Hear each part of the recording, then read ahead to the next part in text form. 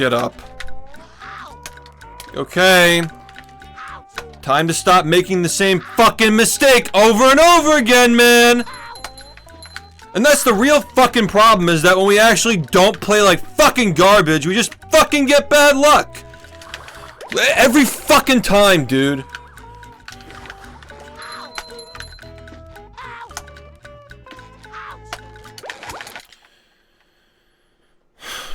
Are you ready, kids? Aye, aye, Captain! I can't hear you! Aye, aye,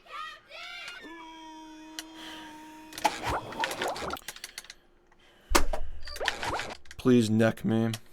Please fucking cut my head off, man. Kids? Aye, aye, Captain! I can't hear you! Aye, aye, Captain!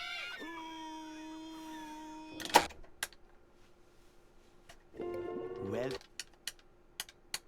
yeah. I make myself a snack, but there's no time.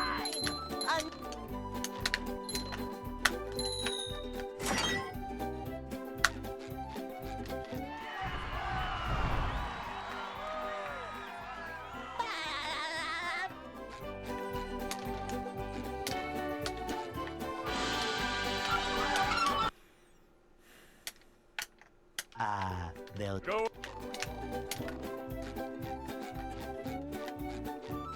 Hey.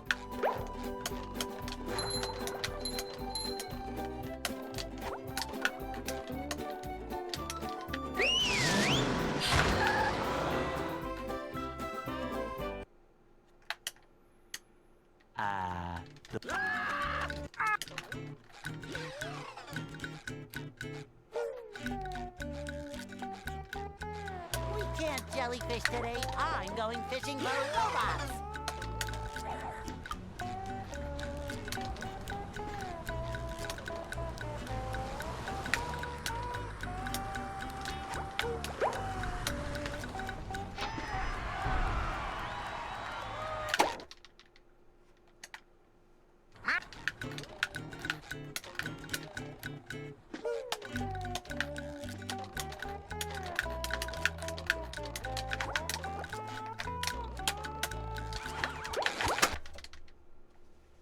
Yeah.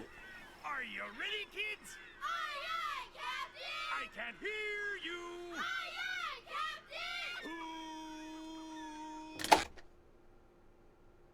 Captain! Well, yeah. I make myself a snack, but there's no time. Oh my god, man. Thank you, Nimbus, for the 7 months. Ready, kids? Aye, aye, Captain! I can't hear you! This is so annoying, dude. Well, yeah. I make myself a snack, but there's no time.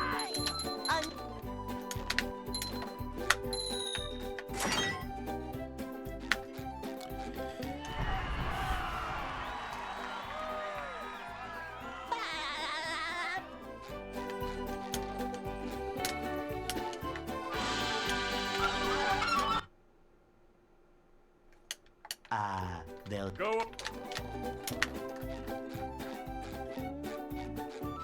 Hey.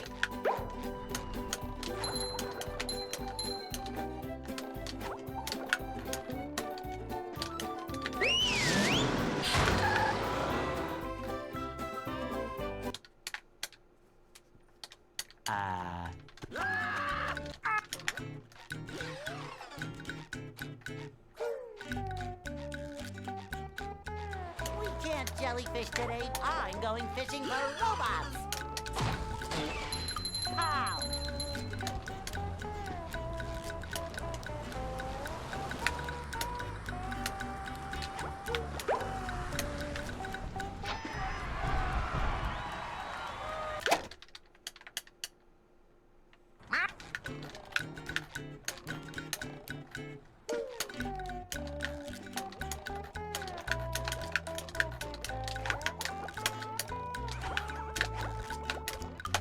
Come on, you fuckbag, man.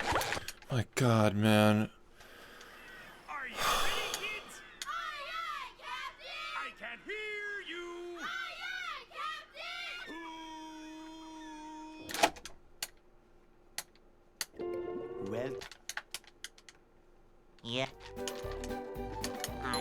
myself a snack, but there's no time!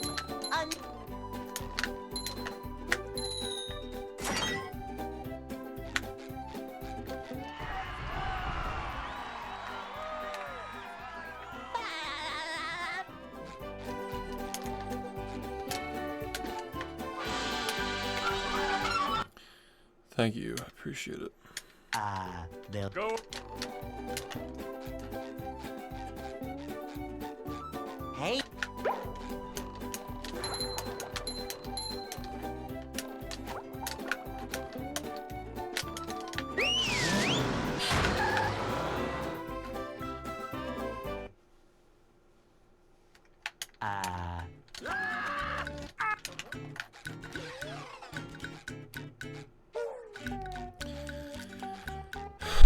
We can't jellyfish today. I'm going fishing for robots. Wow. Yeah, before you know it, it'll be fucking September and we'll still have a 41, 42.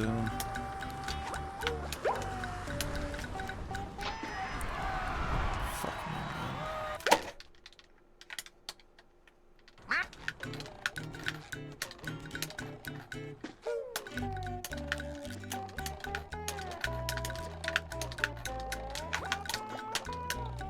You gotta be kidding.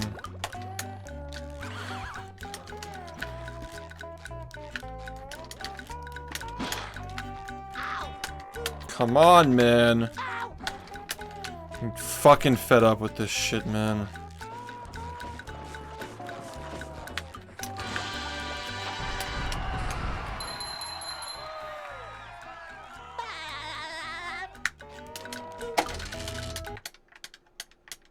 I don't even know how that was below 41.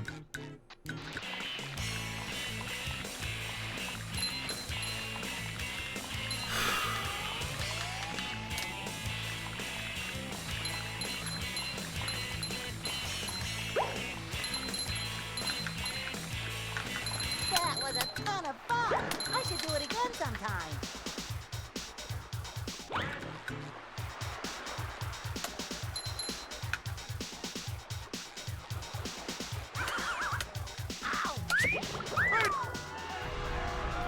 Oh boy, oh boy, oh boy.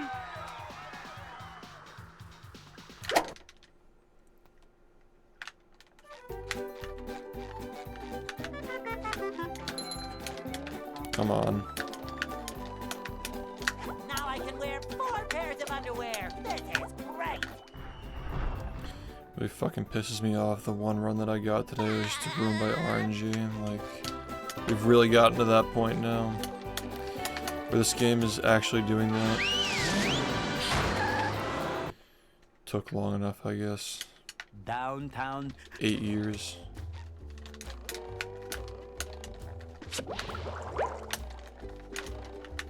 Number 1 in the Bikini Bottom scavenger hunt. 3 years running. Thank you.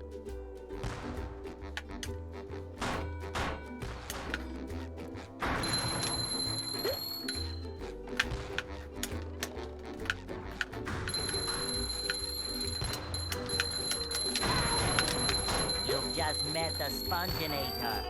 Sometimes pushing a simple button is the most satisfying. Push, push, push, push.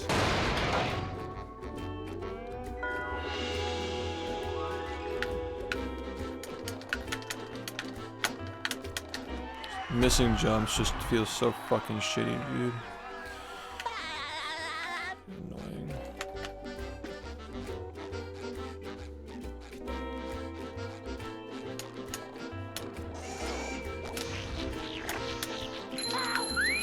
I wonder, I can't even fucking do this now. Like, I don't even have enough fucking health to do this. Like, what can I, what am I supposed to do? My god, man. So annoying. Like, every fucking thing has to go wrong. Well. Yeah. I'd make myself a snack, but there's no time!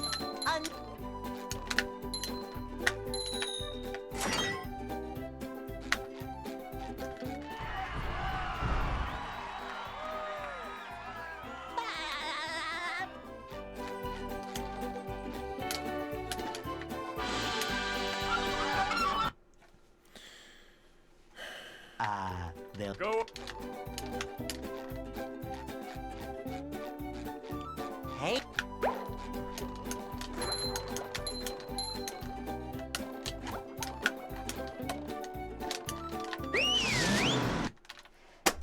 I don't want to play this fucking game, man.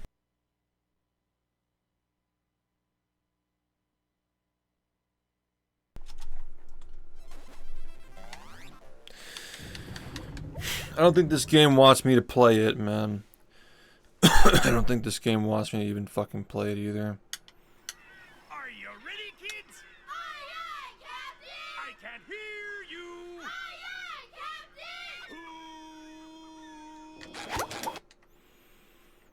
Captain! What fucking bullshit, stupid fucking things have to happen before I get this fucking run.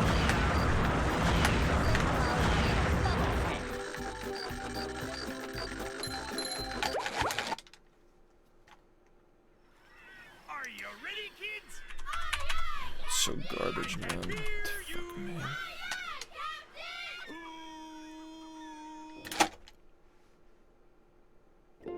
Well. Yeah. I make myself a snack, but there's no time!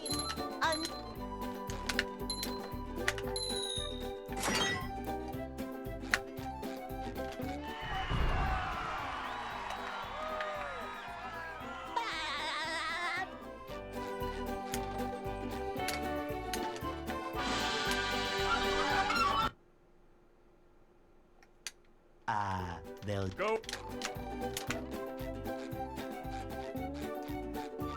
Hey.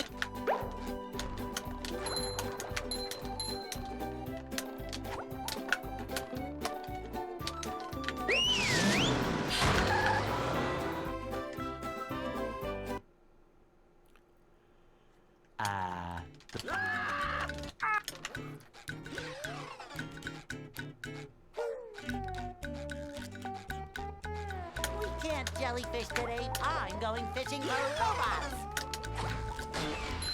Ow!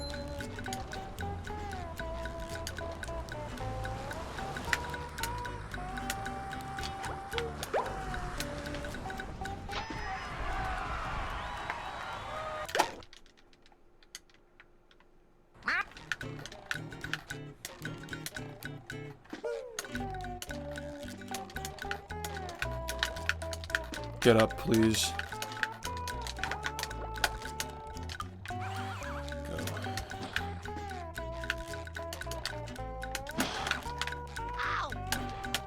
As long as we're not missing the one frames, man. I'm not gonna complain as long as we're not missing them. Just don't fucking miss the one frames.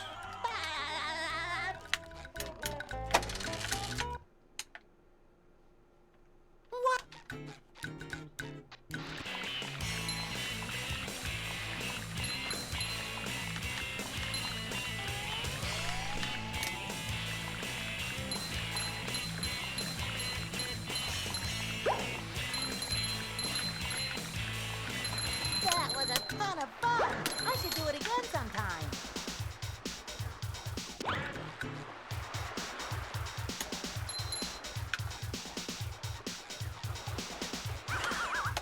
Ow! Hey! Oh boy, oh boy, oh boy!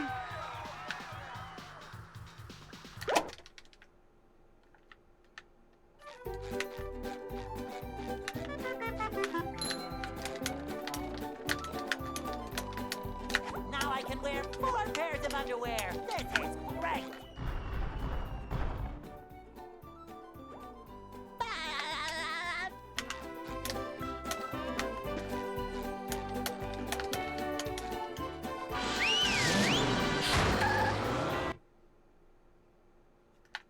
Downtown.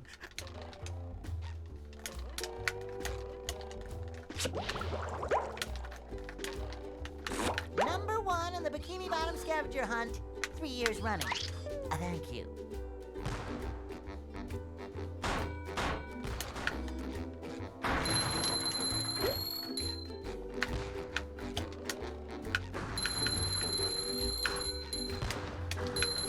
Ow!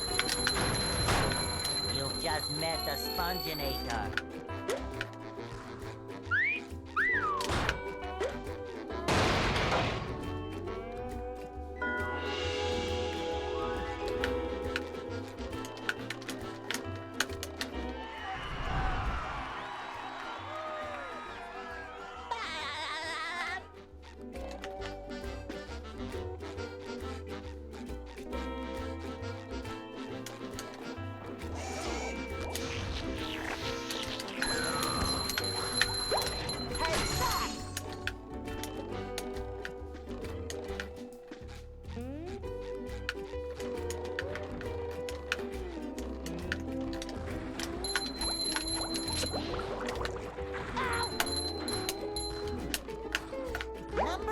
the Bikini Bottom scavenger hunt. 3 years running. Thank you. Ow! Fuck me, man.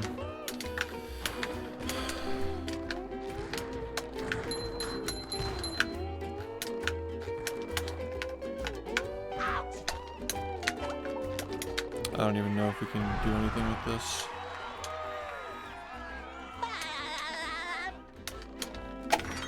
Really fucking slow. What's...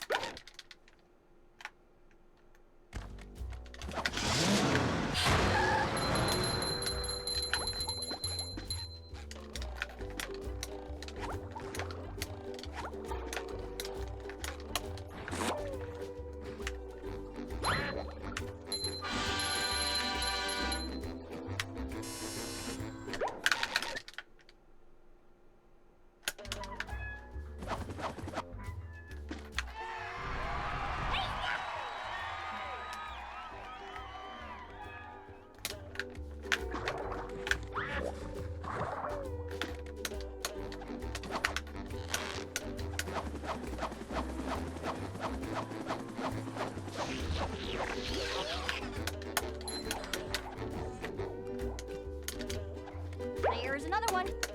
Hi, squirrel, coming through.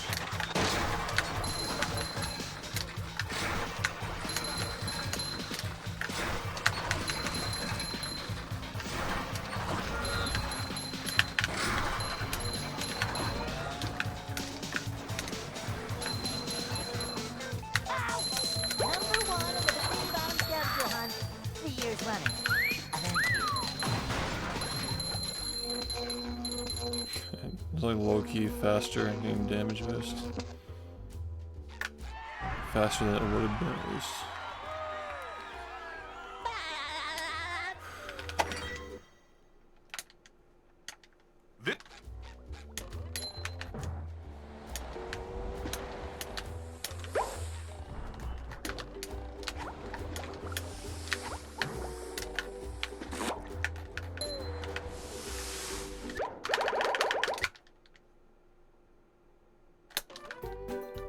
I thought for a second I fucked that up, man.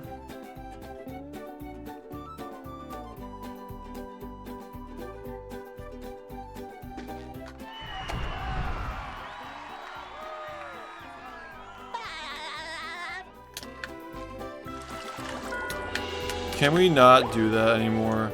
Okay. Runs are so fucking bad, dude. Insufferable night so far.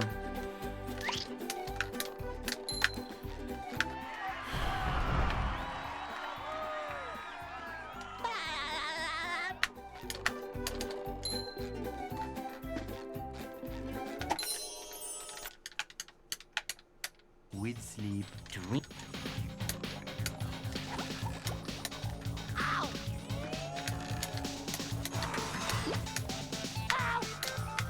I guess we kind of do have lifetime stats for like attempts and full runs, but that's not even like fully accurate. Hours streamed, stuff like that.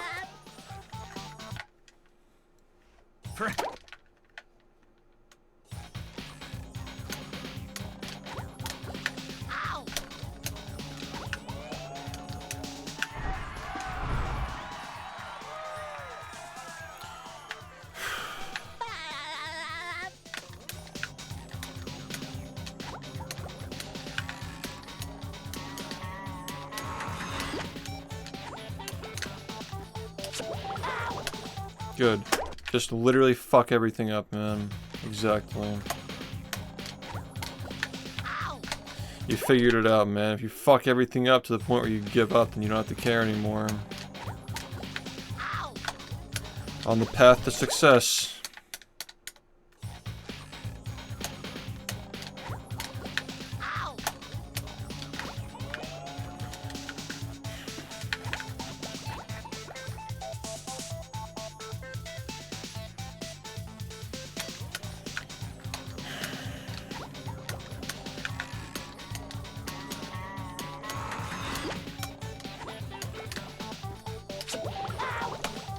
Can you fucking try, please?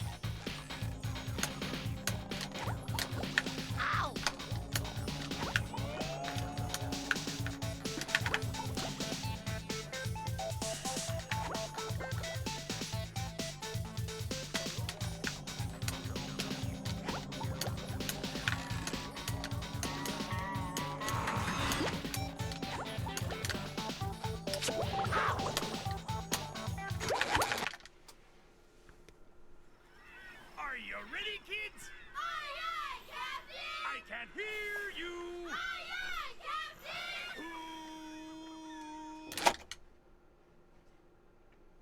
Captain! Well. Yep. I make myself a snack, but there's no time!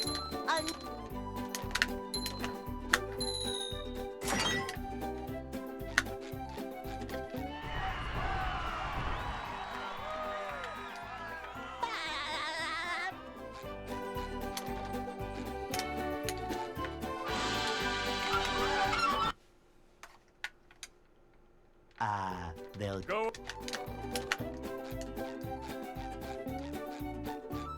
Hey.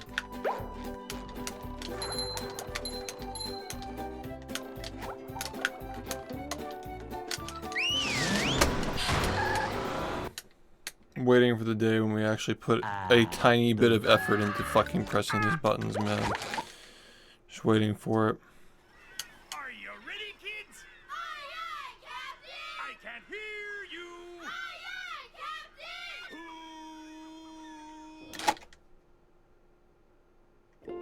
Well.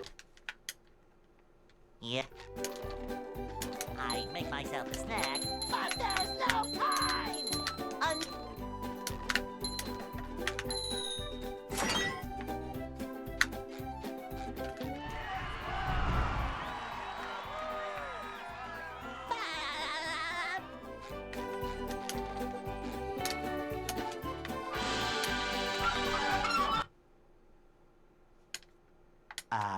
They'll Go. Hey.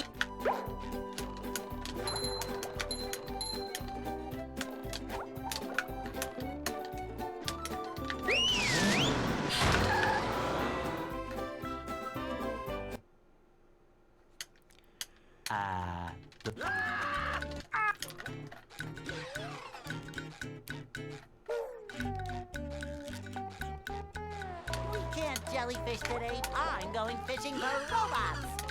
Ow! I don't understand how that hit me before I hit him. Are you ready, kids? I don't understand how that just happened. I can hear you. But okay. Fine. Well. Yep. I make myself a snack, but there's no time!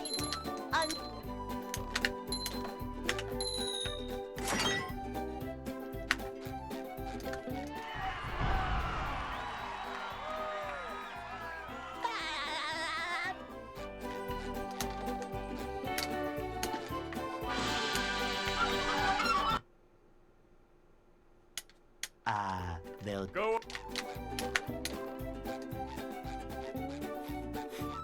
Hey.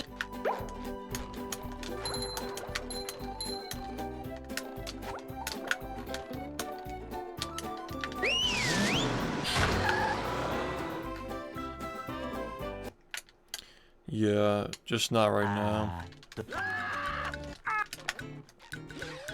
I know this is taking fucking forever. I've been doing 80% for like 11 months now, but just gotta be patient.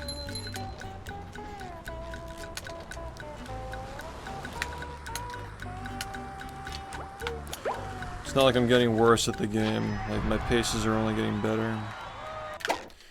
Just takes forever to actually get one that makes it to the end.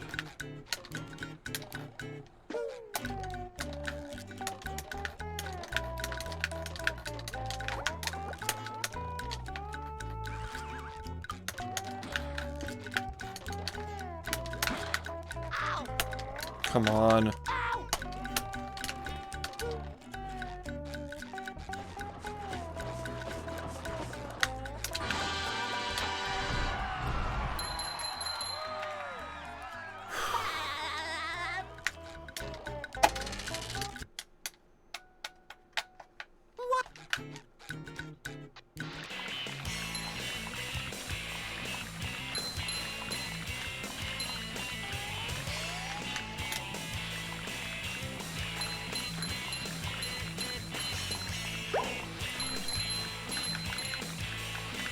That was a ton of fun.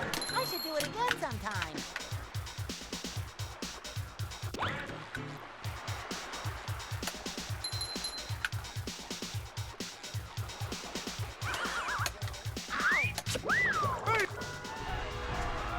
Oh boy, oh boy, oh boy!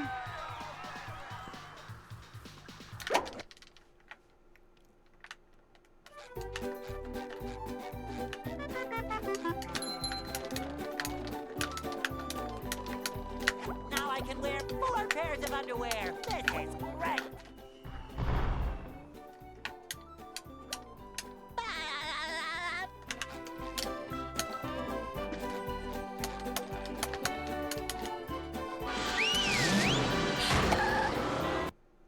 Hey, thanks, man. Downtown.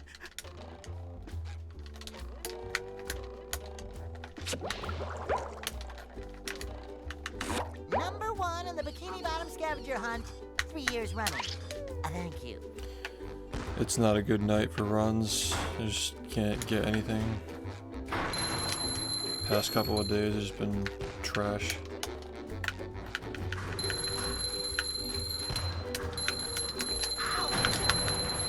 You've just met the sponginator. Sometimes pushing a simple button is the most satisfying. Push, push, push, push.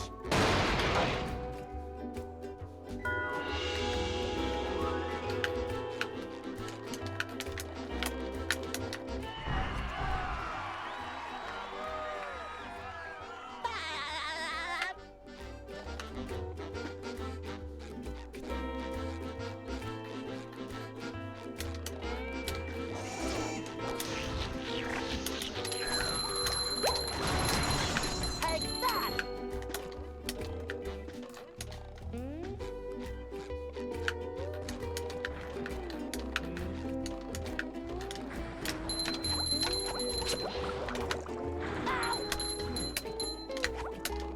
Number 1 in the Bikini Bottom scavenger hunt, 3 years running. Thank you. Ow!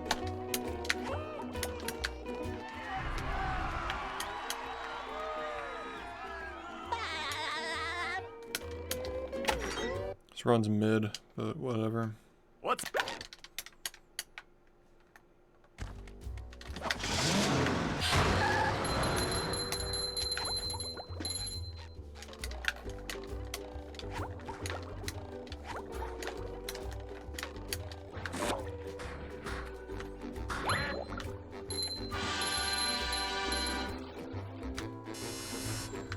Oh my god, dude. Why, man?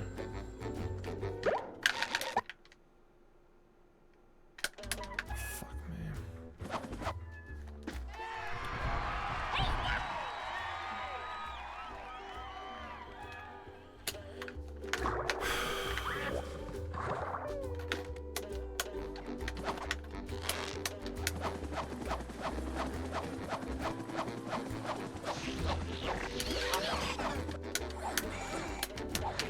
Yeah, just getting really fucking There's horrible luck another one.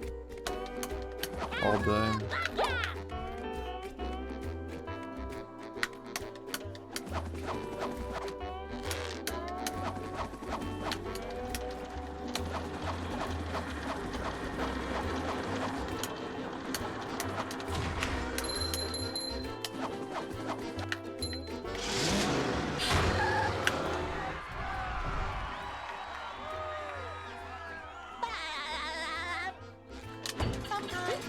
simple button is the most satisfying. Push, push, push, push.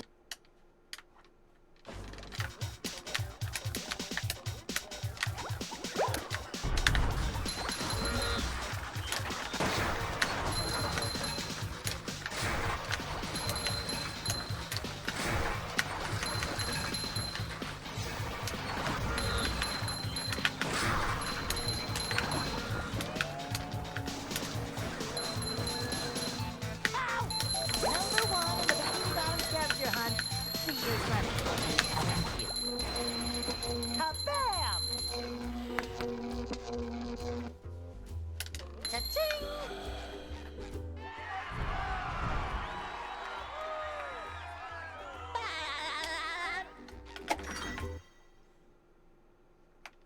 This.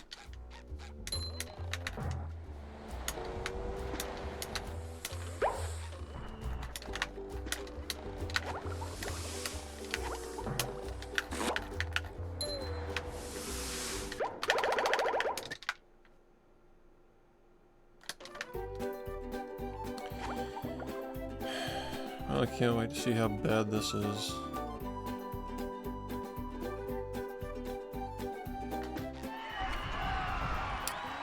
It's not as bad as I thought, but it's still a shame.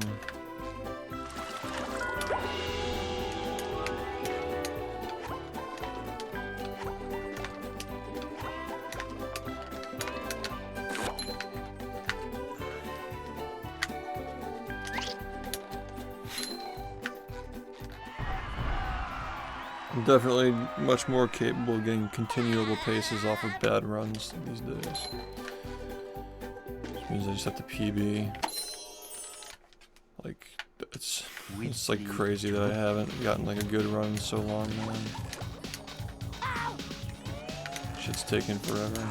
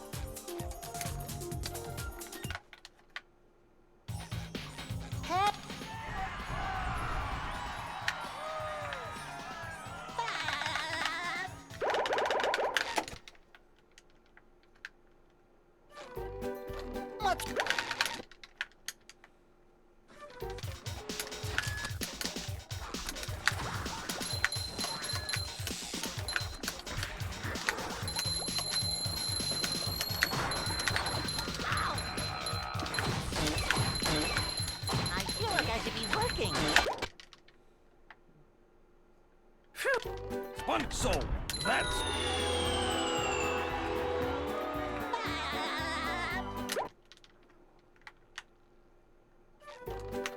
Spun here. Fuck.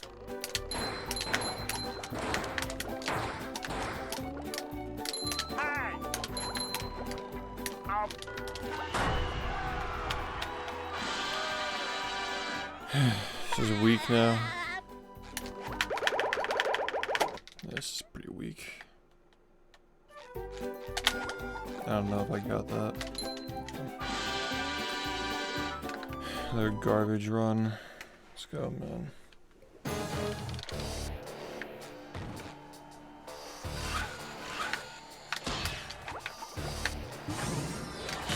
Looks like the robots left it so vulnerable.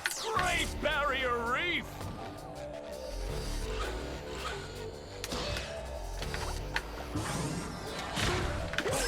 Now the robots taking a beating out there.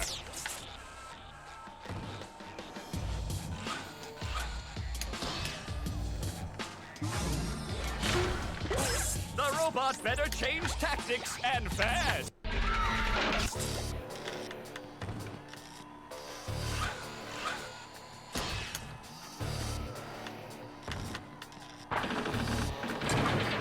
Swelling! The old clothesline move.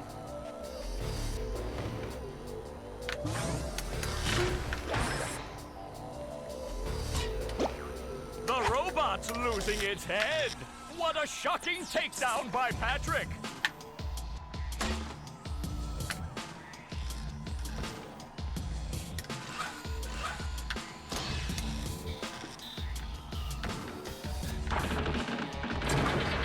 Swelling!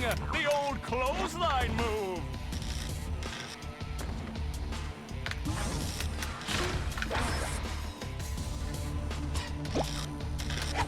Oh, nice flying, head thing move by Patrick.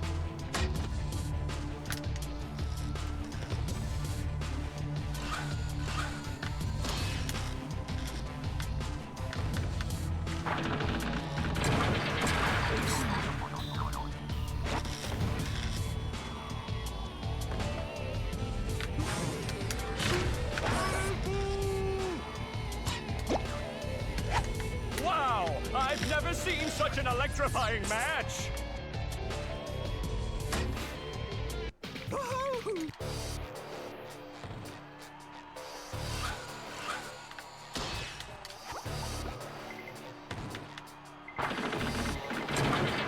Swelling!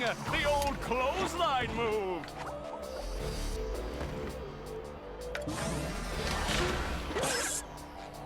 Whoa! What an opening for a guy literally filled with openings! Oh, what an uppercut!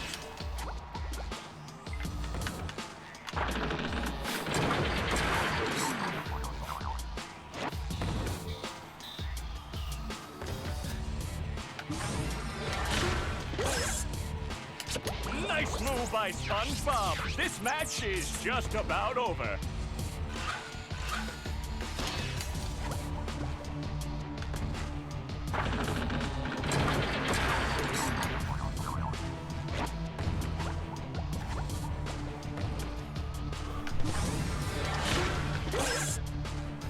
That rope.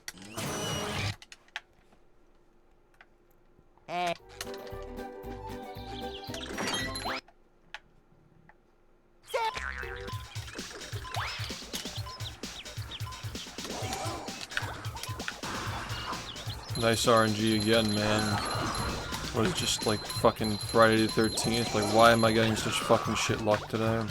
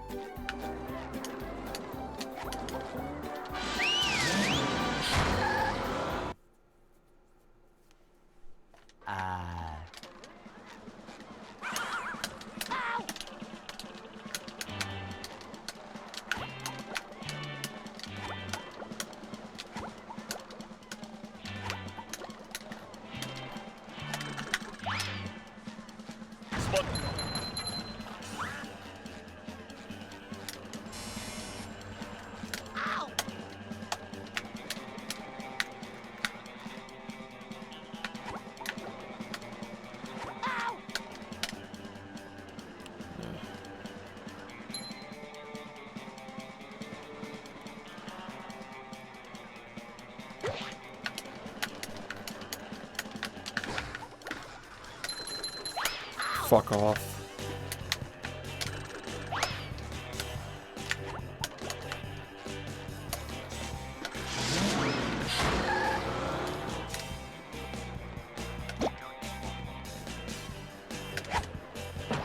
Hey, thanks, man. Appreciate it.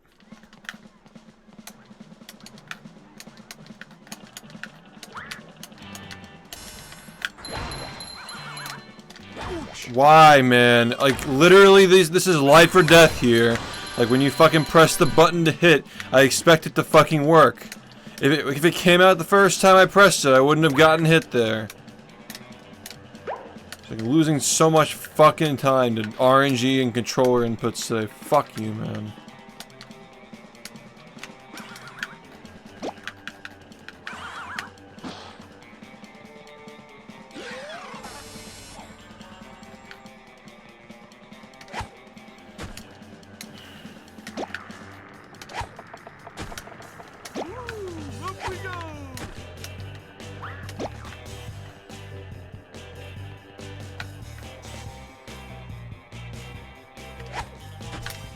Yeah.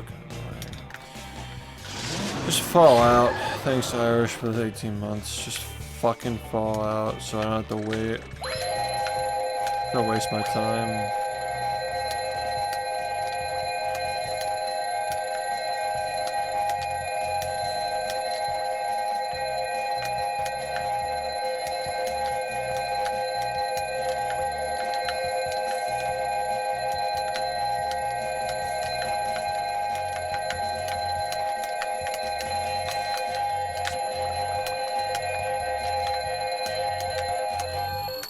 There it goes.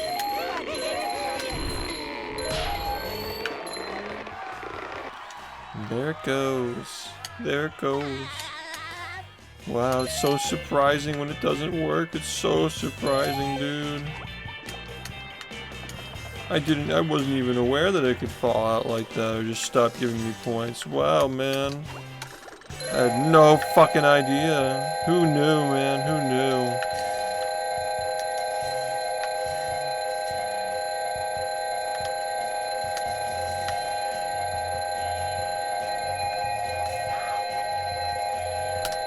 Oh, good. More input drops. Nice, man. So deserved. So deserved after fucking playing the game for like 150 straight days. And I get the worst fucking... Yeah, okay.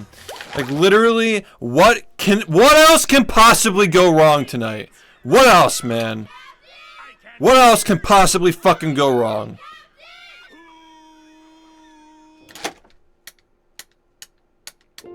Well. Yeah. I make myself a snack, but there's no time!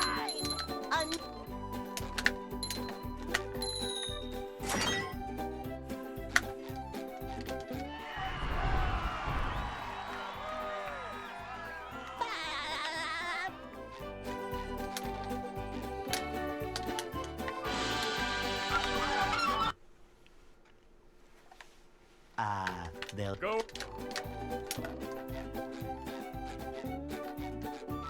Hey.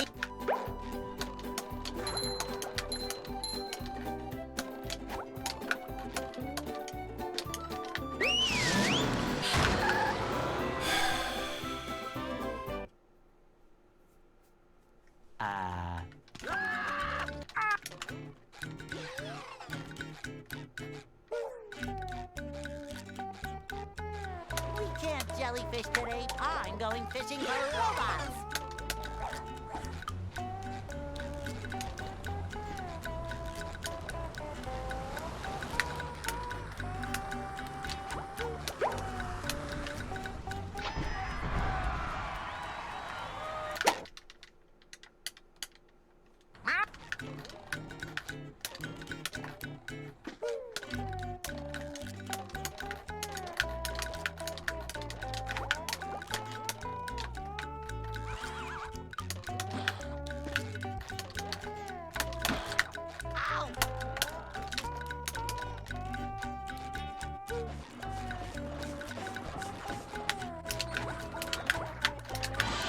Fuck off.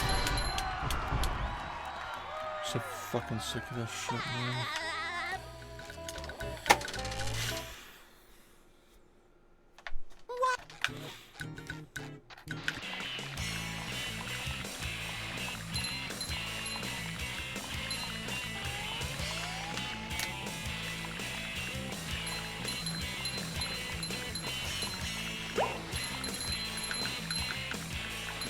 That was a ton of fun. I should do it again sometime.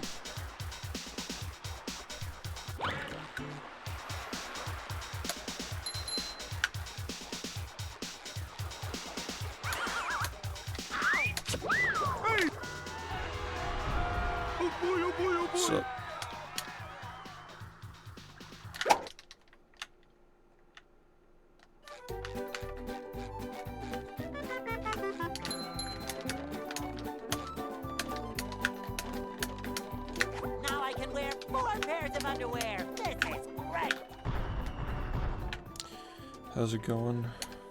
Nice. It seems like a lot of people were watching the VOD from last night.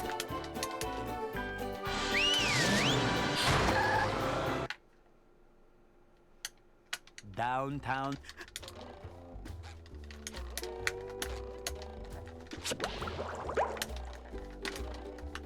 Number 1 in the Bikini Bottom scavenger hunt, 3 years running. Thank you.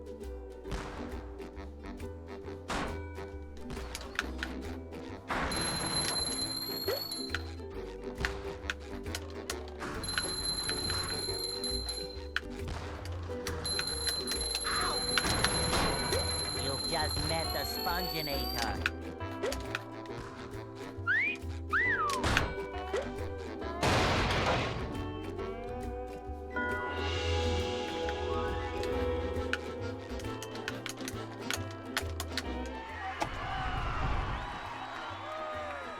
Yeah. The one from last year? That's cool.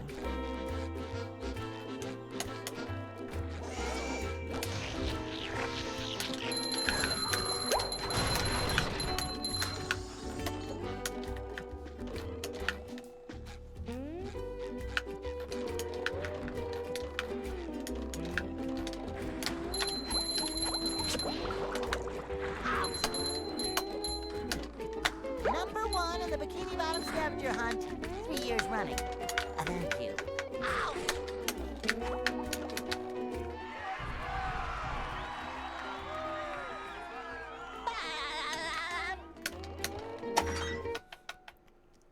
Alright.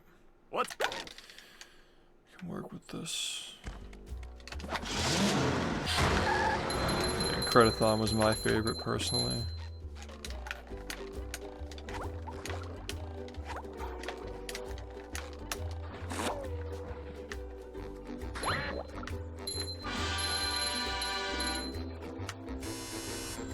Number 1 in the Bikini...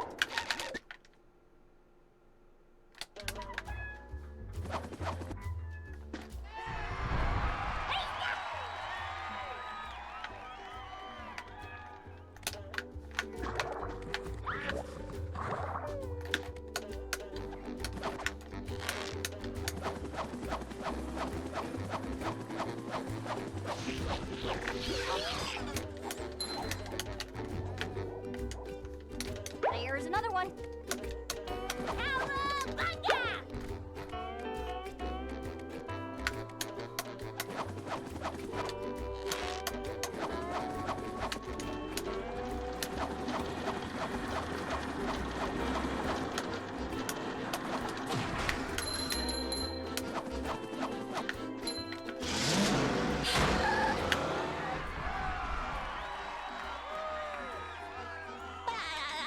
They added Rocket Raccoon to the text-to-speech characters at the very beginning of that.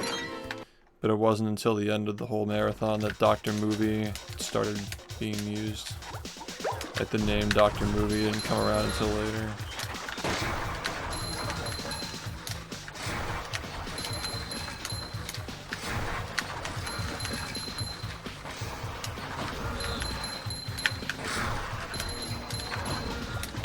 I think that Dr. Movie was like day 78. Like, it was really fucking late.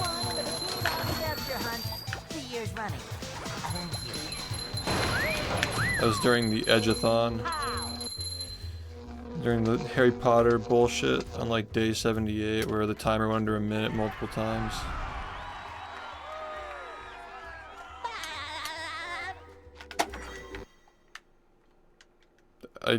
Yeah, it's just, it's so bad.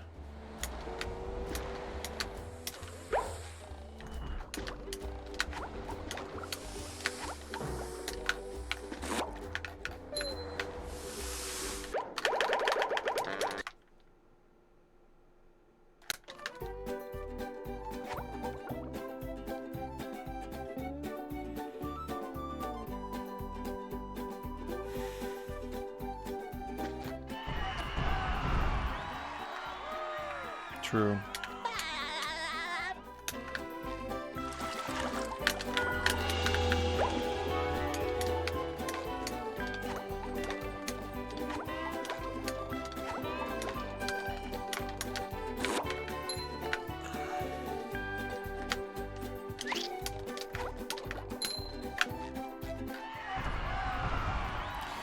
Nemo was so fucking bad, dude.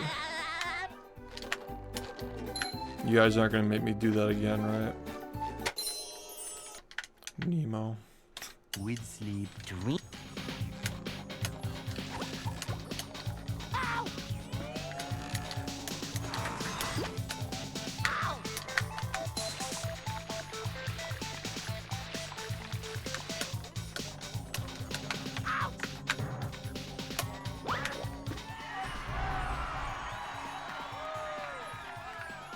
Yeah, it was like a 2 out of 10 game. Monsters Inc.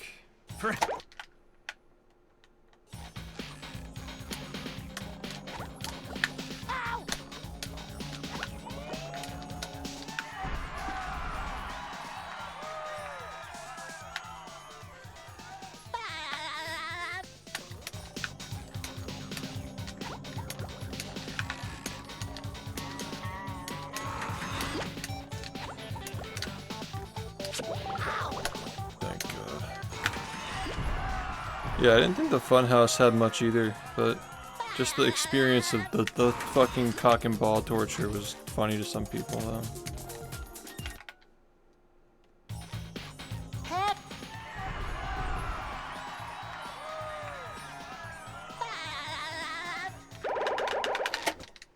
Yeah, I don't think the GameCube like allowed that game to publish or something. It was like so bad. A lot of PS2 games are like that.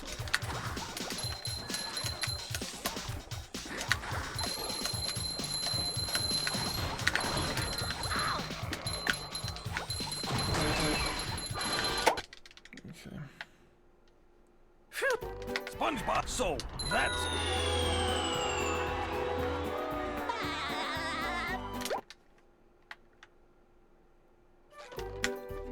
You're...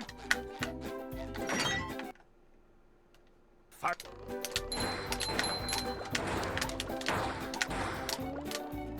Hey!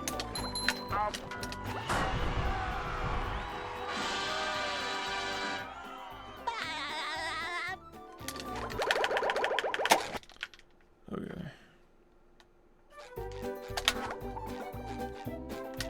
Nice. Good.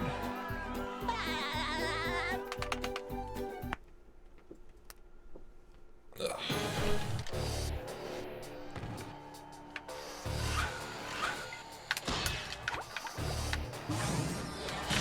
Looks like the robots left itself vulnerable. The thing about Sunshine is like it's way more fun to watch than it is to play. Like, I still think it's one of the best speedruns.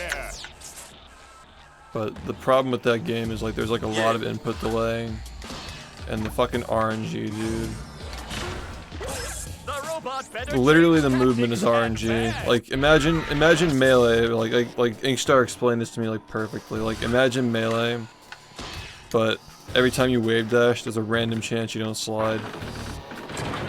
Just like imagine that. Thank you, I almost said thank you torture. Cause I was about to say that game is fucking torture. You just lose your run to fucking like the multiple major instances of RNG. Where you just fucking don't slide when you do a hover slide. It's just so dumb. Thanks Dad for 52 months, man. Yeah, I ran the game like here and there over the years and I don't know, it's fun because it's challenging, but the RNG is just fucking out of control, dude. Plus like, you know, the input delay. It just feels kind of shitty when you like compare it to a game like this. It's like very responsive, like everything you do. It's like instant feedback. It's not like that at all. It's still fun though, but it's not as smooth to play as people make it look. If that makes sense. Like the runners make it look way better. Way smoother than it actually is. Wow, I've never seen I do like the like all the buttons you have to use, like managing your flood usage is really cool. Like integrating your flood into the movement and like the camera turns and stuff. Like that stuff is really fun, but Man. If the game just had consistent spraying Slide move. and no input delay and less RNG. Whoa! What an opening for a guy literally filled with openings! Oh, what an uppercut!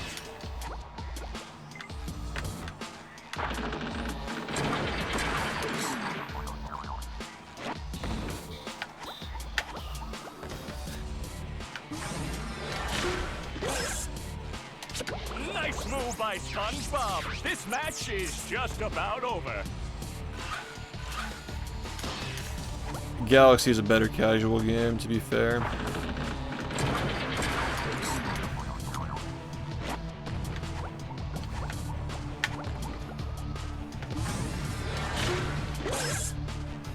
That rope.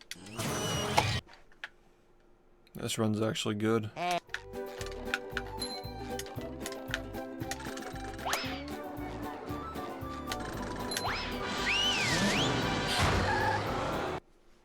It's not what it's about. The level design in Galaxy is just way better. Like for speedrunning, Galaxy's mid as fuck, but casual, it's actually a good game.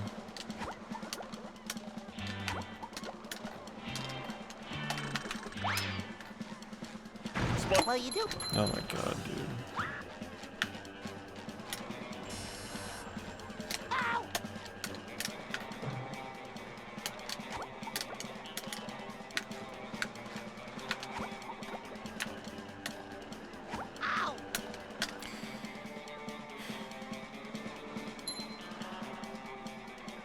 I mean, it goes back to like 64's formula where you don't have to get the same stars every time.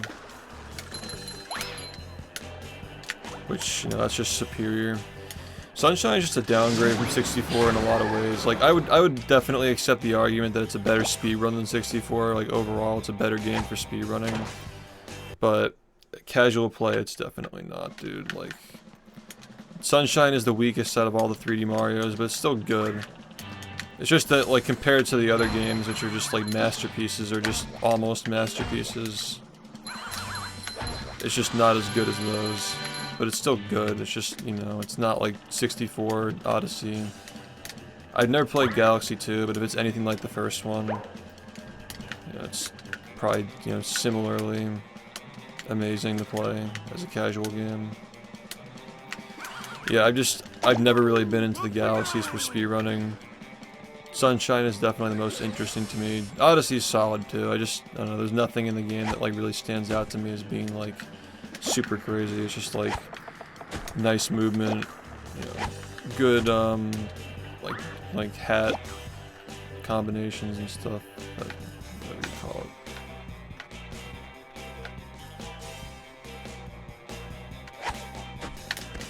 Yeah, I don't know. Sunshine just sticks out the most to me. It's kind of like a licensed game in a way.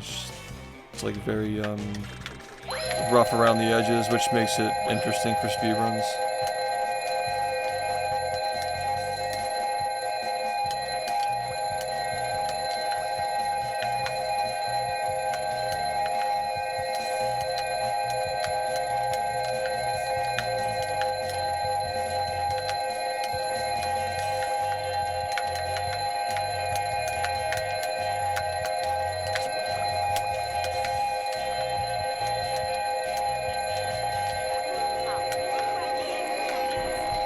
This thing is such a, yeah, I fucking, like, we knew that was coming, dude. Like, it was hanging on for its fucking life, man. Oh my god, dude, just let me fucking play this game today, man. Like, why can't I fucking just play the rest of the fucking game, dude? Oh my god. Come on! Such a fucking shit video game, man.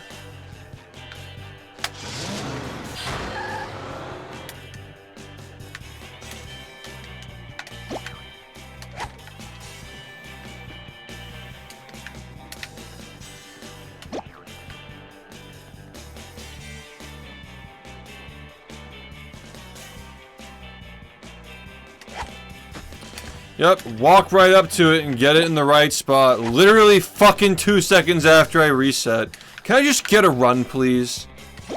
Can I just fucking get a run? Is that allowed? How many more fucking hours do I have to sit here for to get literally one fucking run, man?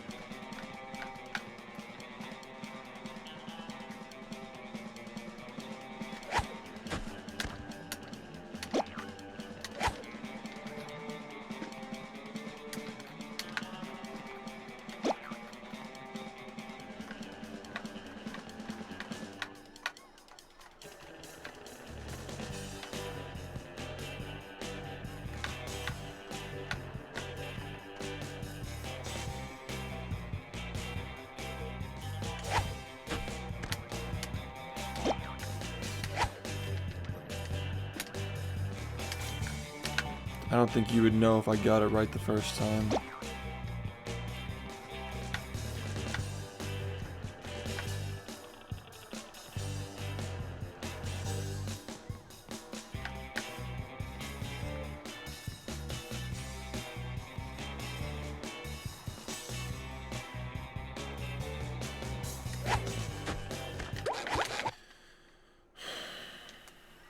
Are you ready, kids?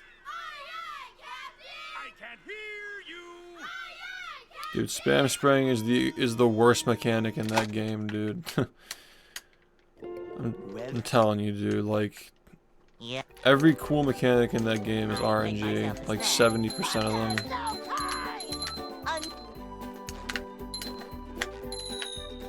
Like, take it from somebody who actually ran the game, even for a little bit.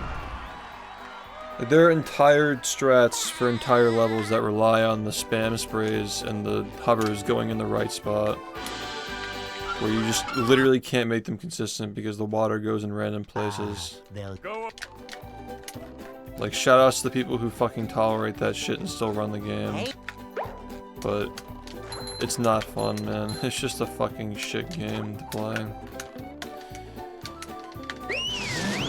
If like everything that you do involves some degree of inconsistency or RNG, it's like just makes it miserable. Like, why do you think I'm fucking miserable playing this shit, man? Every fucking trick you do is a 1-frame trick. You mess up by 1 frame, you have to reset. It's just miserable. At least for this though, you don't like, you have to spend years and years and years playing before that actually impacts your run, but straight from the gate, Sunshine, you're dealing with RNG everywhere.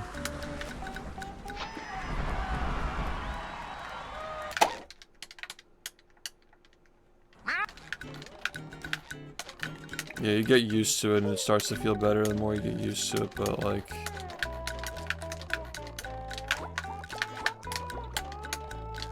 No, it's just a trap, man. That game has such a... It's like a pendulum, like it just swings back and forth, like, oh, it looks like fun, you play it and you realize how shit it is, and then you stop playing, and then you realize, like, oh, it's like fun, then you play it, oh, don't remember it feeling like this, you know?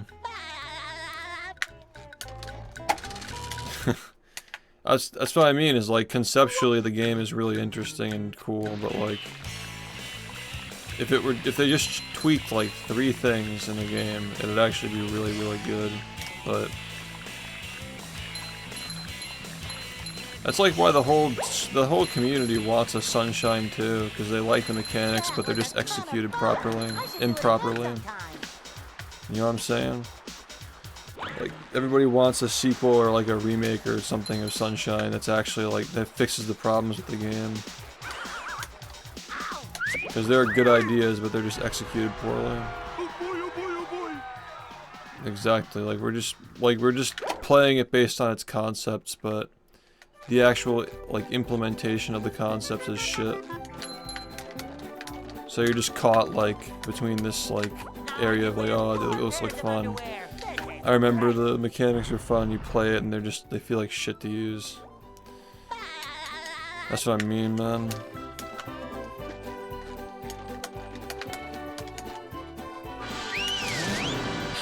But there's nothing else like it. It's really fun until you get down to the nitty-gritty of it, which is like speedrunning in a nutshell. Like, you just have to be acquainted with every little aspect of how every mechanic works, and when the fucking spam sprays don't go in the right spot and you hover slide and you just get stuck on the ground, it's like, Yeah.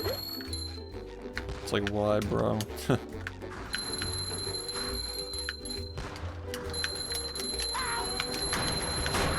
You've just met the sponginator.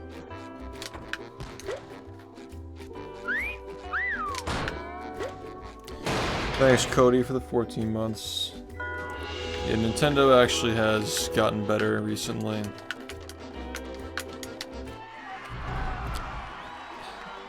It doesn't help that Sunshine's also a very difficult game to speedrun too. Like, it's definitely up there as one of the most difficult games to speedrun, and the RNG just makes it even more miserable. Like, I enjoy challenging games though.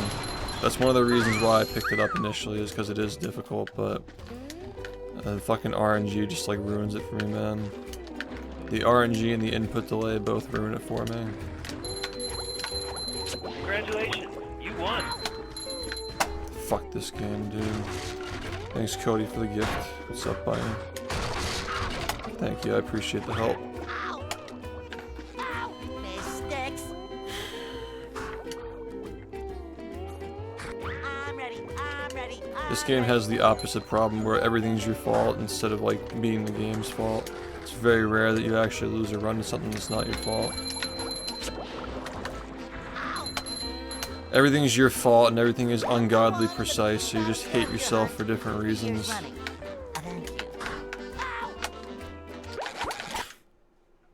What's up, man? Are you ready, kids? What, are you talking about 3D All-Stars? Yeah, I mean, it's pretty similar to the original. Yeah, nice, man. Are you talking about Rehydrated? Wait, I'm confused. I think that you guys are talking about two different games. Rehydrated ran like crap on every console, and if it wasn't running like crap, the loads were insanely slow. But the original game ran at 60 FPS on everything. If we're talking about 3D All-Stars... Oh. TTYD. It'll probably run at 60 on the Switch too.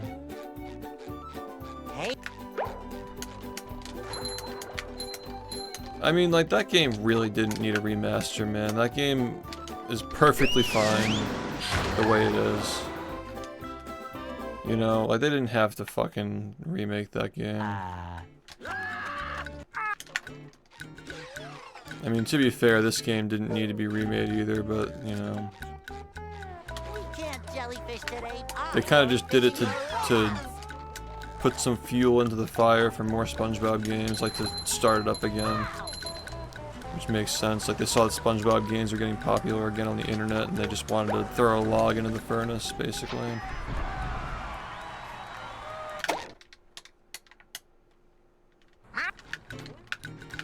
Yeah, I guess making the first one would have made more sense. I think the GameCube just has a cult following, so...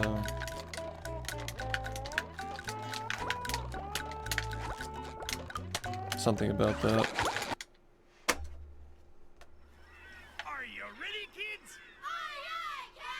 I can't hear you. I don't like the way the remake looks. I don't know if I'm the only one, like... I don't like the way the lighting looks in that game, and the colors aren't as nice as the GameCube version.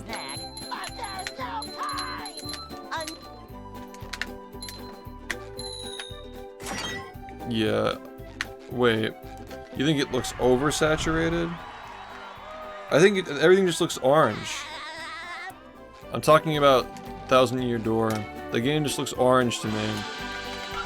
It looks like everything has like this brown stain on it. They'll... Yeah, I don't like the way that game looks. I like the original better.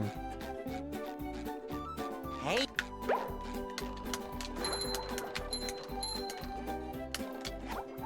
It's like how Brawl like didn't like moved away from like the more like high contrast colors of the game before it. No, Rehydrated was way oversaturated, but it's in Mexico mode. It's like Breaking Bad Mexico, yeah. It's got the Mexico filter over it. We can't jellyfish today. I'm going fishing for robots. Yeah, I mean, TTYD aged perfectly. The GameCube version aged perfectly, so I don't understand the reasoning behind that. I guess, you know, money, but whatever.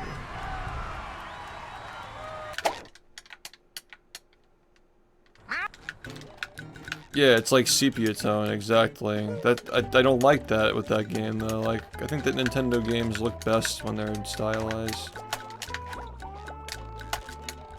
That's the only thing that Smash 4 did better than all the other Smash games. Like, the stylization for that game was perfect. Like, Ultimate kind of feels like it's between that game and Brawl, but I thought the style of 4, like the Wii U version, was the best one. They're just like... Those characters just look good with high contrast, I don't know what to say. That's why Melee still looks good. So yeah, freaking Mario, Paper Mario, with like the Mexico filter over it, not a fan. Yeah, exactly, like that, yeah. Smash Wii U was way more vibrant than Ultimate for sure. They'll... Go.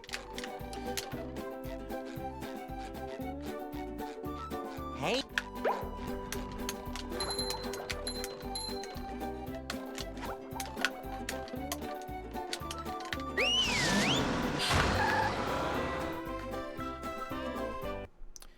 Yeah, it's still solid, yeah. Like for a 2001 game especially, like it's a very vibrant game for 2001. Compared to like Luigi's Mansion. I'm going fishing for robots. The colors are just way nicer. The thing about Luigi's Mansion though is it's supposed to be dark though, it's supposed to be a spooky game, so it's acceptable, but...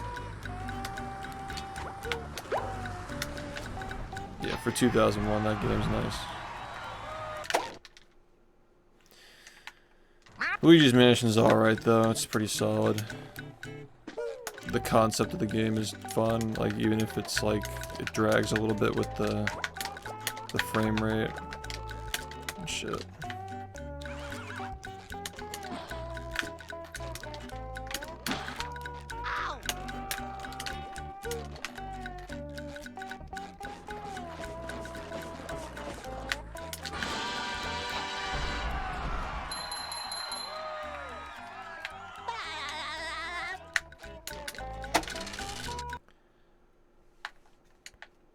I like how everybody just talks shit about whatever the most recent country to hold the Olympics is.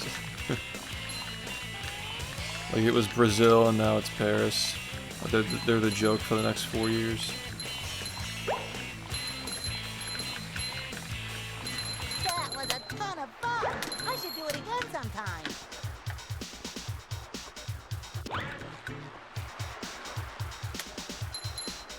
Are they really holding the Olympics in LA next? Just pick the worst fucking places possible. The Phillies are literally just designed to choke, dude. It's in their DNA. It's very upsetting.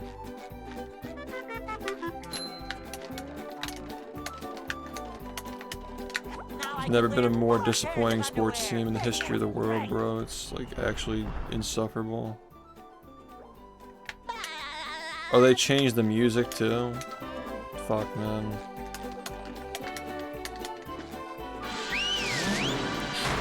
I really wish that more developers who do like remakes and stuff like wouldn't like assume that they know better than the people who made the original.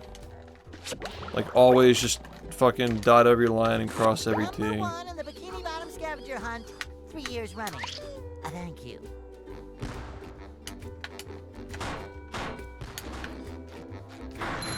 Like Rehydrated, for example, with like not having the stuff in the menu being 3D. Like, you just do it. You just fucking do it, man. Like, even if it's not, like, necessary, like, it's still something that stands out that people liked about the game.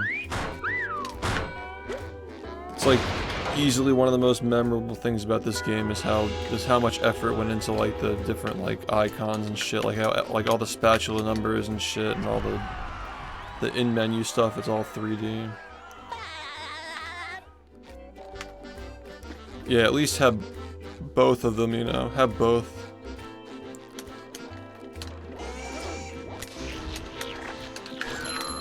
Like, I don't really understand Rehydrated's decision making with, like, getting rid of the checkers board and the line about the checkers. Like, what was that? I can't imagine, like, what person whose decision responsibility that was. Like, what's the reasoning behind removing that from the game? Number 1 in the Bikini Bottom scavenger hunt, 3 years running. Thank you. It's like, what else did they get rid of? What else did they intentionally overlook, thinking that they knew better than the original devs? Like, it's just annoying.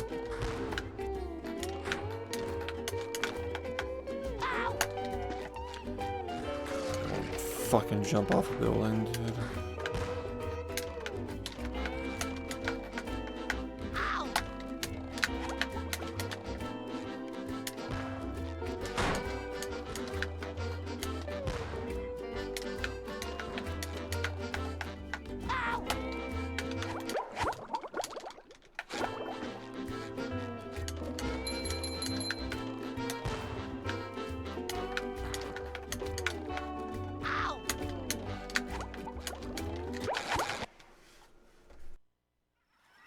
Are you ready, kids? Aye, aye, Captain! I can't hear you! Aye, aye,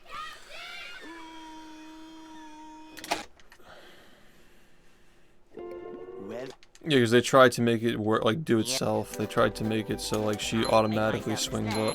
but there's no time! They thought too hard about it.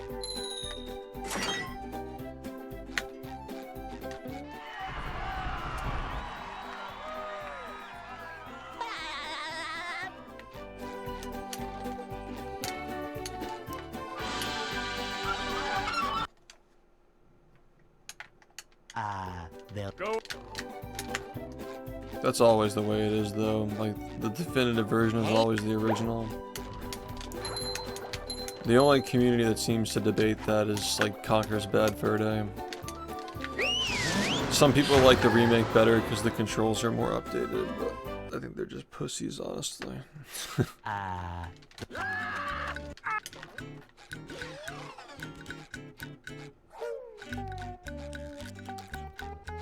We can't jellyfish today. I'm going fishing for robots. The thing about Conker's Bad Fur Day, though, is it did have a pretty fire multiplayer, apparently, that I'll never know. That could actually be kind of cool if we, like, play that on, like, Insignia at some point. If we can even do that. Isn't that game... Can you do online on that for the Series X? That'd be sick if you can do that. Like, if there's online play.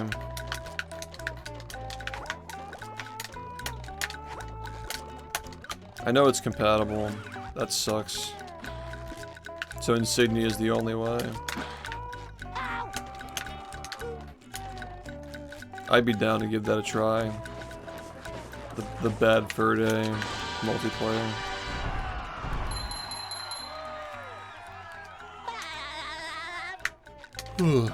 I guess like Live and Reloaded multiplayer, I mean.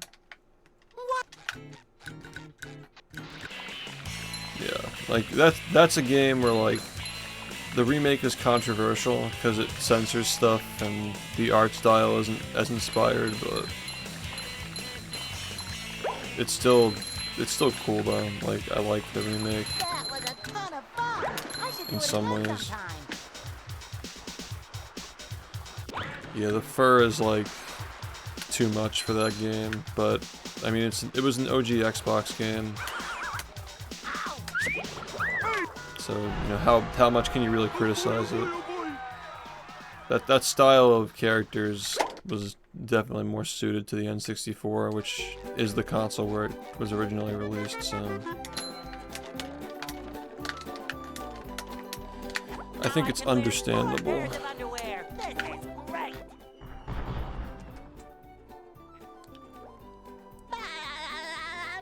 You think that Crash 1's better than in the OG? Why is that?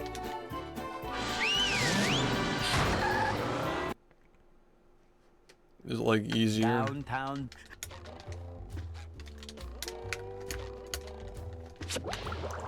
Like adjust something that made it like more playable. Scavenger hunt, 3 years running. Thank you. Heart Gold and Soul Silver are probably the best remakes of any game ever. I never fully played through Gold and Silver. I played a little bit of them, but I mean, like, how much could there possibly be to fuck up, you know?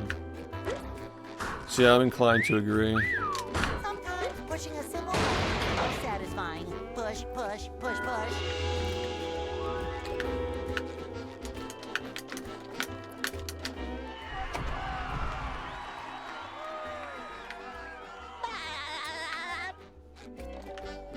Oh, okay, that's interesting.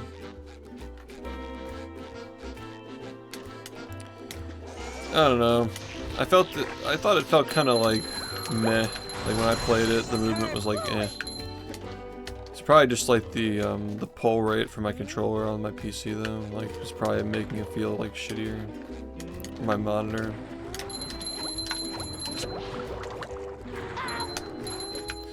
Can we try to fucking get a run, man? I can't take this shit anymore. How many more days in a row? Come on. Fucking water torch run. I'm ready, I'm ready, I'm ready.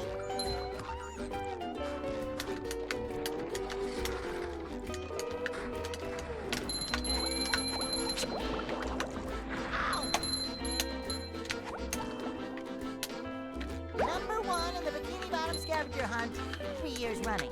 Thank you.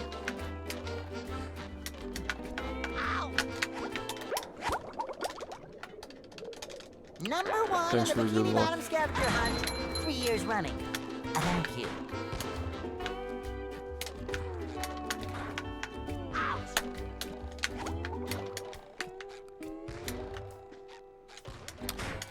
Oh, I thought you meant they copied each of the game's physics one for one. Number 1 in the Bikini Bottom scavenger hunt. So it's 3 like, years running. it's all Crash Thank 3's you. movement, but across all the same games. Ow!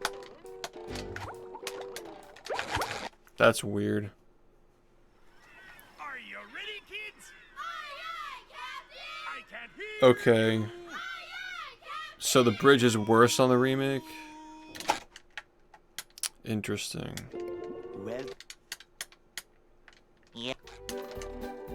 I make myself a snack, but there's no time.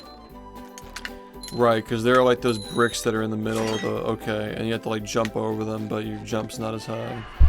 Dude, what is it with that, like Deb's not being able to like just tell like, oh, he's not jumping high enough here, let's just fix that. The same thing happened with Rehydrate and They'll go. Hey. yeah, that's a rage game, dude. Crash 1. Crash Bandicoot only got popular because it's fucking annoying though. Like that's just the whole point of the game. It's supposed to piss you off.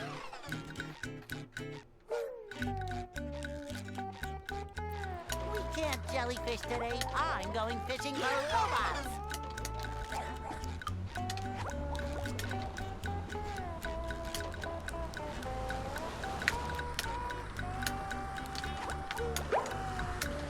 My problem with Crash 4, like as a casual user, was like the game didn't really feel like it started to get like fun until halfway through, and then the other characters are really boring to play.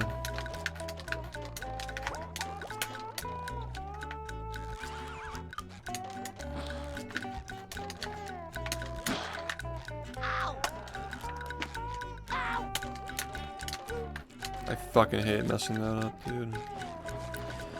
It's getting to the point where I really can't stand messing up 1 frames, which is like crazy that like that's like where we're at now with this game. It's like I missed a 1 frame, I fucking hate myself. It's like actually the worst thing ever.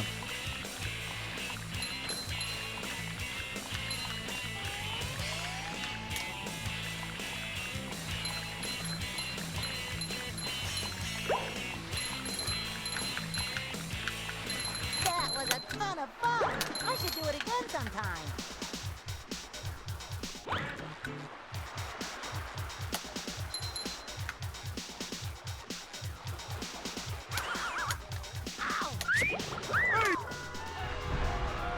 Oh boy, oh boy, oh boy.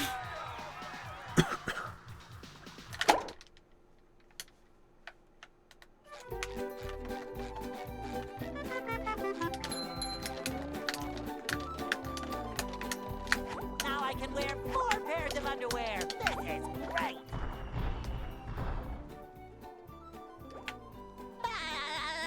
They're all 1 frames, dude.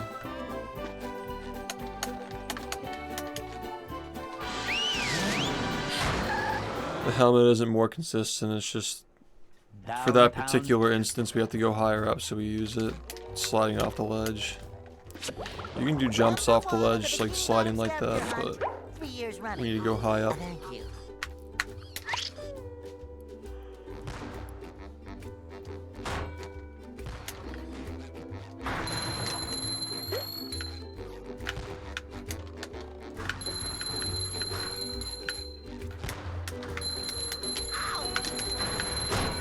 You've just met the Wait, what the fuck? sponginator.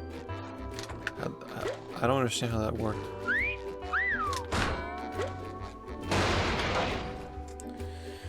Yeah, there's no making the window more lenient. You just have to hit the frame.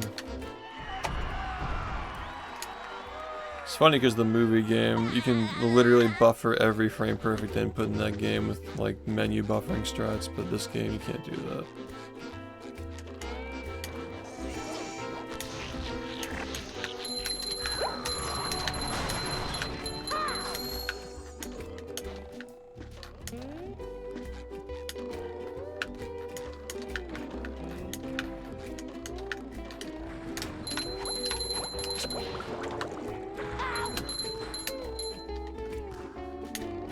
Number 1 in the Bikini Bottom scavenger hunt. 3 years running. Ow! How was that too early? Really?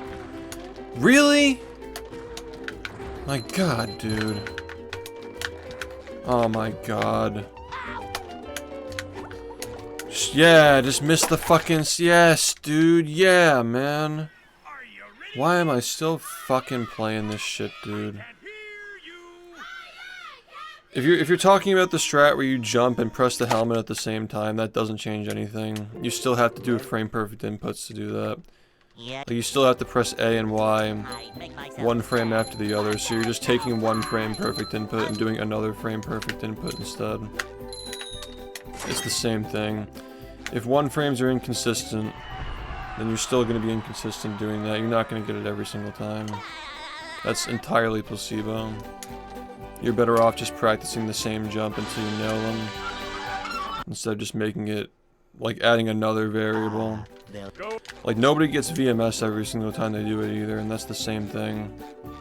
Hey, Like, everybody delays that so they can buffer it, but the difference is with the jumps you only get 1 chance.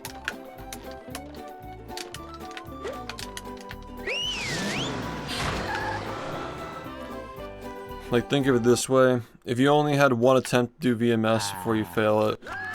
I mean, this is something that we do in the run, where, like, if you just go straight for the wheel without bouncing off the gate, you have to get it first try 90% of the time or you just get hit.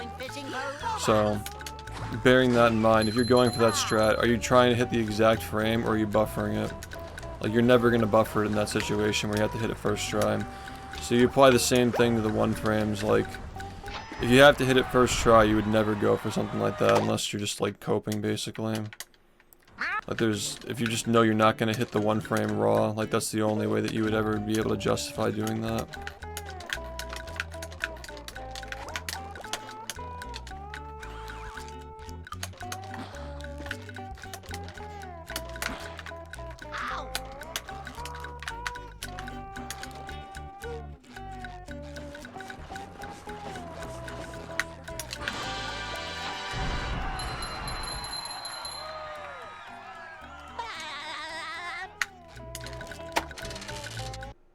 it's the same.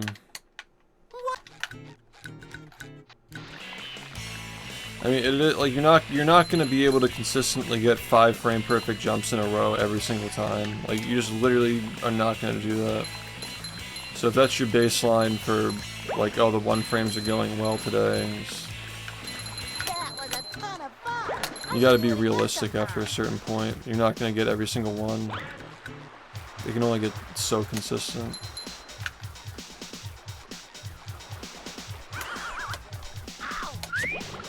Yeah, there's no buffering. Like the only reason why that works for VMS is because you can fail it.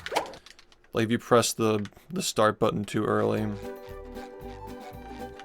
then you don't get punished for it. But if you miss the jump, that's it.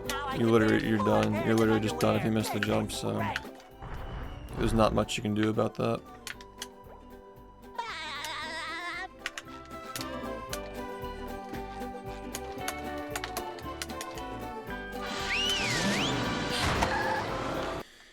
Not to mention too, with the helmet thing, like helmet and jump at the same time, it doesn't work for every single one that you do. Like throughout the run, you can't use it on hammer skip. If you do it on the jump to the cannon, you have to be very specific with where you do it, to the point where like you're optimizing for 2 very different but also precise angles to get the jump, like whether you're doing it with the jump or the bash. So that's just shitty to use it there. It's shitty and slow to use it for the forbidden jump where you do it off the block. So you're doing both. Like no matter what, you're practicing and trying to get better at the jumps, but you're also trying to mix in this like weird like bash thing for some of them, but not all of them. So you're practicing 2 different strats, and I just think the whole thing is stupid. Like it's genuinely just cope. It doesn't make any sense to do it that way. If every single one, even if every single one were exactly the same, where you could do the bash and the jump like that and still have it work, I still don't think it makes any sense, because you have to get it first try.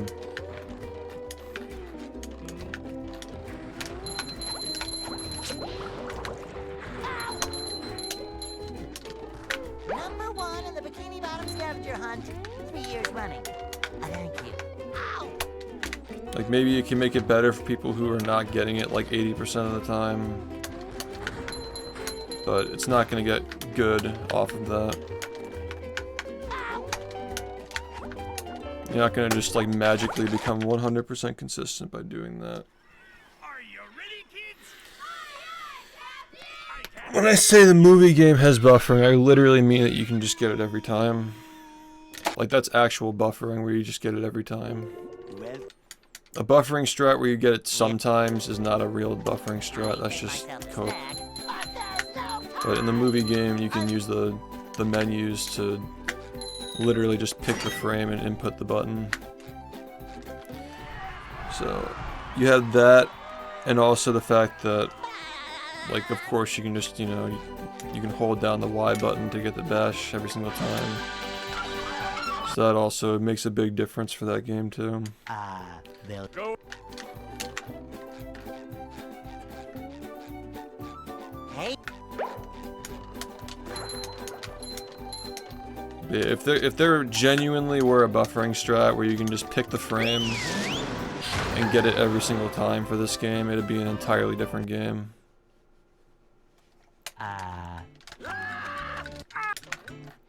None of the reset points would be the same at that point. You basically just be relying on like SBA and glideless working.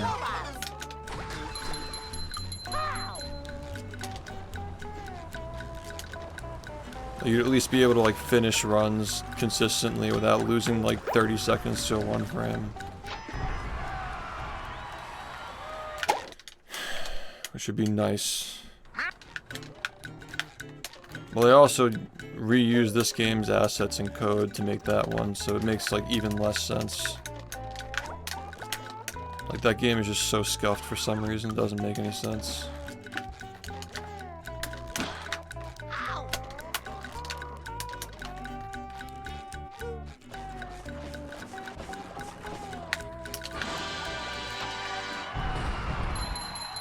Exact same developer.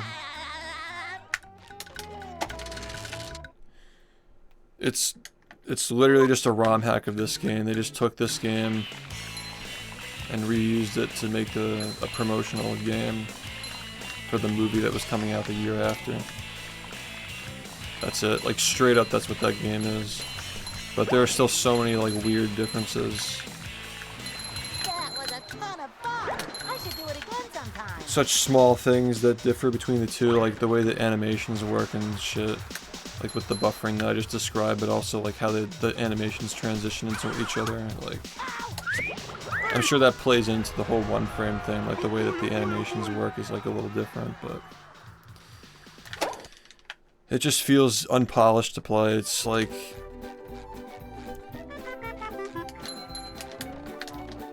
one example of this is with the slides. Like in the sliding levels, when you land on a slide, you aren't technically on the ground until the animation, like the landing animation, ends. Like, you know how when he lands here, he like squishes down and like his arms go to the side. It's like in that game, it doesn't update until you've already landed. Downtown. Like after the landing animation, when they like physically fall on the ground, like lands.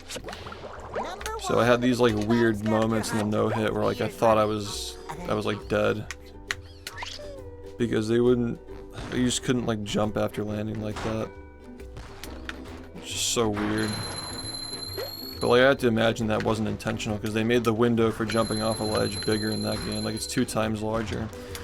In this game you have a 1/4 of a second when you walk off the ledge to jump. In that game you have a full ½ second, which half a second doesn't sound like much, but it's actually a ridiculous amount of time to be able to jump off the ledge after you've like fallen. It's like really fucking weird they made it that easy. Like, clearly the game was supposed to be easier. They tried to make the game easier, clearly, but as a casual game it's like way harder because of how tedious some of this shit is, with like the enemies they spam at you in the combat arenas, and the way that the rings are done is really, really poor. Like how they just appear in front of you without actually like showing you where the next one's gonna be. I mean, like, even Harry Potter got that right, dude, where like you're doing the Quidditch flying and the rings are like the little dots in front of you and they open. Yeah, it's just a really weird game, because this game has a lot of really good design choices and that one has the exact opposite. Thank you. Now, I've played that game hundreds of times on this stream at this point, so I've noticed a lot of really weird small things that just add up. What's up? This game has its fair share of muddy textures here and there, but for some reason that game is like really, really inconsistent when it comes to textures and like lighting as well. It's just like a weird ass game, man. It's like very, very crude.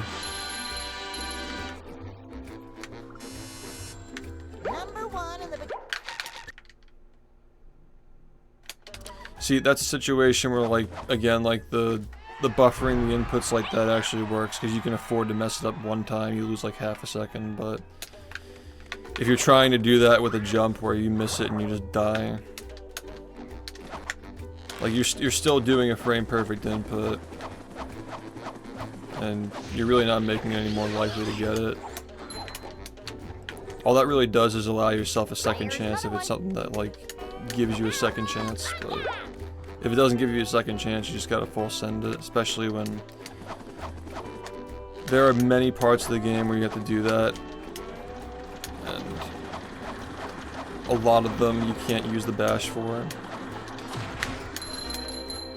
So you're just doing 2 different types of tricks at once. Ugh, it was funny. It was the funniest playthrough of the year, I'd say.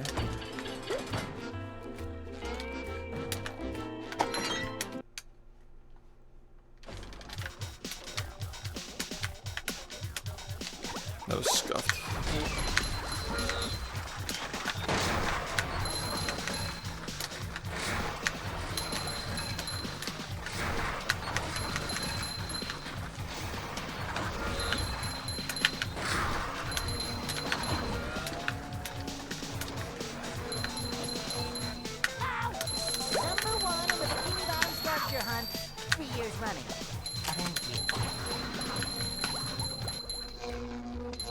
very low.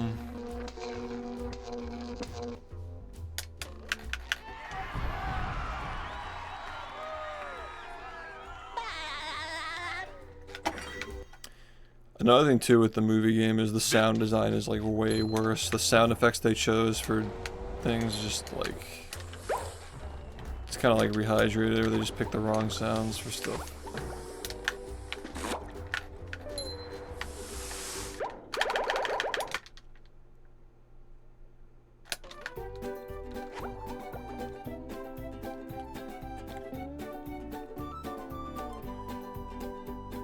Don't fix it if it isn't broken.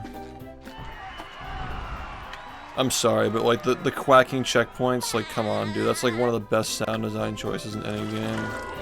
It's so iconic, and like for some reason both of those games moved away from that.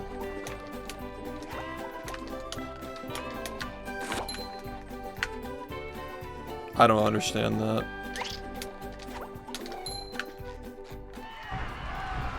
I feel like most fans of the game have to be with me on that. Like the stuff like the quacking checkpoints is just like such an iconic part of this game's experience. With sleep, Actually, I think they actually do have it in the movie game, but it's like overlaid with another sound on top of it. I think they do like 2 sounds at once in that game, which is kind of a weird choice. I guess it's fine, but Rehydrated not having the quacking checkpoints is an L though, for sure. For head heart. Come on, come on.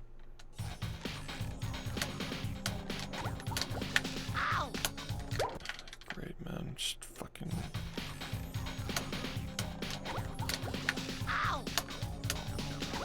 hate it.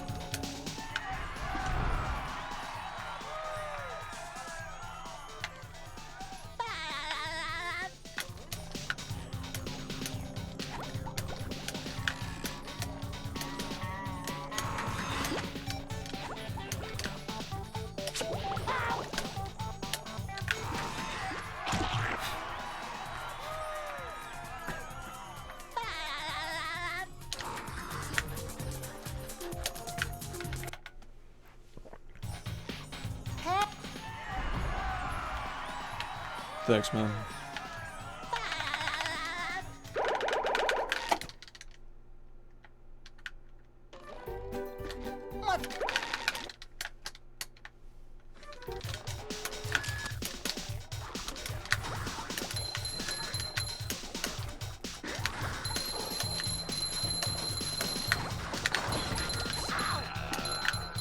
I feel like I should be looking. Rough. One soul. That. It is cool to be recognized as that for your favorite game. That's definitely a cool thing. I think a lot of people become recognized as that for like maybe something they did at some point after their favorite thing, or something they don't enjoy that much or care about that much, but like...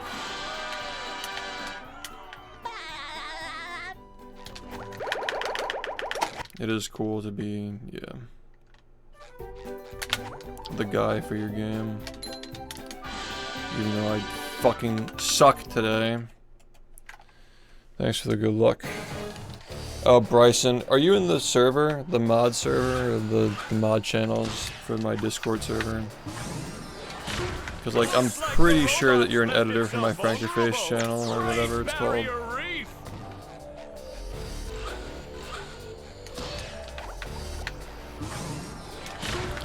Yeah, I just need an emote added. I put a picture of Dr. Movie in the chat mod channel, and I wanted it added as an emote. But I don't remember if you're an editor for me or not. For 7TV.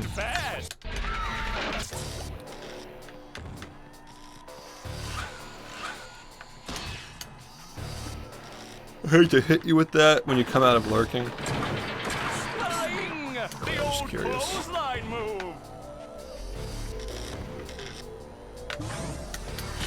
Yeah, thanks, man. It's already made. I just need it added. emo code just be Dr. Movie. What a shocking takedown by Patrick.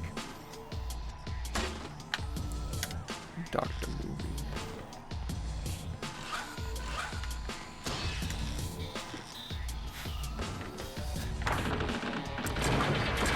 Yeah, Mango's definitely in a similar position where, like, clearly it's his favorite game, you know.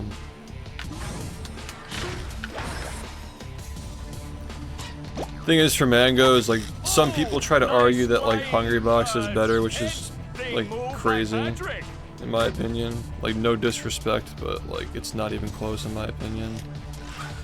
As far as like the impact on the culture of the game, and like his records and having won all those tournaments over such a long span of time, the longest span of time. I think it's also like gotten longer too. Like, he just won another super major like recently, didn't he? I've never seen such an electrifying He's like the match. only person to win a tournament like over the span of like almost 20 years at this point. He has to be. Like, being able to win tournaments for 20 straight years, like super major, like the highest echelon. The old clothesline move. So, yeah, I don't think there's. I mean, the game's obviously more competitive right now, but yeah. I don't think there's much of a debate about that for anybody who's actually like actively followed the game. Yeah, there's a reason for that too. It's not just that he's the face of the game, like he's literally the best player to touch the game.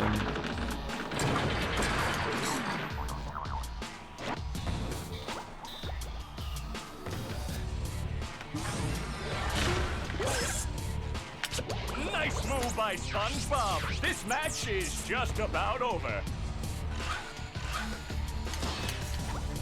Yeah, thanks Bryson, I appreciate it, man.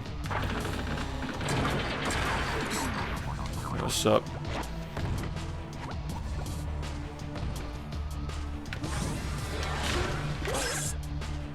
That rope.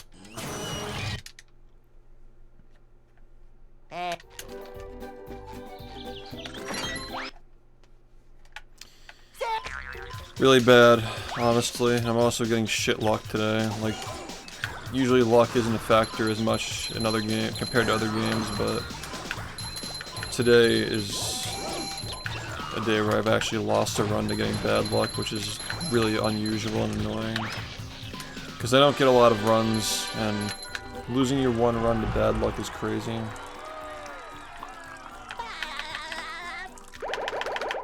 There is RNG, yeah.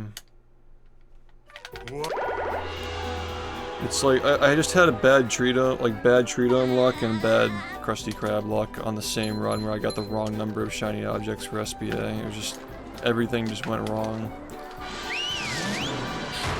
It's just bullshit. Just complete bullshit. But yeah.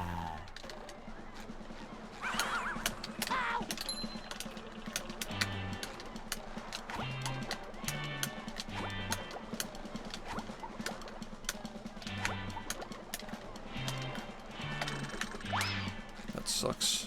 Spot.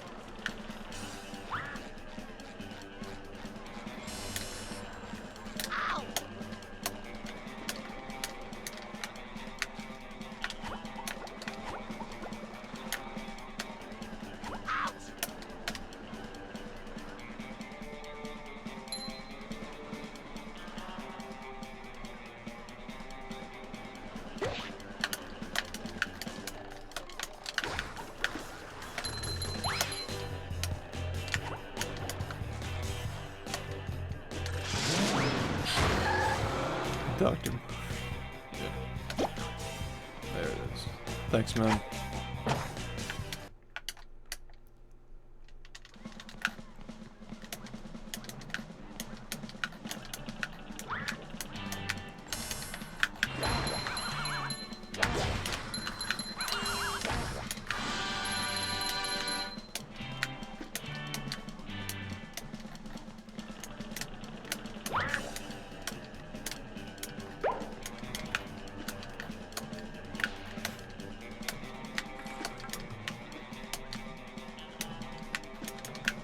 I'm having sex with you right now, Walter.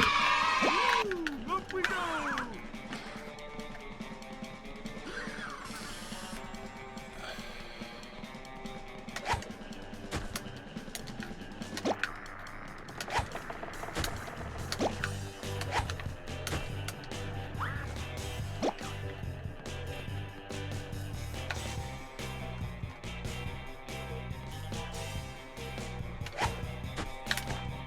There's not really much I can do. Sucks.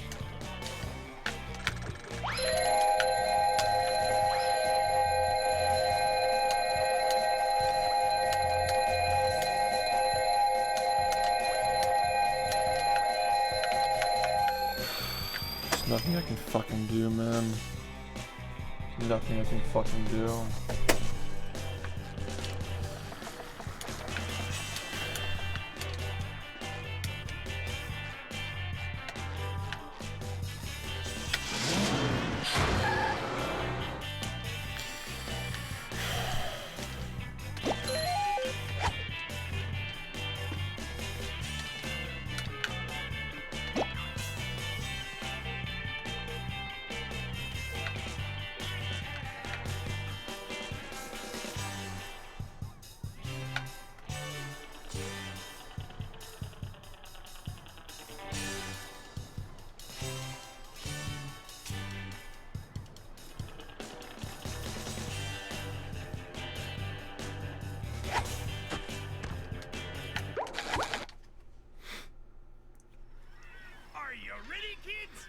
Yeah, maybe sub 40 in 2026.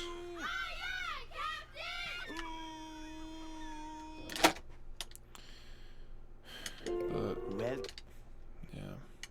Yep. I make myself a snack, but there's no time!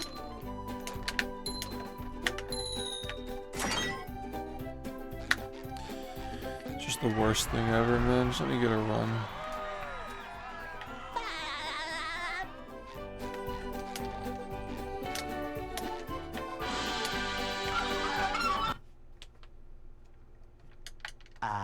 They'll Go. Hey.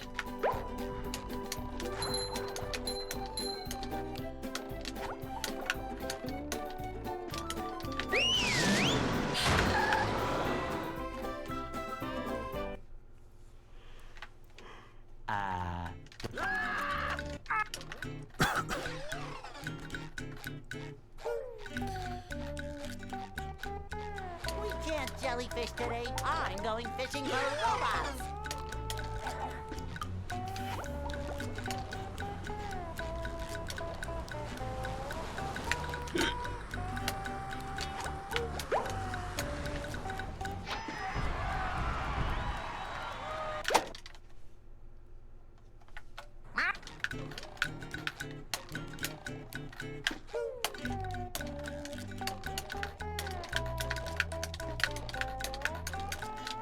Why are you doing this, man? Come on! I'm getting fucking tired of this. Fucking, at least fucking try, man. Fucking 6.5 hours of this fucking bullshit.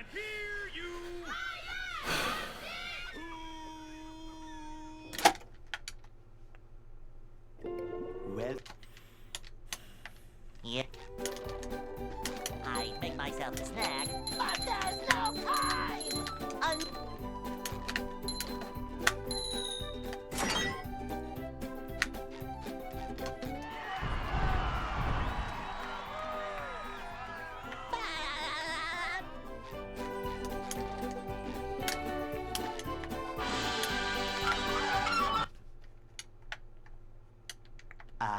They'll Go.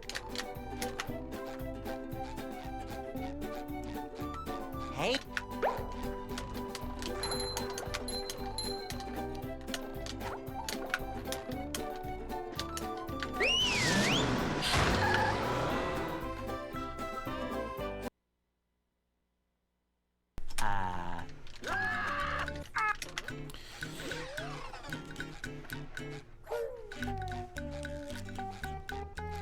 We can't jellyfish today. I'm going fishing for robots. Pow!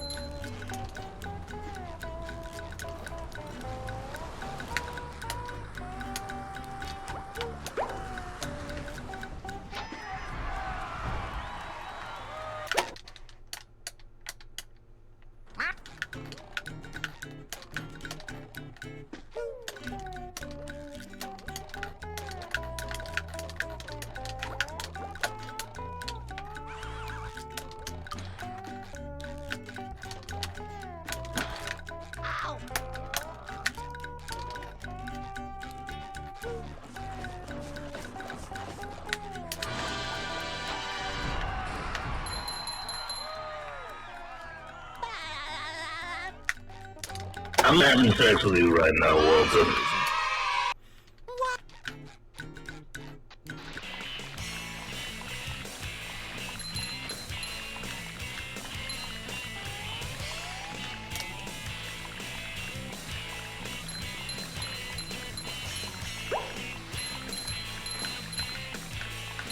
That was a ton of fun. I should do it again sometime. Nice.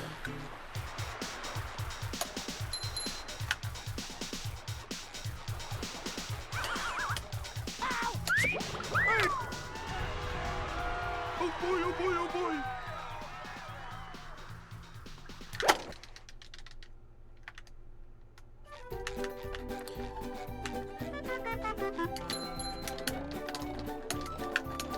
First split was really Now I fucking can slow. wear 4 pairs of underwear. 0.3 or something like that.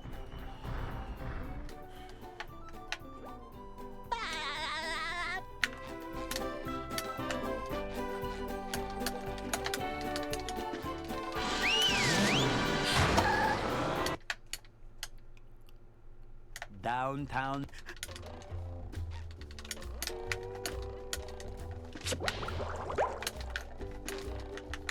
Number 1 in the Bikini Bottom scavenger hunt, 3 years running. Thank you.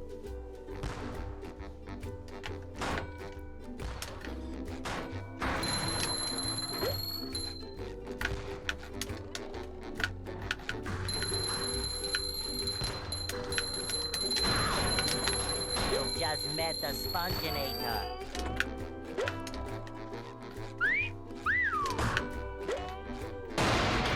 Hi, give me a kiss.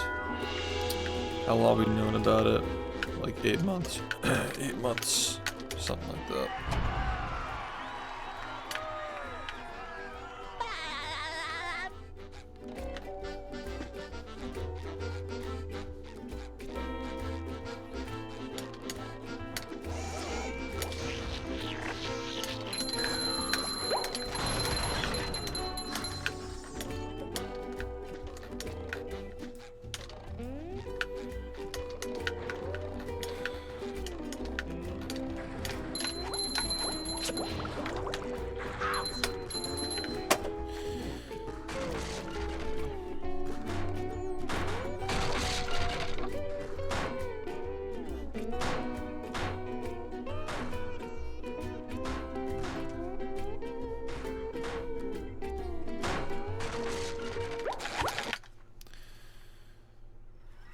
Are you ready, kids? Aye, aye, Captain! I can't hear you.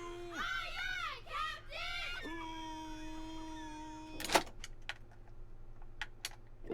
Captain! Well, Yep. I'd make myself a snack, but there's no time! Are you ready, kids? Aye, aye, Captain! I can't hear you. Aye, aye, Captain! I'm thankful for you guys.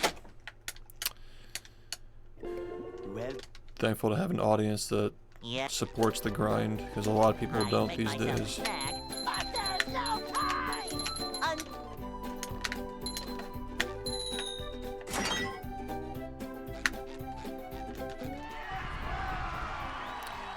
Seems like a rare thing what we have going here with this game, so just trying to keep that alive for as long as possible.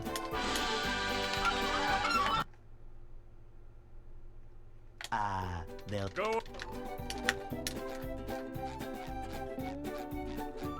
Hey!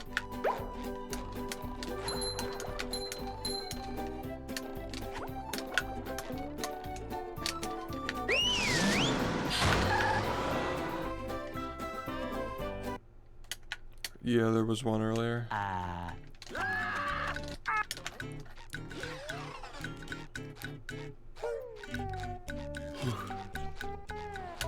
I'm just shocked that we haven't gotten another fucking run yet, man. That run 2 weeks ago was so shitty, like, it's like shocking that I haven't gotten another one yet.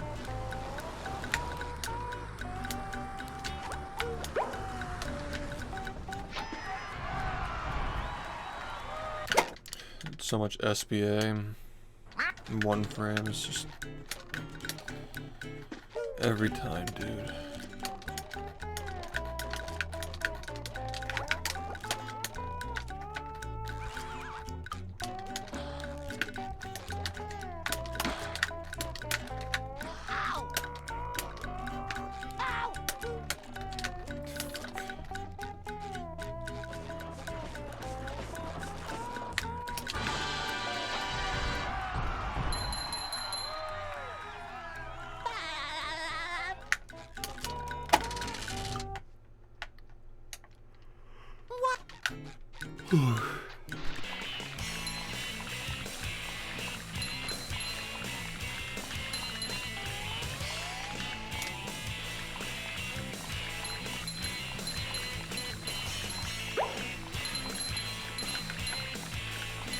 That was a ton of fun. I should do it again sometime.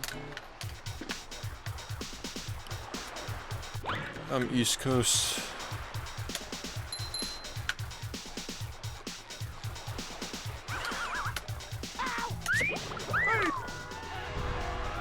Oh boy, oh boy, oh boy.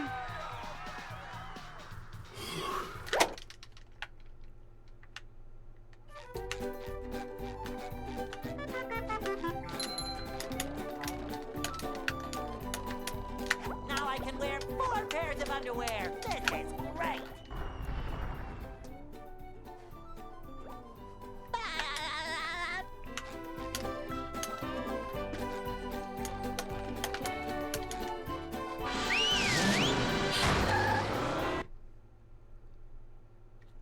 Downtown.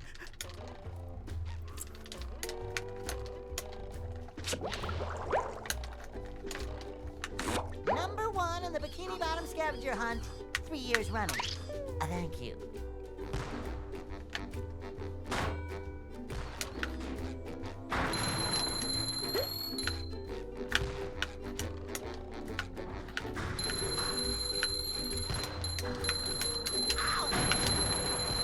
Just met the sponginator.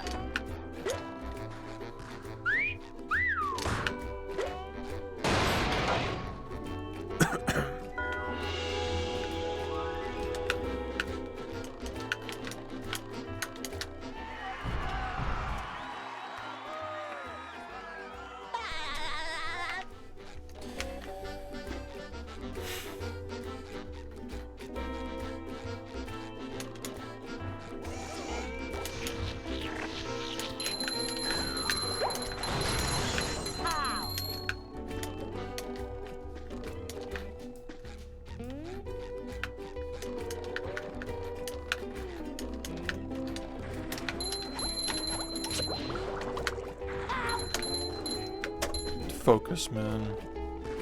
This is so fucking cringe.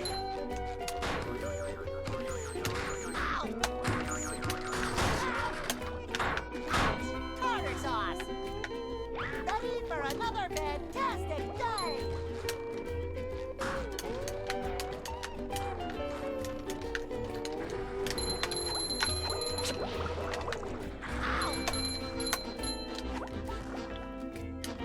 Number 1 in the Bikini Bottom scavenger hunt, 3 years running. Thank you.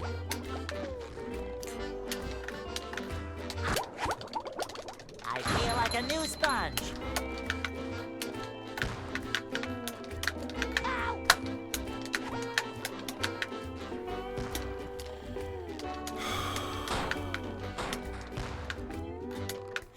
Assuming I even finished a run. That's a big assumption. Because I didn't finish a run today.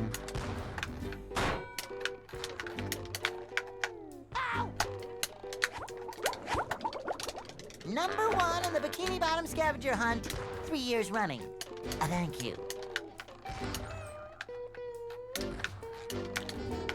Ow!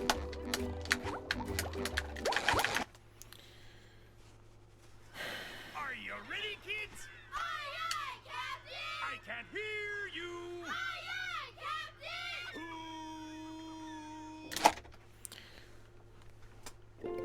Well, Yeah. I make myself a snack, but there's no time!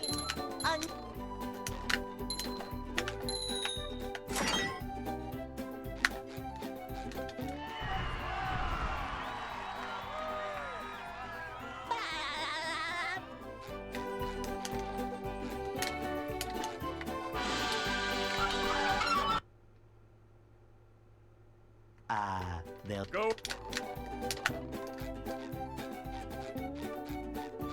Hey.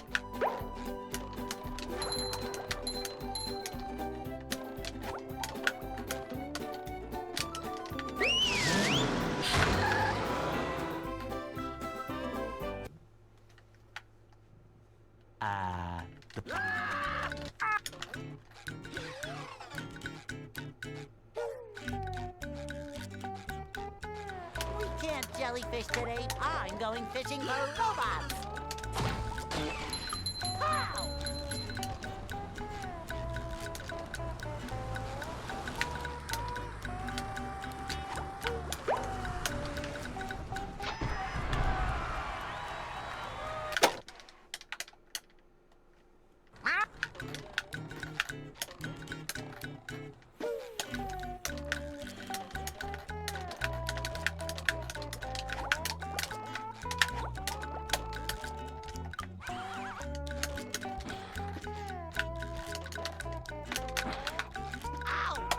Come on.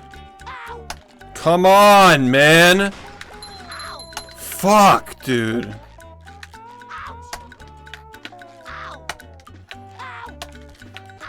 Come on.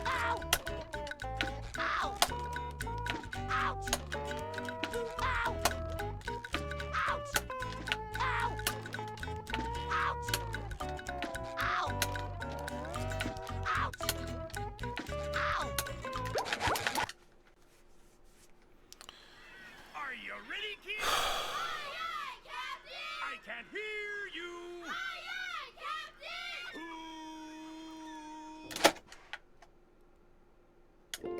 Well. Yeah. I make myself a snack, but there's no time.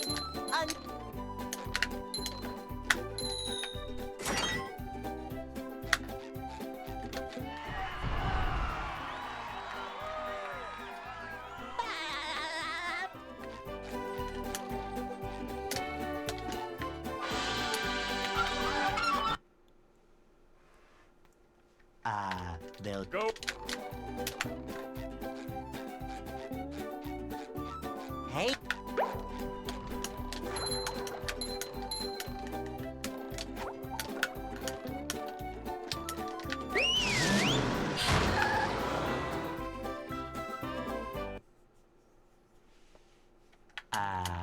What's up?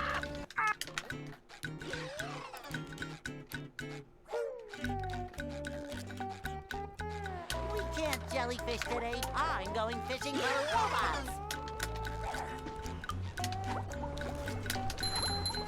How?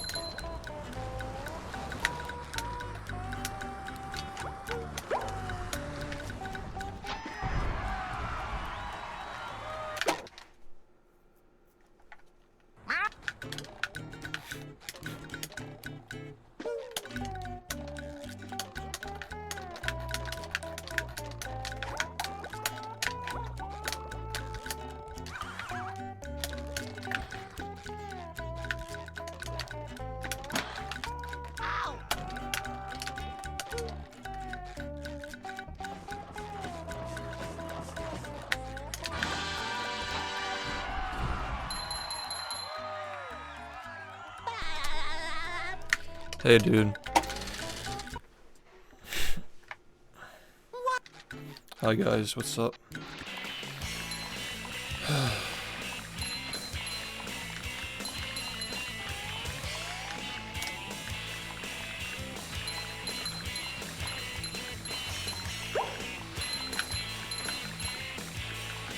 That was a ton of fun.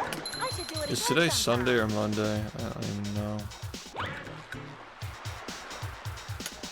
Hey, today is Monday now. Okay.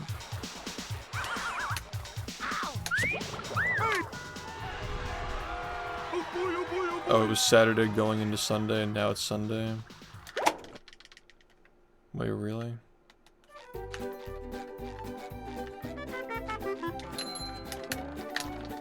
Oh yeah, yeah. Yeah, you're right. You're right. It is Now I can Sunday. wear Yeah. 4 pairs of underwear. This is great.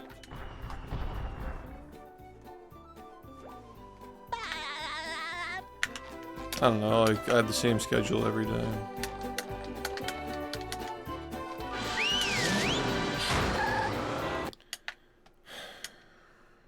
Downtown.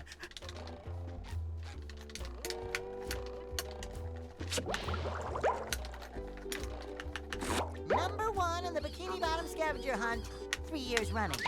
Thank you.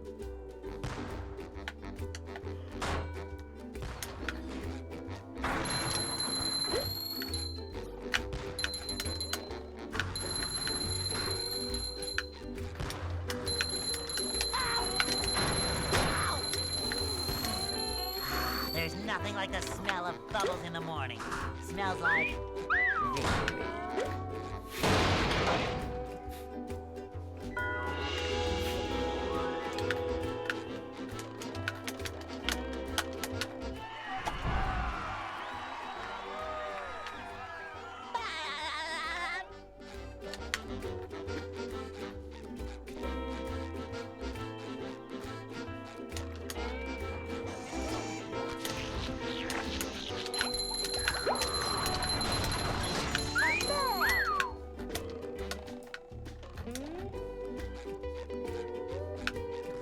Nice.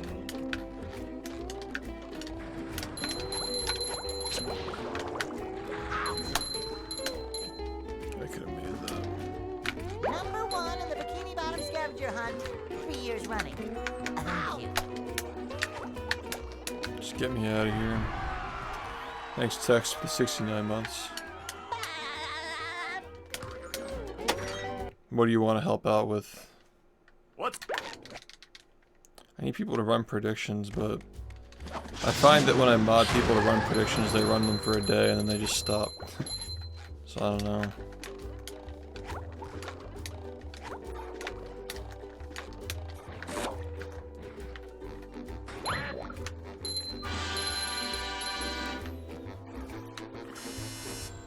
Number 1 in the...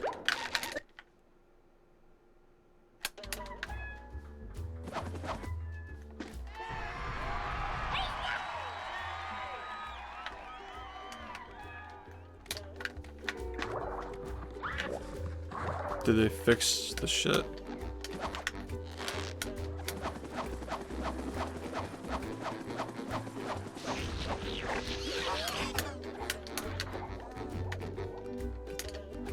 There's another one. Flying squirrel coming through.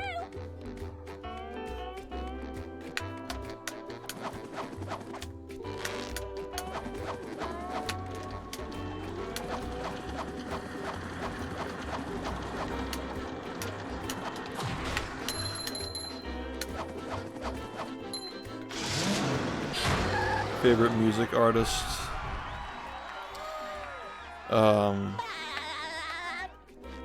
That's hard. I'm not good at picking favorites.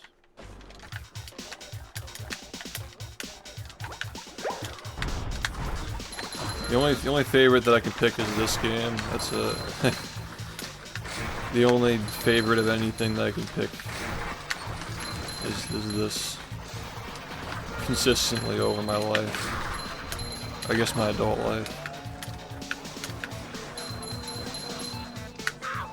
Number 1 in the Bikini Bottom scavenger hunt, 3 years running. Thank you.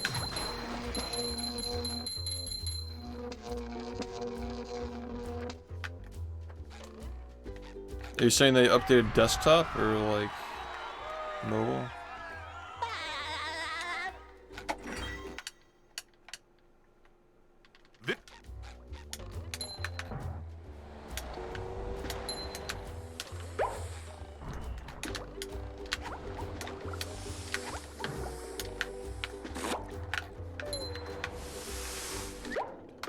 You gotta be kidding. Why, man? Why the fuck is this happening to me? How many more fucking years? Like, it's been like 4 years of using this shit and that's still happening. Are you fucking kidding me, man? Well... Yeah. I make myself a snack, but there's no time!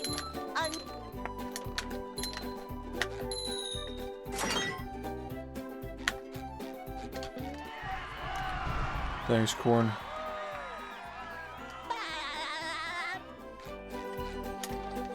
They gotta stop trying to change this app, dude.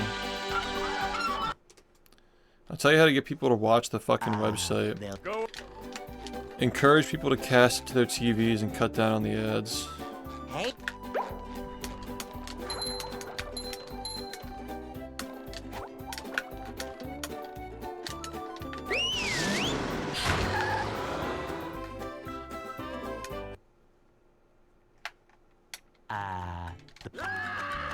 Yeah, dude, when I'm watching Twitch on my phone, it's a compromise. I don't want to fucking watch Twitch on my phone. We can't jellyfish today. I'm going fishing for robots. Ow.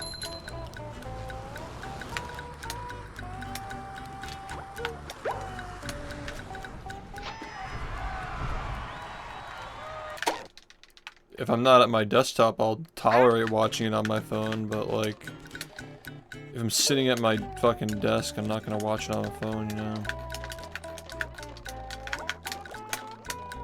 It's not like YouTube Shorts, or like you'd prefer to have it on your phone instead of your desktop.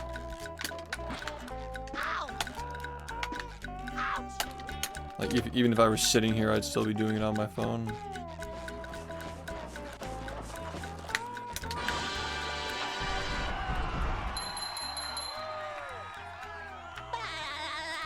That's what I'm saying, is they should encourage people to cast the stream to their TVs.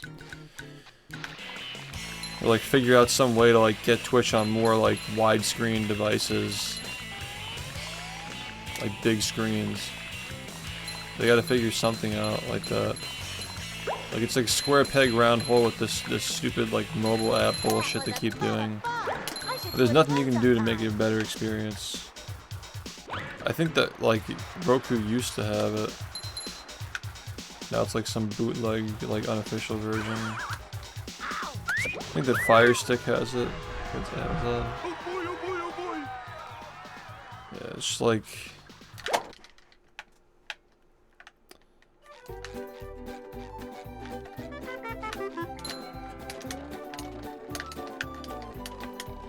Now I can wear 4 pairs of underwear. This is great. Yeah, they gotta make it more accessible on platforms that are actually pleasant to watch this shit on.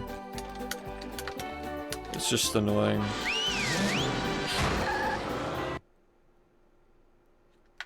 Downtown.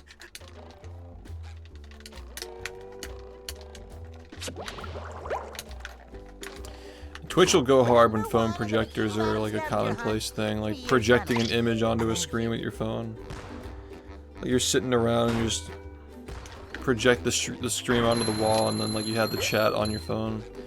When that's commonplace someday, this app will go hard, but yeah, for now you just gotta look at it on the same screen. It's just shitty. Just met the sponginator. That's the real problem though, is like the horizontal format. Yeah, I remember they were experimenting with that, but it probably wasn't popular.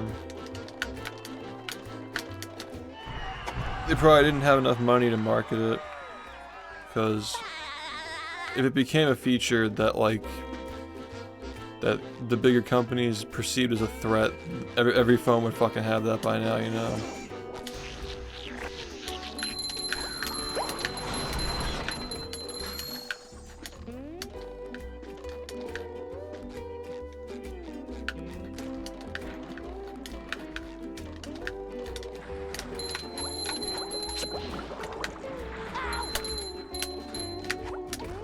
Number 1 in the Bikini Bottom scavenger hunt.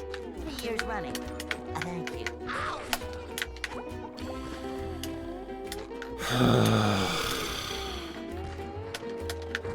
I can't take this, man. It's so bad. I can't do this, man. Yeah, they need to figure out how to get the Twitch app on more things like that. The mobile app was like as good as it could get before they did this like homepage shit. Well. Yeah.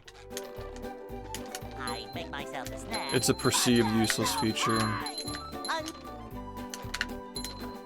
Like, there are definitely uses for it, but it's not good enough yet.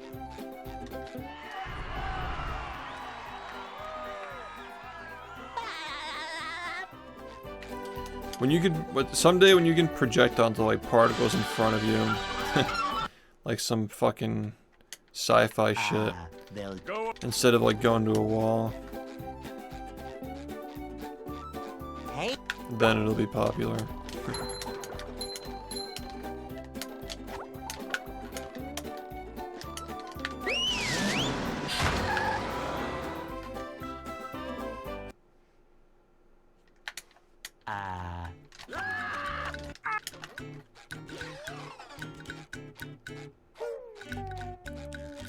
Augmented reality is another thing too, like watching a Twitch stream like in your vision while you're walking down the street.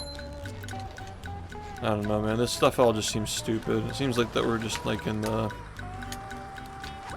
you know, like the 90s had like a lot of new tech, but it was like very unrefined, and you know, like cell phones were just these big fucking fat tubes, basically, these bricks. Like the tech existed, but it was just shit. It's kind of what it feels like right now. We're in like this like, fuck, in this like primitive era of tech that's gonna be way more developed in like the 30s and 40s.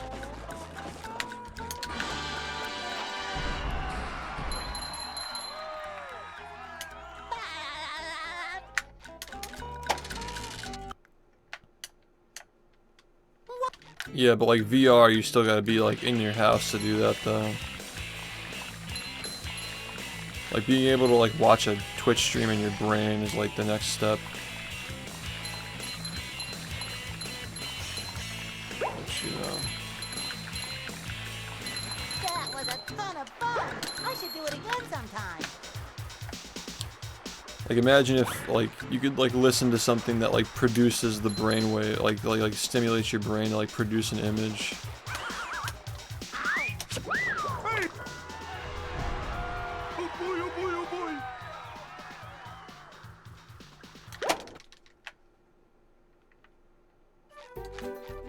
Probably get cancer. You probably get cancer from that and a whole bunch of other problems. Now I can wear 4 pairs of underwear. This is great.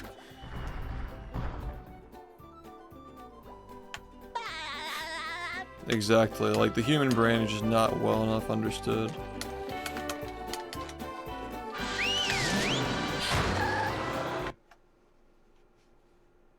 Downtown. That's what I mean, like when it gets to the point where they're like glasses, like biker glasses, they like wrap around, they're not fucking huge. Like the technology fits in like the little, what do you call them? They're called temples, I think. The sides of the glasses that hold the glasses up are called the temples. The only reason why I know that is because I was trying to communicate with somebody like for like an illustration that's being worked on for one of my projects, but Just met the sponginator. yeah, like when the technology is small enough to fit into the temples of the glasses. Push, push, push. Yeah.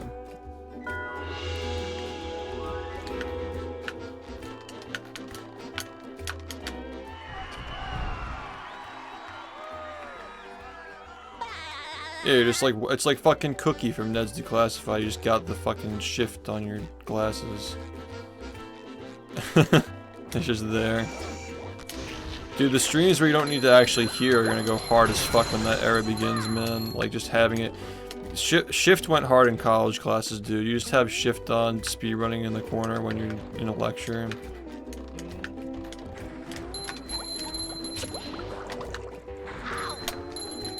Can I play this game today?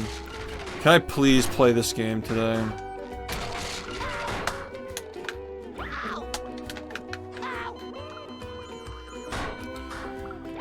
It's fucking impossible, man.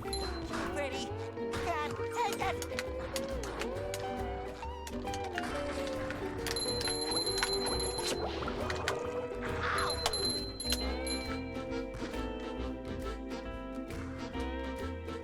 Yeah, I'll pass on the chips, man.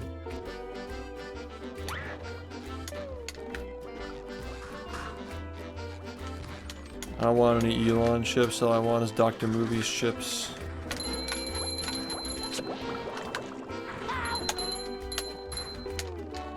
Number 1 in the Bikini Bottom scavenger hunt, 3 years running. Thank you.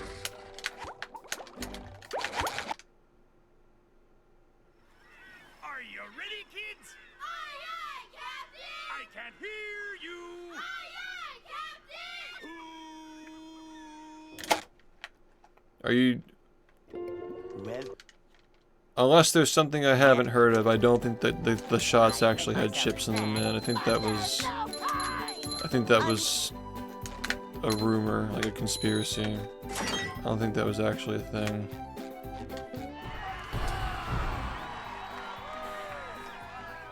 Yeah, you just watch people practice and do runs when you don't have audio exactly.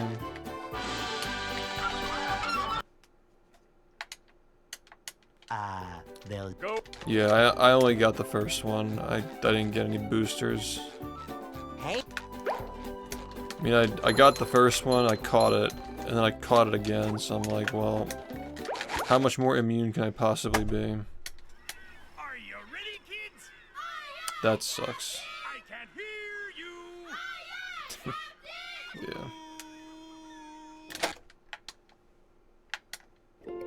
Yeah. Which is perfectly fine. yeah. It's understandable why people were against that particular vaccine. I don't judge people for their decisions when it comes to that thing, because it was very difficult to get any like valid information on it anyway, and it also came out that there were a lot of lies surrounding it too. The chip thing is crazy. I don't believe in that. That's insane, but it is perfectly valid to be cautious of something that felt like it was done like haphazardly, Go! even though the research does go back many years. Hey, But it's understandable why, with like so much information flying around, people decided not to get it for themselves. Are you ready? Yeah, but the RNA research that is required to produce that had been going on for at least a decade before that happened. You know. I mean, vaccines are a yeah. savior of the human race, but they're not perfect, you know.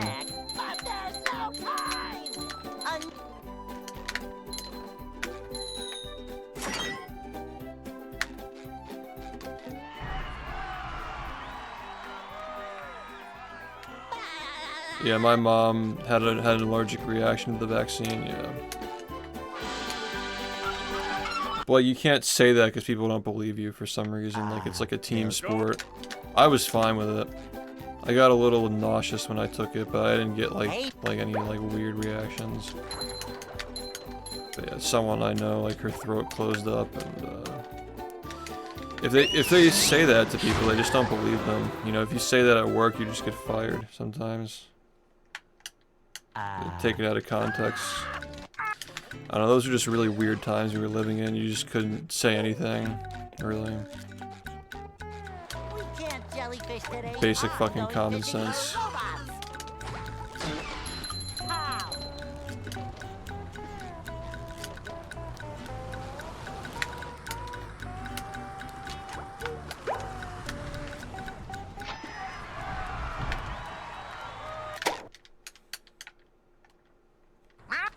It wasn't even groupthink, it was like, you literally had to have the same opinion on this topic where you just get banned everywhere.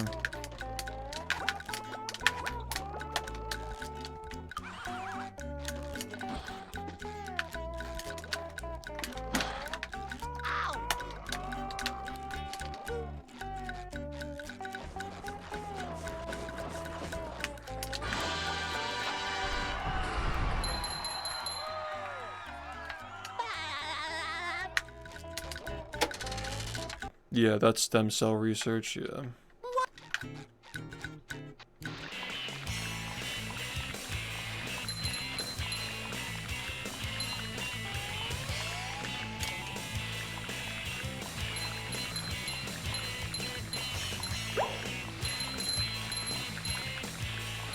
That was a ton of fun. I should do it again sometime.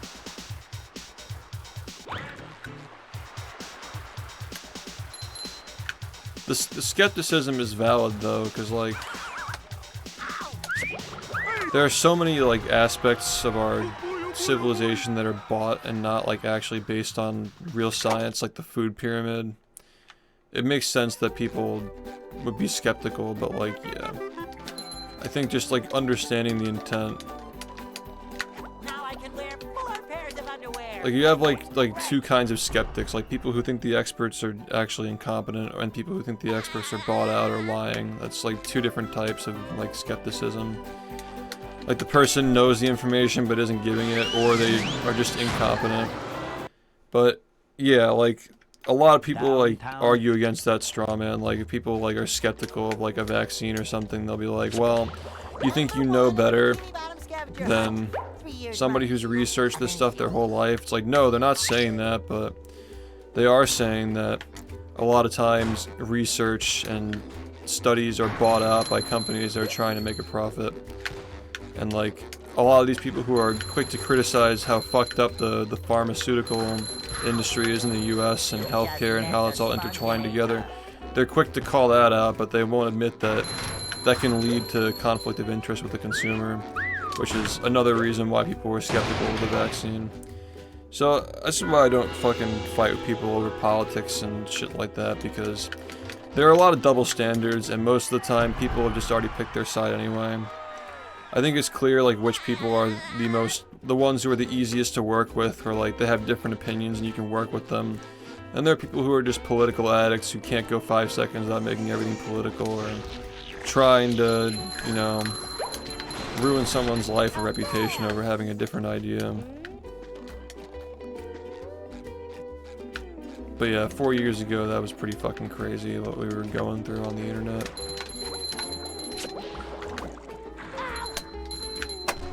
Like the whole like the Moist versus Sneeko thing, when you have 2 people coming from 2 different echo chambers arguing and they're both just horrible at representing either side. That's what the internet has become. That's basically just your average Twitter thread now. It's just the blue checks arguing with people who are just online all the time.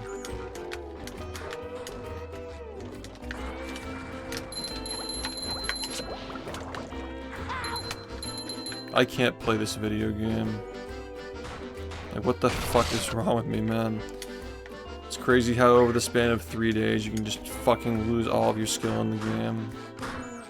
Like, what the fuck is going on today, dude?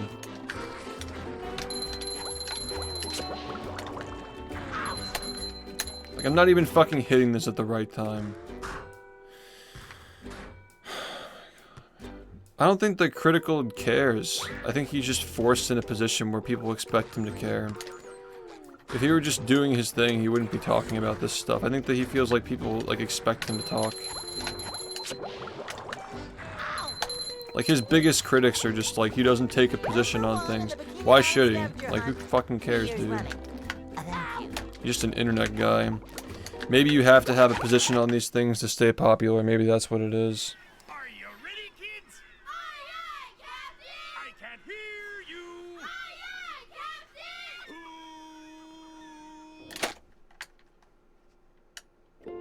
Well. Yeah. I make myself a snack, but there's no time!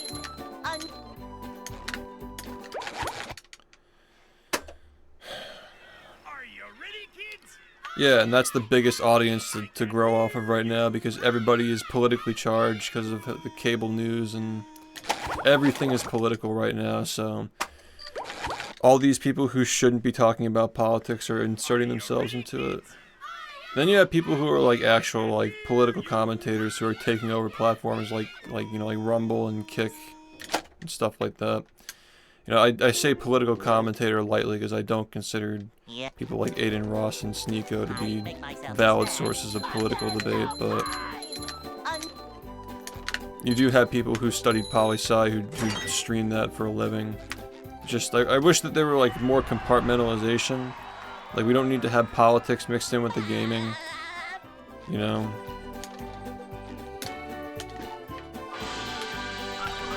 And then you have people who do it to themselves, like when you're a multi-millionaire successful man with a wife and kids, and you cheat on your wife and you talk to minors in DMs.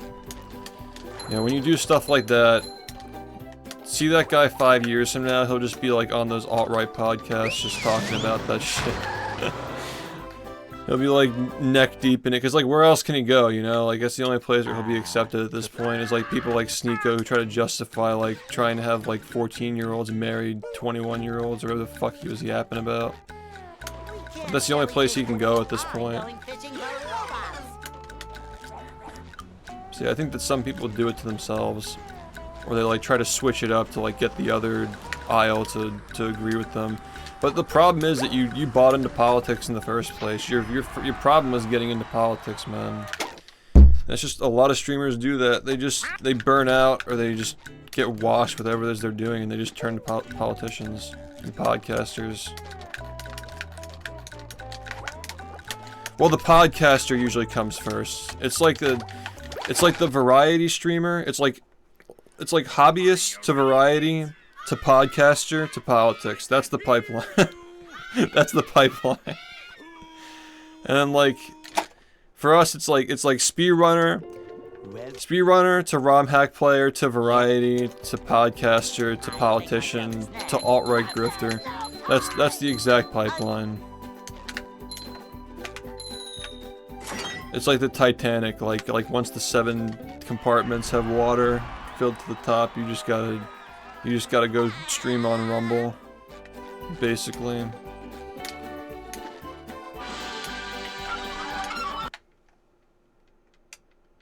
A lot of people speedrun Lego Star Wars now, because a popular YouTuber made a video on it, and admittedly the guys who run those games are very good about like keeping up with content and making their own content. Regardless of what you do, you need to make content to keep your community alive. You can't just expect somebody who has a lot of viewers to talk about your game or make a video about your game and expect to just immediately become successful. Like, you have to make content on your game. And I'll always argue that you're always better off doing it yourself instead of waiting for somebody else to do it for you. Because no matter what, you have to do it anyway, and you're always going to represent your game better than the next person. And again, if every single community, and like in some utopia where every single community is making their own content, you have a much healthier ecosystem than just like one guy who makes videos on everybody else's games. Because most communities aren't going to be smart enough to know what to do if somebody talks about their game. Are you ready, kids? I know a lot of people agree with it, yeah. It's just that you had a guy who had way more followers than me leave a comment on it, so his entire fan base swarmed me.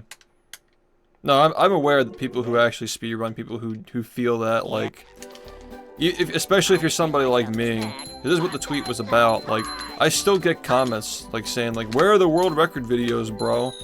Like, where's the history on the game? Like, you're literally commenting on a run that is historic that I just uploaded. It's so stupid. It's like, you're so obsessed with hearing about the stuff that happened 5-10 years ago. You can't even appreciate that the game is still being lowered. But yeah, those comments in that fucking thread were so brain rot, dude. I responded to Salt just because, you know, he was the main guy who commented, but I wasn't gonna argue with people who are like, this is like expecting people to show up to Michael Jordan's practice sessions. Like, no, dude. Like, this is literally where the world records are happening. You know, if you want to compare apples to apples, that'd be like every single NBA game being like the 2020 one where nobody was in the crowd watching. Imagine if every single NBA finals is like that, where nobody's actually watching. Nobody's actually watching the actual NBA games. Tickets are like $1 and people still won't buy them.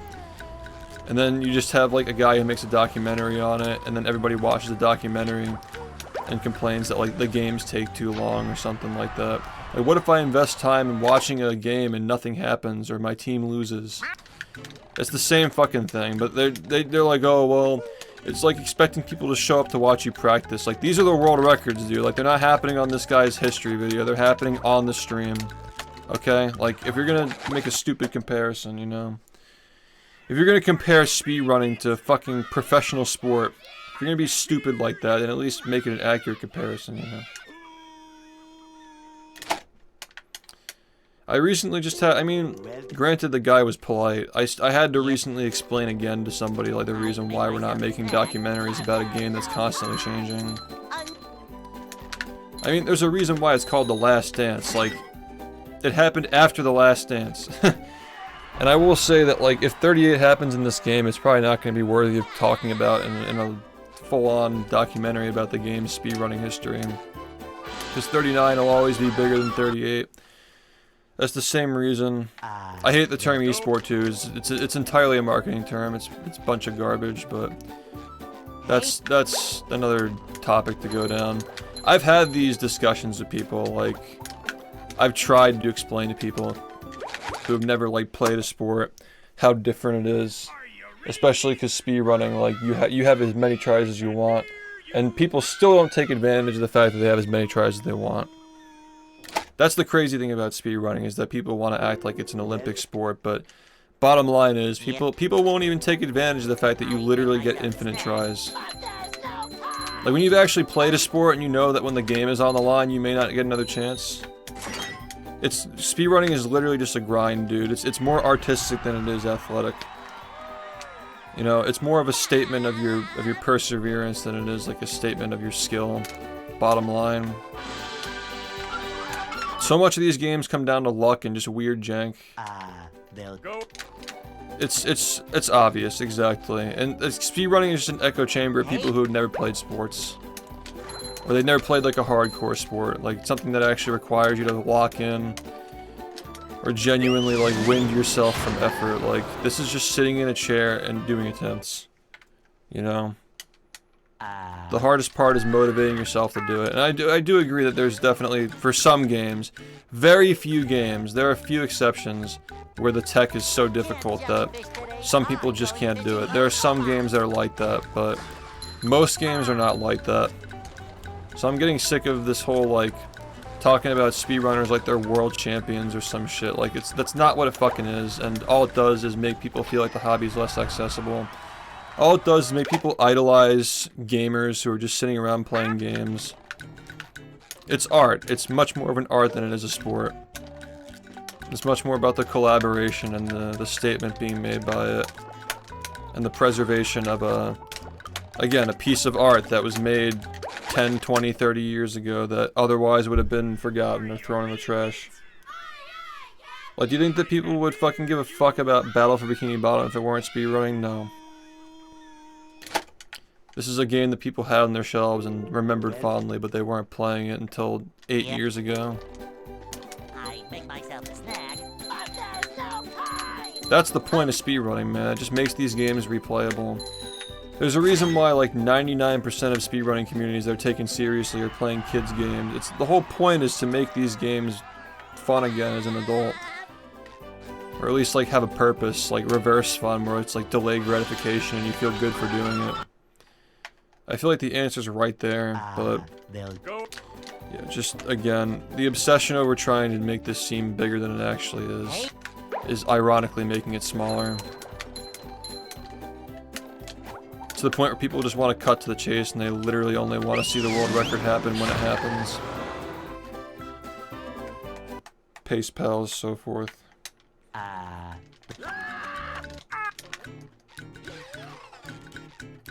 By mashing, do you mean precise inputs? I mean, like, I guess, like, mashing takes skill to a degree. But I'm just saying, like, no, there's no speedrun that is at the point where genetics matter. And for every single high-level sport, genetics matter. I feel like people just can't, like, truly perceive, like, how difficult it is to get into, like, an MLB draft, for example. Like, when you've had somebody who's actually been part of that, like, process explain it to you.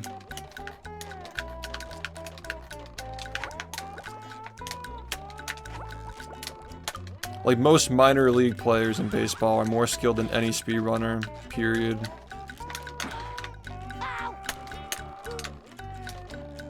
But again, like I said, like, speedrunning is just a loner echo chamber where most people have not participated in team or individual sports either.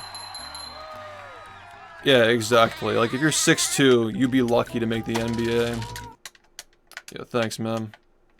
If you're 6'4", you'd still be lucky to make the NBA. You gotta be like 6'6", jacked, dedicate your whole life to it, have a parent who did it.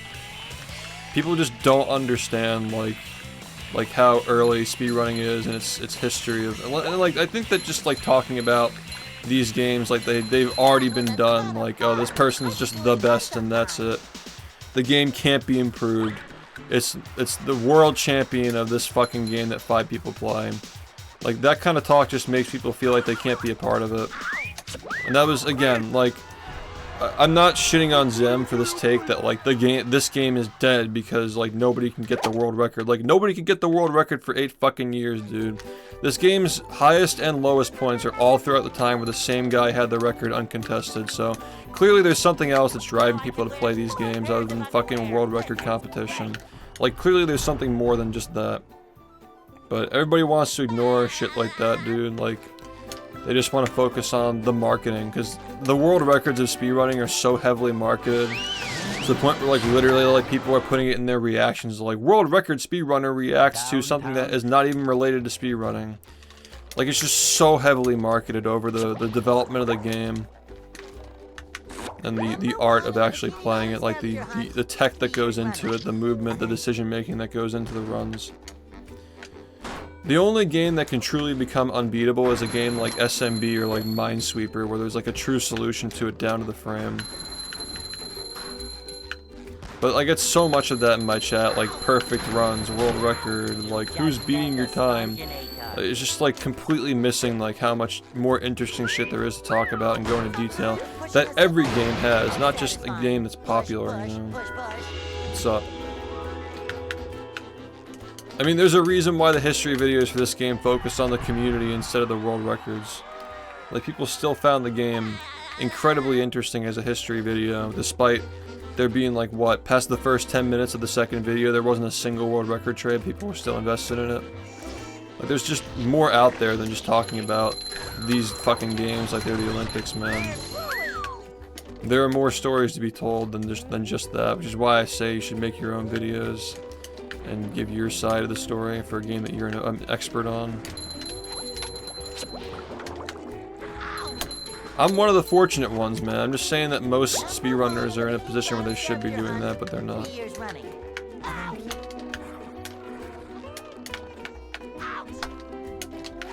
Like, so many people just fantasize about the day when, like, a big streamer or YouTuber notices them, thinking it's gonna be like their one-way ticket to success, but that's just not how streaming works, man.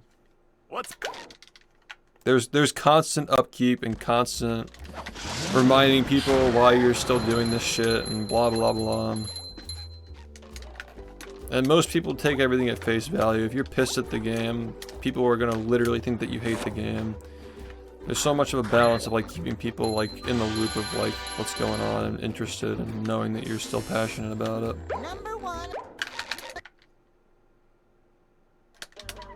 But yeah, there's never gonna be a point where you can just sit and grind a game and not think about all the extra shit that goes into it, like the marketing. Unfortunately, because everything's just marketing. Everything's just sales and marketing. Sitting here in 2016, like yelling at people because they're saying the game's easy and shit. Reminding that, like, counting the frame perfect tricks. If I literally like made like videos like how many frame perfect tricks are there in this unlikely hardest game ever, whatever fucking clickbait bullshit with like, you know what I'm saying? Like, if every single thumbnail that I make looked like the one that I just put up with the Patrick game, every fucking title were just like, is this the hardest speedrun ever?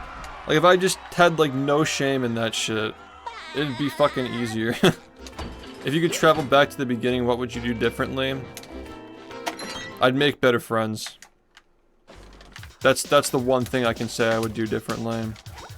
Because in 2016, I got entangled with a lot of people who did not have my best interests in mind, and it took a lot of my kindness and friendship in general for granted. And yeah, a lot of those people, I mean, some of them were more based about it and they told me how they really felt, straight at the get-go, like within a year, and they had already made their, you know, their feelings clear. But some of those guys stuck around for a really long time, and yeah, it's kind of sad that I let that go on for so long.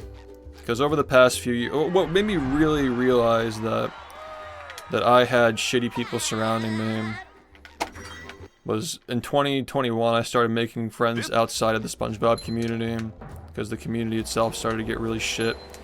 And I started to realize, like, there's more out there. Like, I don't have to just only be friends with people who like the same things that I do. And that just expanded my view a lot.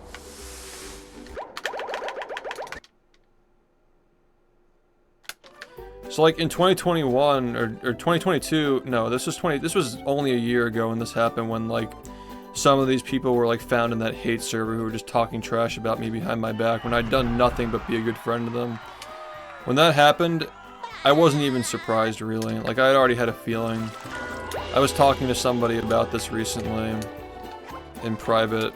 I was like, I'd already like taken the precautions of like removing these people from like power roles in the community, because like I knew they were just gonna do this to me anyway. Just like the way they were acting in private, even public and private, like this person's gonna betray me at some point, and like I'm not gonna be that surprised when it happens. And if you can think that about somebody that you've been, you know, like quote unquote friends with for like 6 years, that's a sign that you know that, you know, you know that it's a bad friendship and you need to just let that go, you know. You know, sometimes people grow up and they come back and you can like make a new friendship and that's all fine. Like I'm not like a closed-minded person, but there are some people who just don't change, dude, and you gotta just let them go. So yeah, that's the one thing I would do, is if I could go back to 8 years ago, I'd just make different friends, for sure. Or just be more open to having more, rather, maybe not make different friends, but like be more willing to let people go once they start treating you differently is probably better. Because some of these people were fine up until like 2018, 19, when I started to notice changes. So I wish I should have been more open with being friends with people who were outside of my like SpongeBob sphere. Because I've only made better friends who are more like-minded over the past few years. Just being more open to that, because literally this community was dying, so I'm just like, alright, we need to, you know, figure out more shit, more people to hang out with and talk to and work with. And yeah, I think that maybe some of these people noticed that I was talking to different people. Maybe they got jealous, I don't know. I really don't care. I'm not gonna like have these conversations anymore with these people, because I just don't care. Whenever this shit comes up with them, it's either like people in my chat bringing up something that makes it relevant, or like it just is part of the conversation that we're having, or somebody reaches out to me and fucking like brings it up again. But I've tried explaining this, that these are things that they may have been partially private friendships at some point, but when you go into a server and you fucking lay out personal shit and you try to like make somebody's reputation as bad as possible by just laying out a bunch of bullshit, a lot of it being lies too. Like I wasn't the one who made this public. And just in general, like a lot of these friendships, like the super acquaintances shit from the history videos, that was all public, man.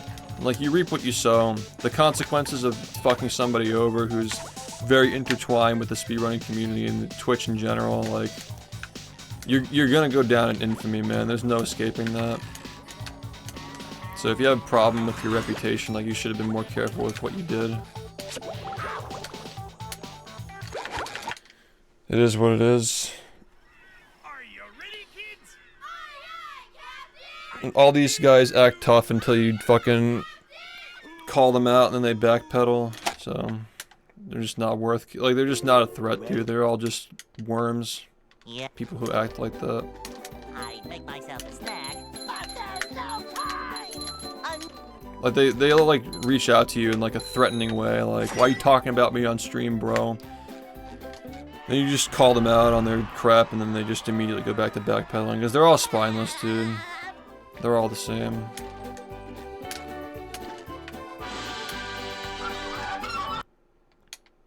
That's not a very forthright way to start a conversation, just like acting like a tough guy. Especially when you're the one who's reaching out to me, like, clearly you want something from me. You're not in a negotiation. You're not in a position to negotiate this if you're gonna start the conversation that way.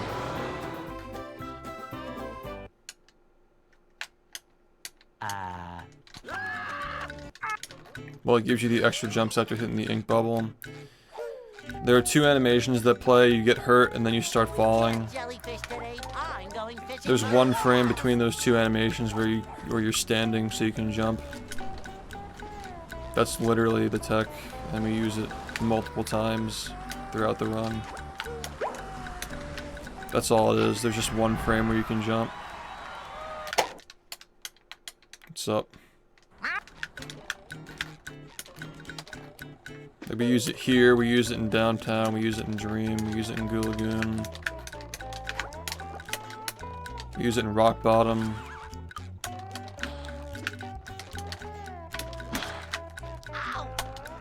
Like, every single level that we hit until Sand Mountain is using this tech where you can jump in midair. But you have to hit the 1/60th of a second window. Otherwise it just doesn't work, you just fall. Yeah.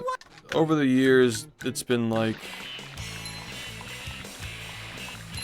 It's been, probably Graveyard is consistently good throughout the years. And yes, the thing about, like, I don't mean to make these streams into, like, advice. Somebody genuinely asked me, like a profound question, though, so... I had to give an honest and thorough answer, I guess. But yeah, I mean, that's the thing, is, like, I would have answered that question differently 2 years ago. You can probably find VODs of me saying, like, I wouldn't change anything that I did 2 years ago. But over the past couple of years, I've realized that, you know, as far as my work ethic and my focus and, like, stuff like that, I wouldn't change anything. If anything, I'd find out how to get more out of my day, like, put more time into the game while still balancing all my other life stuff. And I don't regret the sacrifices I've made to build my stream, because a lot of the guys that I wasn't hanging out with and, like, partying with when I was building my stream, I wouldn't have anything in common with them anyway. Like, we did ourselves both a favor by going our own ways, you know. Like, I'm not the same person I was when I was 19, 20 years old, so... I think if you're talking to most of the same people you were talking to in high school, like, it's fine to keep some of them around. Like, I have a couple of guys I still talk to from high school, but if you're talking to all the same people, like, odds are, you know, you're probably not even, like, at the top of their priorities because they've changed too. Like, you gotta let yourself grow.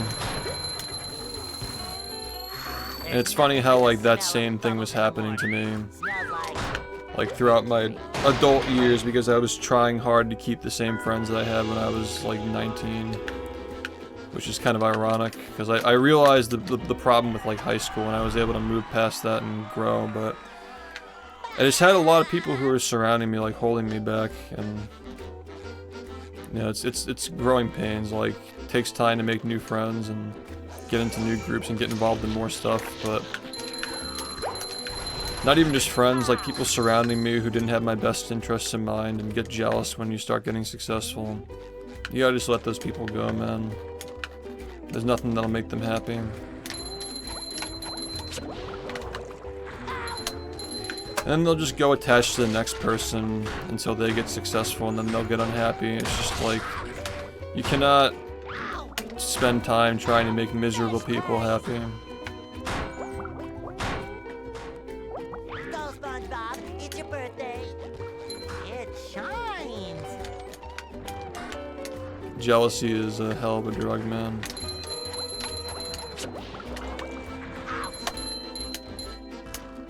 Number 1 in the Bikini Bottom scavenger hunt. 2 years' money. Thank you.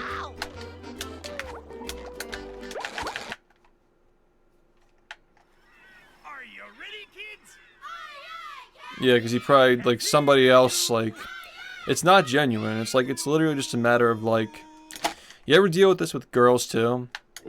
Like, that was one of the big things that like, really made me realize, like, I'm not gonna date unless I'm marrying at this point. Because a lot of the time it's like, you have like a girl you're talking to, and she's interested, and then, like, you know somebody else comes into the picture that she just briefly gets interested in, and then she realizes they suck and they come back to you, and by then you're just like, I'm not interested in you anymore, because you have no faith, like you don't care about anybody but yourself.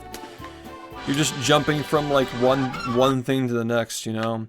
It's like, I don't really care if you realize you were interested after, like, you checked around and realized there was nobody better. It's like the shopping, dude. I don't fucking play with people who shop like that. Whether it's friends or relationships, like, I don't do that shit, dude. Like, you can fuck off if that's you.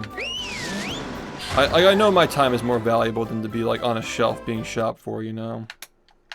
It's not just women, dude. It's like everything. Like, friendships are like that, too. Relationships and friendships are like almost the exact same thing, man. Like when you boil it down to like the trust and the give and take that comes with those things. I literally tried explaining this to like this dude who's like trying to like get in my DMs and try to be friends with me again. He'll never admit it because he fucking copes, but like the bottom line is he keeps reaching out to me because he feels bad and he wants to try and make things up. Like if I turned around and I said, yeah man, let's just forget the past and like be friends again just like the old days, he'd fucking flip on a dime. But like he's still the same person he was when I said fuck off. So it's just like that, dude.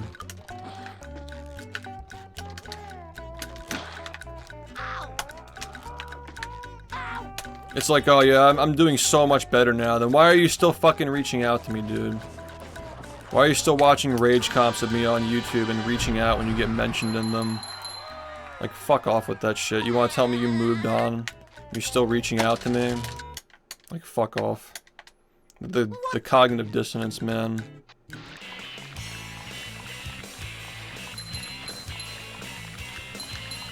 That's just one example of this shit, dude. But it's a huge thing when you're talking to people like about like relationships and stuff. Like you're trying to figure out if somebody is just like bored and just wants to get something like a quick thing, like a summer thing, or they're actually serious and then they just start shopping around. They don't even have to say it to you. Like you just know when they're doing it. They just act differently. And it's like fine if you want this to be more casual. Like I'm not going to put that kind of effort into this, and like I'm sure as hell not going to spend time on this or money on this. Exact same thing with friendships, dude. Because like anybody who's been close to me knows that I put a lot of effort into my friendships, and like this is what I try to explain in this one example that I was giving earlier. Like he really was like trying to convince me, like, come on bro, like you know this friendship was better than you're saying it was. Like no, it wasn't. Like I gave so much more than you gave to me in that friendship, and like all you were doing was talking behind my back and fucking dunking on me with your other friends. Like I'm literally out here fucking like putting all this effort into this shit, and you're still just like doing this. Like if anything, just like I'm not saying I expect anything in return, but at least I expect your loyalty in return, and you couldn't even give me that. That's like the bare minimum. So like you're gonna try to convince me like I was a good friend, like you know what I mean, like you were a good friend to me. Like you were a good friend for me to have is what I'm trying to say.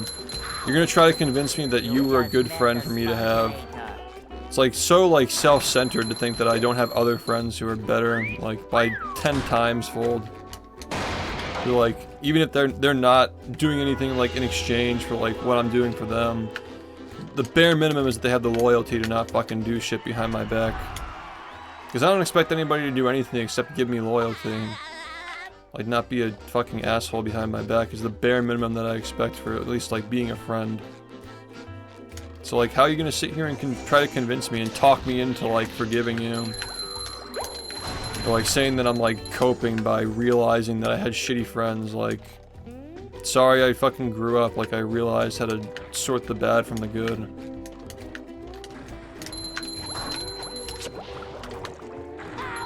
And like, if you're the kind of person who's like arguing with somebody that like, it was such a good friendship because you can't see it from the other side.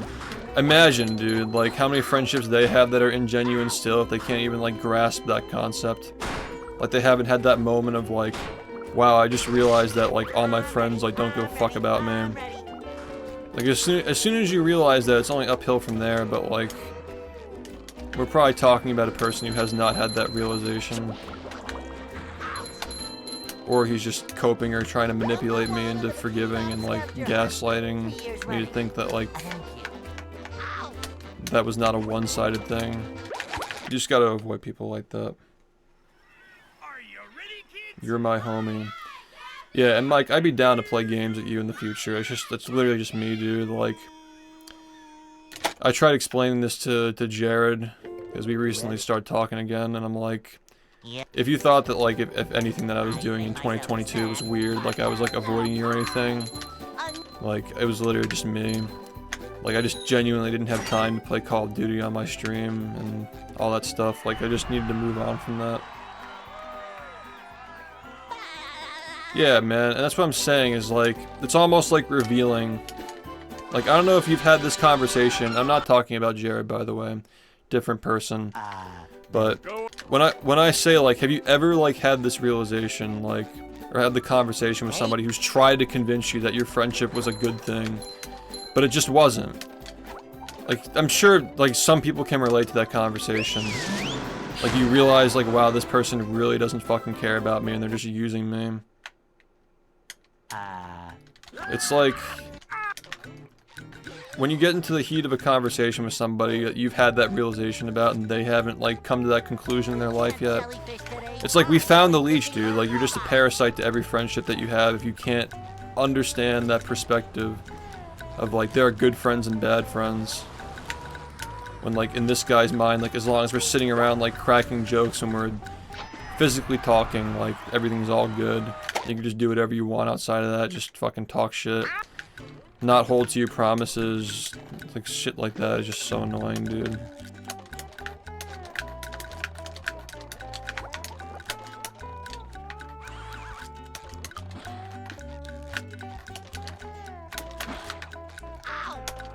But I hope that like through this whole experience of like the subathon and like realizing who's like actually riding with me and who's not, whether it be friends or people who are supporting my stream, I just hope that I do a better job of picking people to surround myself with from now on, whether it be like professionally or, you know, like personally.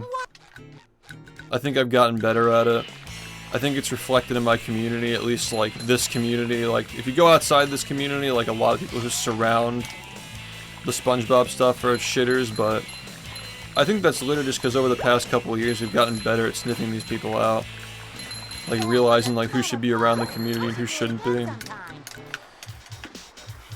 Because some of these people who are surrounding this game but aren't allowed in this stream are fucking psychos, dude. And it's only becoming more and more obvious to the point where like now you have some of these people who were in these hate servers participating in this shit have made their own servers to hate on the people who are hating on me. It's gotten to that point, dude. People are waking up, they're realizing how stupid this shit is. I never deserved a fraction of the hate that I get. I can't even say criticism because it's not even criticism, dude. Like criticizing somebody for getting angry at a speedrun is just such a fucking like a low kick, dude. Like that's really like the angle you're gonna go with. It's like he gets mad at the game. That's gonna be your main argument. Like who fucking cares, dude? Downtown. Yeah, I've done probably too much reflecting at this point. And I'm still a fucking sucker. I still respond to people when they DM me about bullshit like that. I still get sucked into it, and I still suck other people into it when I get sucked into it. But it's like, that's just the one thing that I have to work on, is just fucking ignoring people. If I just ignored these people, my life would be so much easier. I can't stand the injustice of like, it's not just me, man. If this were happening to anybody else in this community, I wouldn't stand for it. The fact that it's happening to me is almost like a distraction. If it were happening to literally, if there were fucking low tier Mike Bliss, like I'd be fucking raging about that on my stream too. It's fucking bullshit.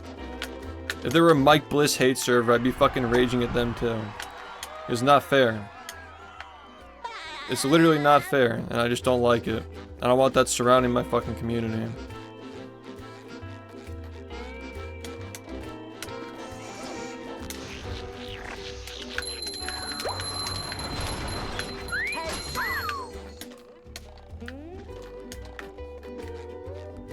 It's just that I'm an easy target to hate in this fucking community of, like, again. The SpongeBob community has always been jealous of me, man. Like, the people who are, like, outside of the SHiFT area. Because, like, I actually fucking made it, dude. And there are a lot of people who stream these games who never made it, and they just hate me for it. So they fucking turn to making these stupid rage comps to try and, like, get their mark on the community. It's just sad, man. It's literally just, like... he must be hiding something because he's so successful. Like, I'm the most fucking boring person, dude. There's nothing on me. There's literally nothing, dude. Like, sorry I'm so boring you have to fucking make up lies about me to manufacture drama about my channel. I don't fucking do anything, dude. I'm literally just like every other late 20s guy trying to get ready for their 30s. I'm just doing my thing. Just grinding.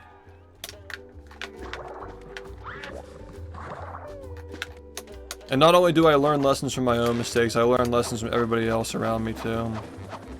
So, every single year, they fail to like catch me with some incriminating shit. It's just gonna get harder and harder to get rid of me, man. Also, this fucking game wants to get rid of me, dude. Are you seeing the fucking luck that I am getting in this game today? Are you fucking seeing how unlucky I am today with this fucking game, dude? I had to look at my splits to make sure I was even able to continue this fucking run after that, man. I'm not even sure if I can, honestly.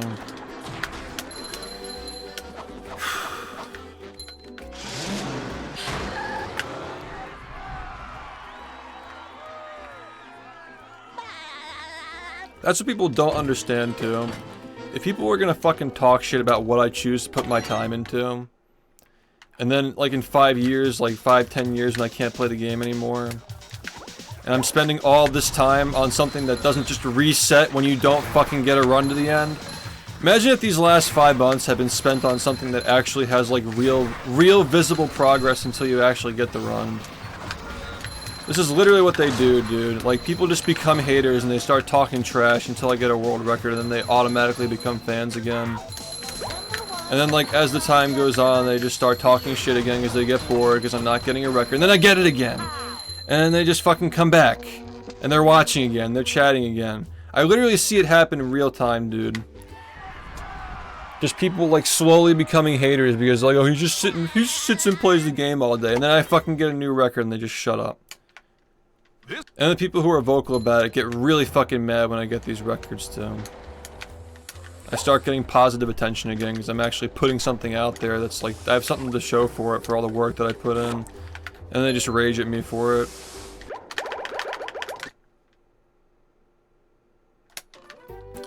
If I was investing this, I literally made the fucking ketchup video that got 2 million views. I made that shit in 12 hours, dude. It was literally up the next day. If I were just a career YouTuber, they'd probably find something else to hate on. They'd probably just be like, oh, he was so bad at speedrunning he had to make content instead. Like, they just find some other way to spin it, dude. That's why I don't fucking care anymore. I just want them to shut up. They can say whatever they want. Just fucking stop supporting this shit, man. They'll literally just make up new shit. If I were a multi-millionaire YouTuber just making fucking content every day, they'd just find something else to comment on. It's like he doesn't have the world record in bfbb anymore because he makes YouTube videos like a sellout. Like fucking call from 10 years away, dude. Clip this and play it back 10 years from now. He's 35 and he's still making videos on SpongeBob.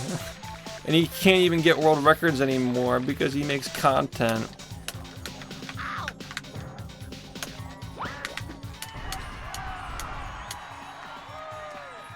Yeah, right. It's like, sure, dude. I put my fucking fries in the bag.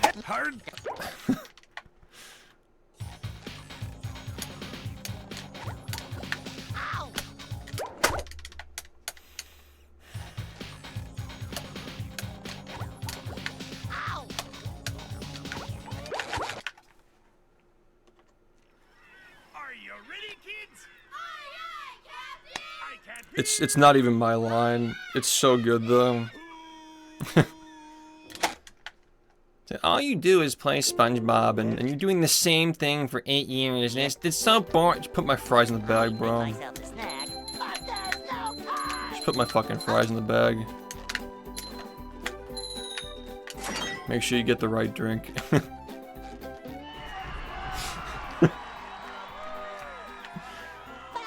Just give me my food, man.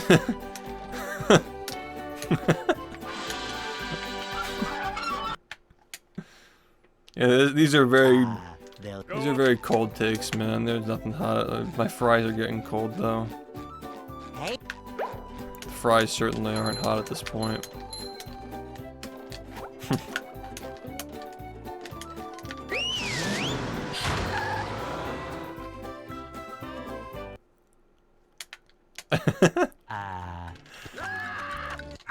That's literally the fucking reply, like, 27-year-old man-child still plays SpongeBob and doesn't have kids. Just fucking, my fries are getting cold, dude. My waffles are fucking, I got plenty of waffles to go around from you, but like the fries, like, put them in the fucking bag, man. Like, I'm not at the Waffle House, I'm at fucking Burger King. Put the fries in the bag, bro.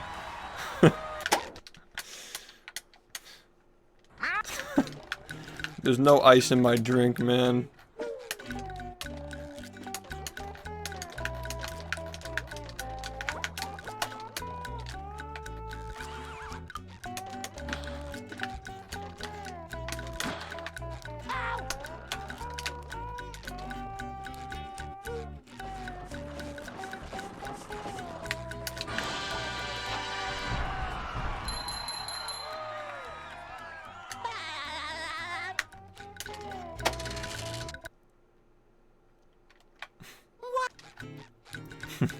That's to go, by the way.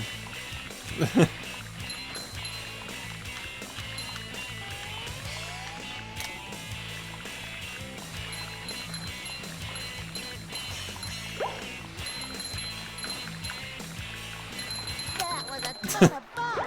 I should do it again sometime. Put my fries in the bag, bro. Yeah, I got a 34.7, yeah.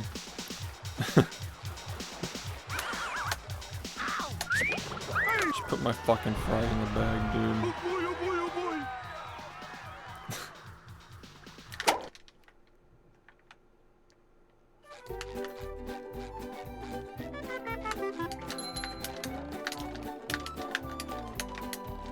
Now I can wear 4 pairs of underwear. This is great.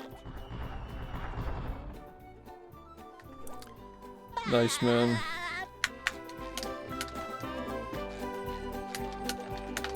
Another finished product.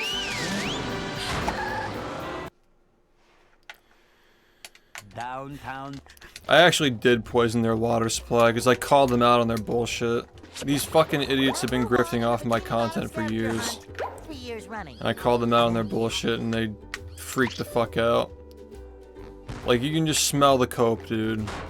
You can smell the cope that, like, all of these people who used to support this shit, like hating on SHiFT and making rage videos and all that, they're all just falling off one by one.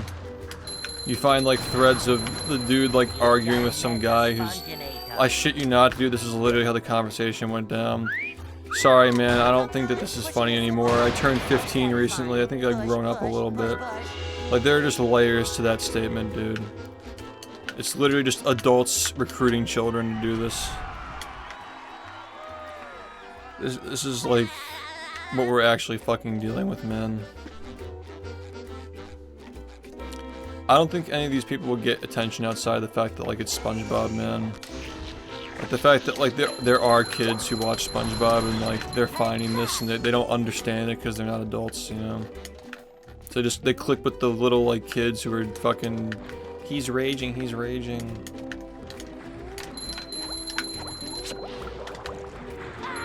Like, I don't care if you understand why I'm mad at the game all the time. But adults don't fucking watch that shit, dude. Nobody is in their late 20s or 30s It's your birthday. unironically clicking on that content and watching it.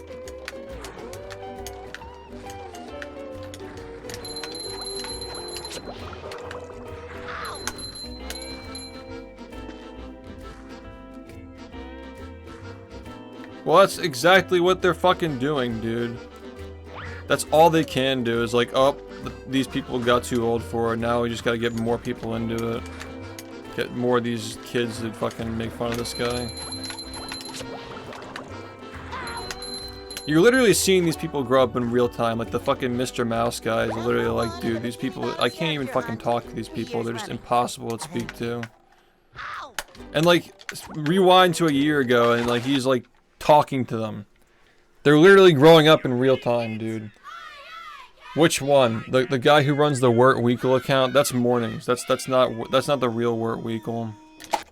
That's another guy who's just, you know, I'm not even gonna get into that, but even he's realized how stupid this is. He's like, that's a person who hates both this stream and the people who make videos like that.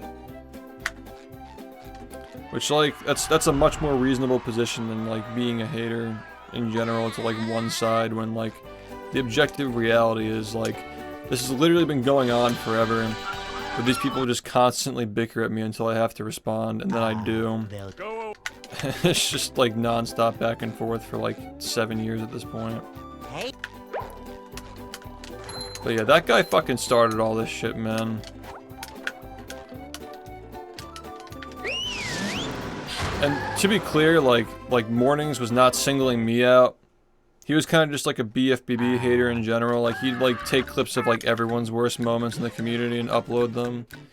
But later on, as you know, fewer and fewer people were like streaming the game, they kind of just started to focus on me.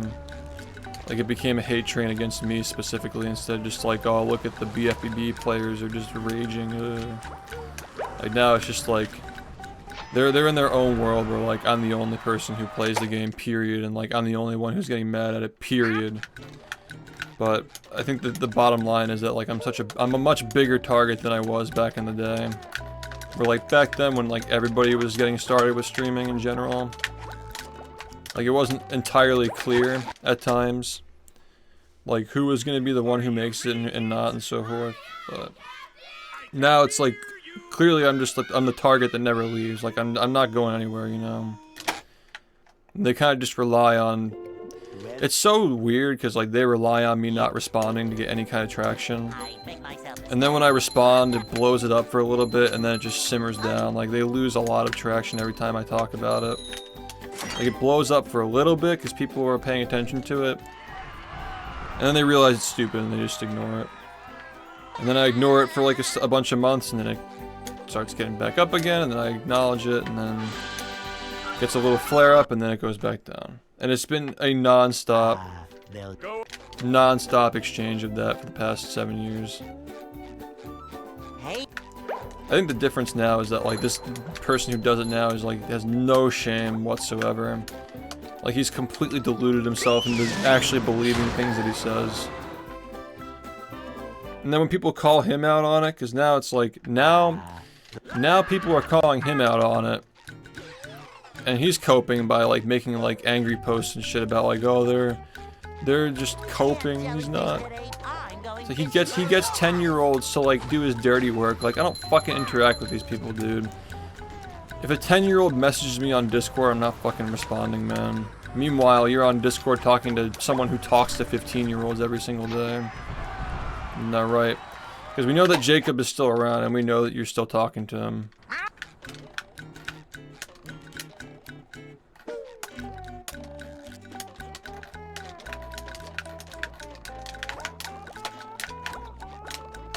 This is all so stupid, dude. The fact that these people even get attention. Are you ready, kids? I can't hear. He told me that Jacob lives with him. That's bait, bro. He's just trying to deflect now.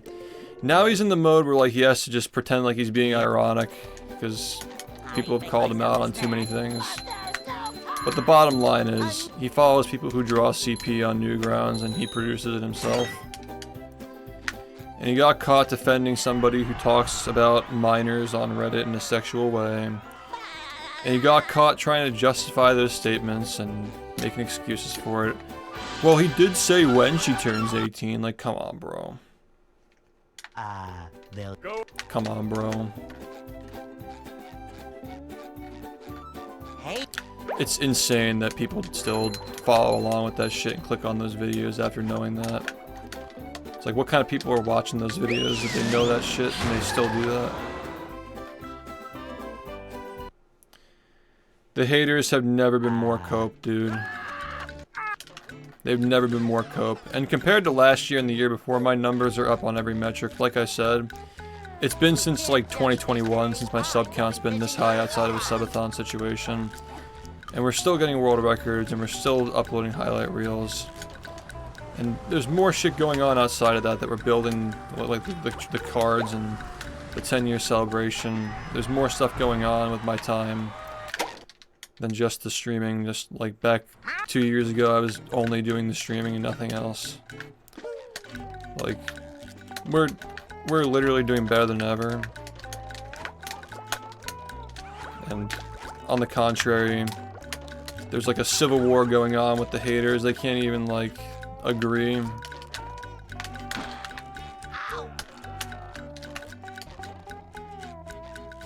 They're just eating each other alive over there, and meanwhile I'm still doing my thing.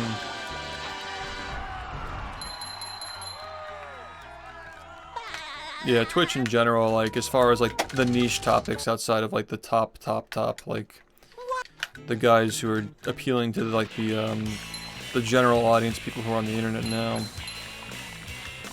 We're doing fine. We're up. When I checked my analytics, like, we would have had to be, like, doing something really special to get the numbers that we're getting right now a year ago. I think that our communities are getting stronger, man. Like, I think that... I mean, like, you and I, like, we're... Like, you stream a lot. Like, you stream a lot, and you're definitely, like more focused on, like, that, like, growth aspect. But I really would like to see Flo, like, join that conversation, too, and kind of, like, become one of the boys with us. And I know, like, the HP guys are around here a lot, but I would like to see that part of the community, like, get more intertwined with this stuff. Because I do see a lot of the same people hanging out in your stream from my chat and vice versa. It'd be cool to see more people actively hang out and like Flo's stream and shit like that. Because he's another one. Number 1 in the Bikini Bottom scavenger hunt, 3 years running. Thank you. Yeah. I'm just saying, man, like, it's gonna be really funny when I eventually snap and just go full content pill. Like, the fucking level of hate. You're gonna see hate and hypocrisy never seen before in your entire life. Just remember, when the content starts to become the main focus someday, like when I truly snap and get tired of this shit, they're gonna be like, you used to be the best player at the hardest speedrun. Like, all the lies that they were telling are just gonna evaporate. Like, all the fucking bullshit that they like say about this game and me playing it, like how they really feel is gonna come out when they're trying to be the anti of whatever I'm currently doing. He's the best player at the hardest game, and he made it popular, and he even worked on the remake. It's like, it's literally gonna be like such fucking hypocrisy if they're still around, because they gotta find some way to hate, you know. Scavenger hunt, 3 years running. Thank you.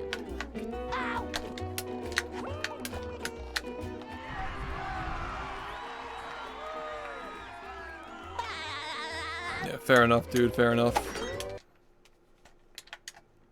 What's up?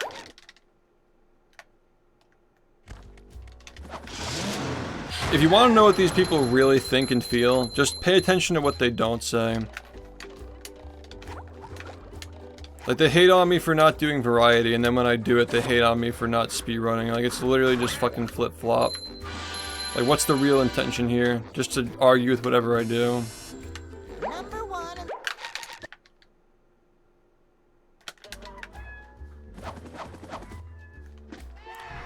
It's like, oh yeah, bro, you're doing the subathon because you couldn't get a PB, huh, man? It's like, whatever, dude. I'm not gonna fucking argue with you.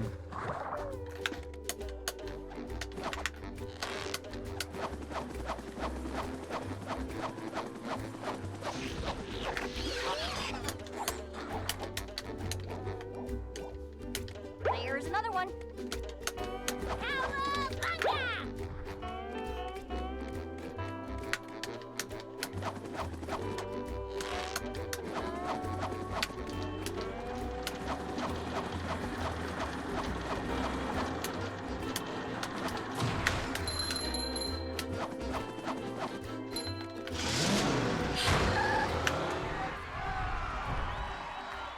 Do you not realize that literally every major speedrunner does subathons to subsidize their speedrunning?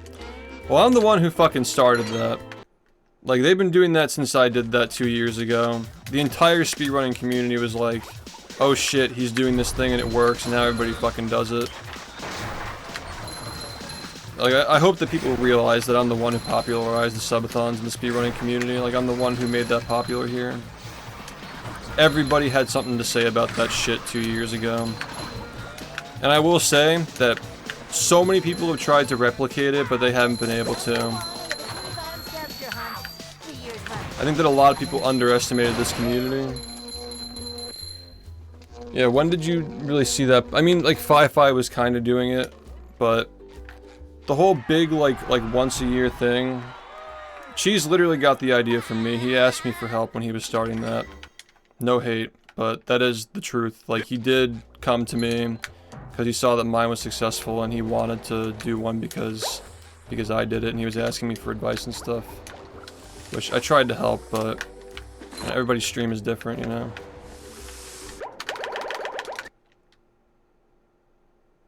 But yeah, nobody's been able to replicate the fucking minute and 20 subs for 3 months straight. And there were so many that started during that period when we were doing that, that like started after we started and finished before we ended. It's like... So yeah, I don't understand how they can even like... How are you gonna hate when everybody fucking does it? Like, are you criticizing subathons? Or are you criticizing me? Because like, my subathons are the most successful subathons the fucking speedrunning community's ever seen, period. And like, everybody's doing it. So I don't understand the basis for the hate. Like, it's successful, and it's a generally accepted thing that everybody does. Like, either you're criticizing, like, the existence of subathons in general, or, like, what else? Like, what else could you possibly criticize? I'm literally just doing it, but better than everybody else. It's not criticism, yeah, it's just harassment. It's like just fucking bickering until you get a response.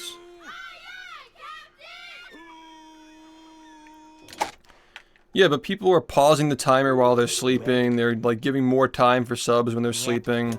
That's not what we were doing, man. The whole thing, literally the whole marathon, the timer was ticking down.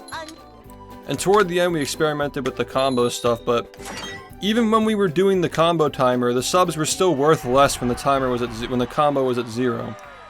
Like, instead of making it like a minute and 20 at the start, it was a minute and 10 for all subs until they gave subs. So it balanced out. Like, it may have been a little bit easier. If you, like, do the math, maybe it was a little bit easier. But it wasn't any different than the actual average throughout the whole subathon, where we started at, what? We started at 2 minutes. We went from 2 minutes to 140 to 120. And for the majority of the marathon, it was 120. And then at the end, like, the final, like, few weeks or so, we did 110. But if you give a lot of subs at once, it becomes worth more, and you can get it up to, like, 150 or something. But if you average out the whole subathon, it was around like a minute and 33 seconds average throughout the whole thing. But yeah, nobody in the speedrunning community has been able to replicate a minute and 30 per sub for 80 days straight. Nobody's been able to do that. So like, either you're just not acknowledging that everybody's fucking doing these things, or you're just hating for the sake of hating, because I'm the one who popularized it here. And mine is still the biggest one, so like, what can you possibly hate, dude?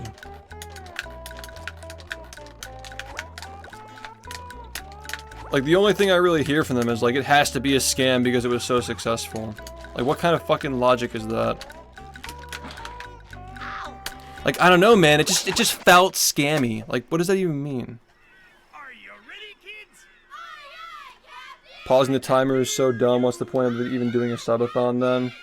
Yeah, because the whole point is you have to have stuff going on when you're not sleep. Like you have, if you're not leaving the timer going while you're sleeping, then just turn off your stream and stream the next day. And then it's like you're just literally paying somebody to stream. The whole point was that during Movie Madness, when I wasn't here, you were still getting entertainment. Like you were still getting people doing the challenge. You know, like, there were 2 challenges simultaneously going on. There was me trying to beat the game, and then there was chat trying to beat the game. The one thing that like in hindsight didn't make sense is that, I mean, we tried to do the reward, the media share for, I mean, we've done media share a million times this year, so we've made up for it, but we didn't end up doing the media share during that subathon. That was the, well then again, like, the media share wasn't supposed to be during the subathon. The subathon was only supposed to last for a week, and then we were going to do the media share run like a week after. Like separately. So the media share streams were never supposed to occur during that subathon anyway. So that's actually fine, but that's part of the problem though, is like we needed to make it so there was an incentive to actually win. So like when you beat the game, like when they beat Revenge of the Flying Dutchman, it adds like 24 hours to the timer or something. So like it's not like literally paying people for like being on the stream, but there's an incentive that people like there's like stakes, you know? Because that's better than like straight up just like paying somebody to like stream for you when you're not here. Because you have the incentive of people to participate and stay active in the stream. And there are the stakes of like the game actually matters that I'm playing right now. It's not just like here. Like last year, it was just here and there was no incentive to play it.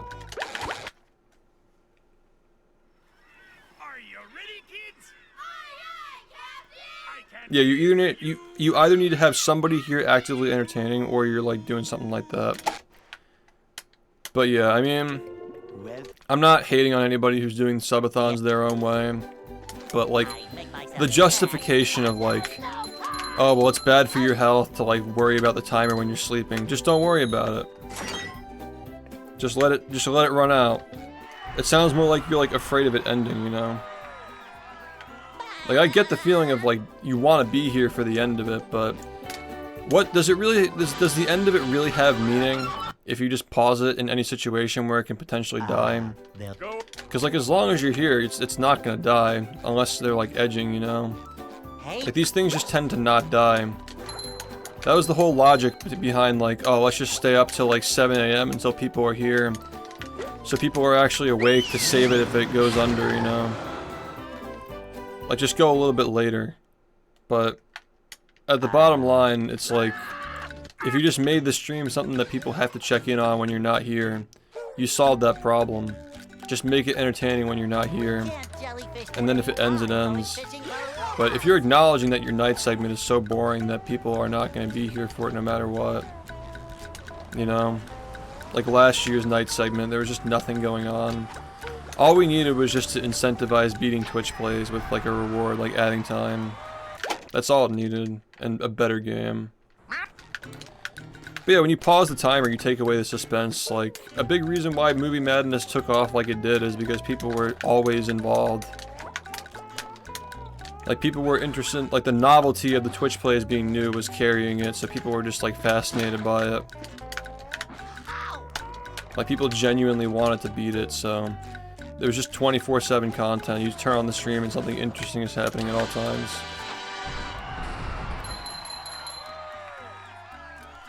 But yeah, exactly. You just like you pause the timer when you're sleeping. You like give more time when you're sleeping. Like the whole novelty of like, whoa, the subathon is going on for so long. That literally died. Like the marathon that truly killed the whole like, it's so impressive that's going on for so long was ours. Like that was the last like true long subathon. That was like unadulterated with like not being like cheesy with the time pausing and shit. That was the last like real subathon that lasted for like 80 days or anything like that long. That was the last one that was like that. Everybody just does the timer pausing shit now. It feels like a thing where it's like, okay, shift heads, time to rake in our yearly dough, you know. Like I have to make this like last as long as it does because I have to make make ends meet, you know. Which sucks because like you are kind of relying on the subathon going far to make ends meet, but like you can't like factor that into your decision making. Like if it doesn't go on that long, like you're down for the year. You can't just like force it to go on for long, you know. Like you better fucking put work into it. Put fucking work into your subathon if you want it to last long. Don't play games with the fucking timer. If you want that subathon to last, you're on here for 18 hours a day being entertaining. Which is what I tried to do last year, but I burned out of it because I literally physically couldn't do it anymore. It was so exhausting. You gotta just make it good, dude.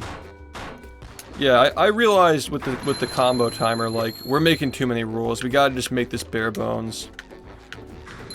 Same thing with the games unlocking last year, like the little mini sub goals, like every 1,000 subs we unlock a game, which is fucking hilarious that like 1,000 subs is a mini sub goal during our subathons. Like you literally get 1,000 subs a day during those subathons, so it's like the mini goal is just unlock it every 1,000. But yeah, people don't fucking care about the mini goals. People don't fucking care about like, oh, we're unlocking this game now, guys. Like they're all the same. They're all garbage games. Like nobody cares about what game is being played. Like the whole point of like the game that we're playing is like, it's got to be a game that everybody agrees on. So it's like one of the SpongeBob games, because obviously I built my stream off of speedrunning a game that happens to be SpongeBob. So the majority has to be this, and then there's like a palate cleanser of like Yogi Bear thrown in. I really think that we figured it out. Like, I think that the next one's gonna be a good one. Are you ready, kids? Yeah, that's a lot, dude. That's a lot. For a channel that size, that's a lot. Definitely. Like, that's a lot for, like, most people who are, like this size doing subathons. They don't even get that many. Like, what is that? Is that, like, 4 minutes a sub? I think that's like 4 minutes a sub, right? 3:30? That sounds like 3:30-ish. 3:30 to 4 minutes a sub. That's what a lot of people who are bigger than this channel do, dude. Well, you should be happy with that. I know you are, but I'm pretty sure that like Cheese literally does that exact same thing, like 3 to 4 minutes a sub. And then he does like the happy hour thing where it's everything's worth like 10 minutes or some shit.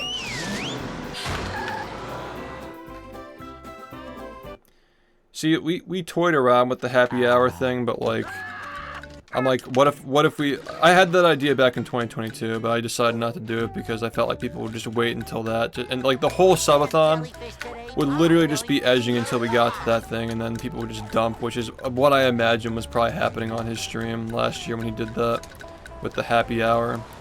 Like I can totally see that happening where like everybody just waits until the happy hour to dump, so you're not really doing like 3 minutes a sub. It's more like 5 to 6 minutes a sub. And everybody's just getting the timer up to 24 hours to make it to the next day. You know what I mean? That was the problem with the whole happy hour idea that we had, like, a couple of years ago. I thought the combo made more sense, because, like, you'd have people giving random subs to try and save the timer. And then you had the added incentive of, like, oh, look, if you work together... If you work together, then like more people are gonna give subs, and the hype train happens, and it just like feeds into it, and more people are giving subs because of the hype train. And just like in general, like people are gonna be like training stuff together because like everybody else is doing it, you know. That's a big thing about the edging, is like if people feel like nobody else is doing it, people kind of just like stare at it. But if people are like forced to give a sub when the timer's about to hit 0, like someone's gonna try to do it to save it. Someone's gonna jump and try to save it, so they feel like the force of like doing it. That gets the combo started, and then more people jump into it to get it out of like the death range, was the idea. And it did work pretty well, but there was the added consequence of it being confusing. So I'm not really sure how well it really did when you take into consideration that like there are probably a lot of people who are confused on when to sub. Like it became a negative motivator, like people didn't want to give subs until the timer was worth like 1 minute and 50. That's what the live stream fails clip was, when I was explaining like This guy doesn't want to give his 50 subs until it's worth 1:50, so if we get 5 more subs and the subs are worth 1:50, he'll drop it. That's all I was explaining and people took it out of context, so I think that in general it's just better to keep it at a static time. Like the next one is just gonna be like, cause you know, like subs are worth $6 now. We'll probably do like 1:50 or 2 minutes. And just keep it there. Thank you.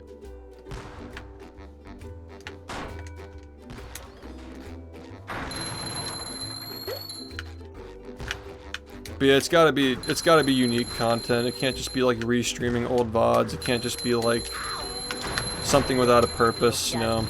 I don't like the idea of having people who are not me on this stream advocating for people to give subs when I'm not here. I think that's a little weird.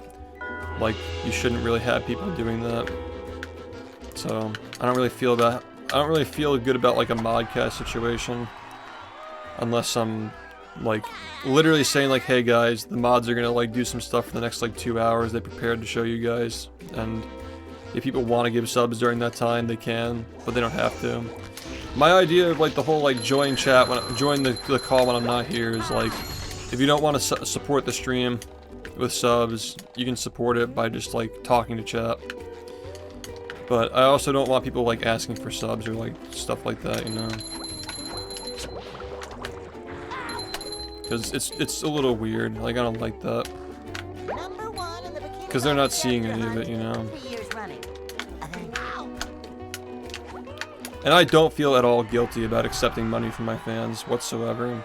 If my fans want to give me money, like, in my opinion, at least, if somebody were doing a subathon for charity, like if a streamer I really enjoy and want to support were doing a subathon just for charity, I wouldn't donate to it. I want the streamer to fucking get the money, dude. If I'm gonna donate $1,000 to a subathon, I don't want it going to some random charity org that I don't know if it's gonna make a difference. I know if I donate to a streamer, it's gonna make a difference, though. You can literally see that shit when they get new equipment and stuff. Their quality of life gets better so they can stream longer. Like, you see those differences in real time, and you support a stream. I mean, for the first, like, few years of me streaming, like, people definitely noticed that, like, the chair got upgraded and, like, the mic got upgraded and the camera got higher quality and shit. But these days I try to express, like, I'm doing better with, like, different things, like, you know, putting more time into, like, side projects and stuff that people find fun. Putting more time into the world records. You know? Like, I have, like, the best equipment I can possibly want, so there's not much else I can really do without wasting money at that point. There's not, like, I can't get a better microphone than this, realistically. Yeah, it's gonna be interesting. I feel like standing desk is, like, perfectly valid if you're, like doing casual stuff. I should probably get one of those, too. Just, I'm speedrunning 99% of the time, so I don't know how much use I'll get out of it, you know?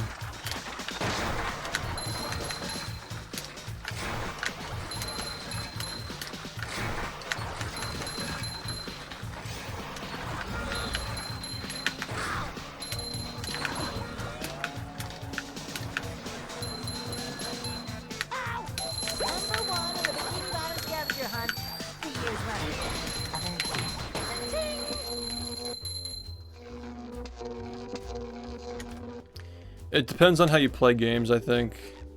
Like, I need to have my legs supporting my wrists when I play.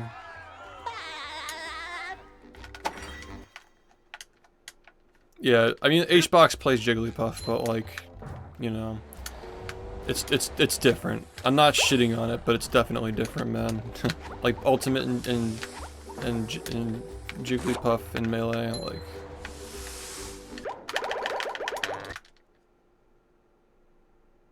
That's much more of a mental game than a technical game. You literally fucking, your wrist would fall off. Yeah, exactly.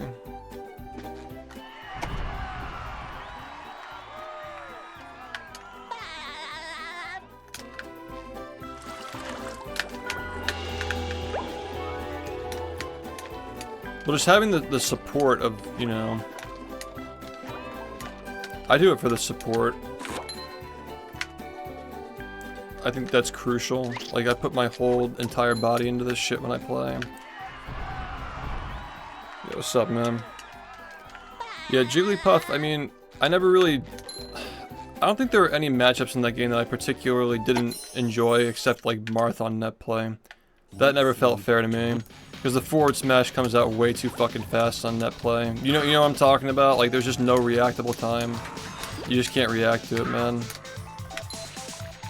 Same with, like, the side B for Falco, like... You just get back for free. No offense. No offense. But you do kind of get back for free with that character, unless somebody's, like, good at actually edge guarding, like flowchart edge guarding.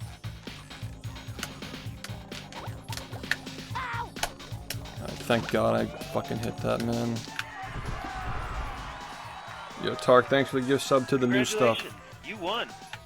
True. But that up B does fucking damage, though. You can kill with that shit.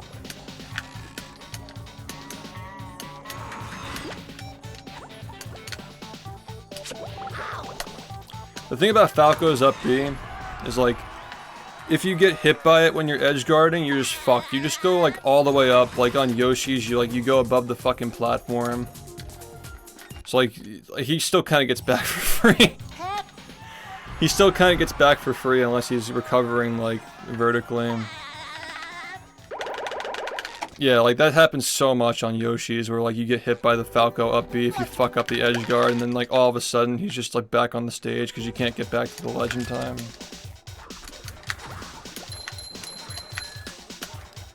I like how my 9-year-old knowledge of the game is still, like, somewhat valid. If it weren't for the shinies, I could have quit immediately there. That would have been fire.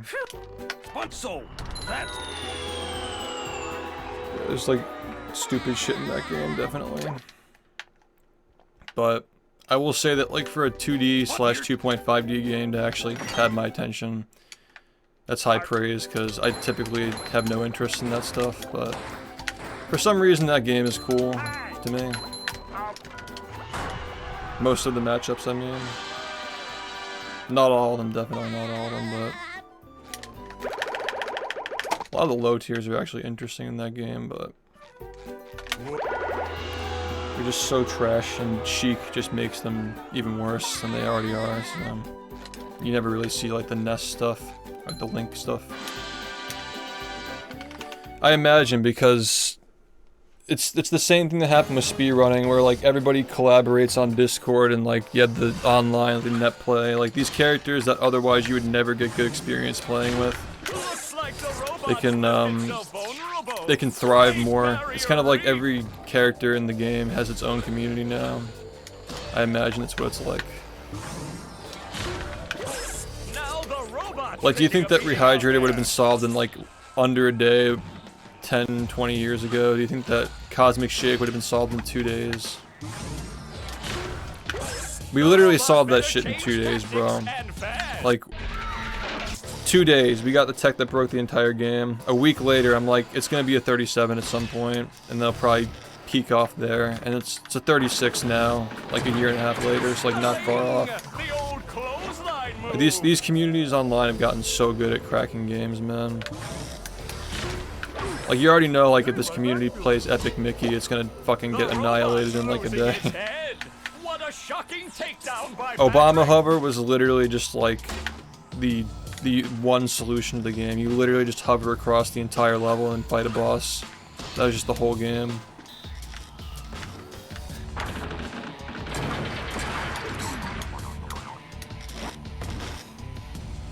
Yeah.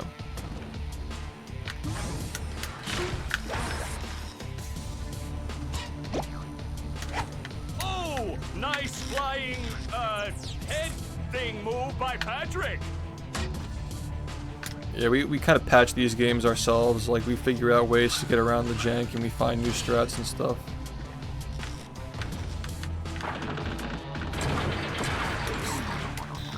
I think it actually will be epic. It looks like a high quality game.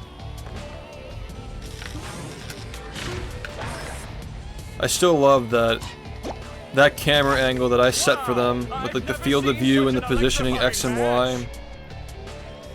That camera angle that I set for them 5 years ago in that studio when I went there is still the same camera angle that they're using for Cosmic Shake, Epic Mickey, presumably whatever game they make next. Like, it still holds up.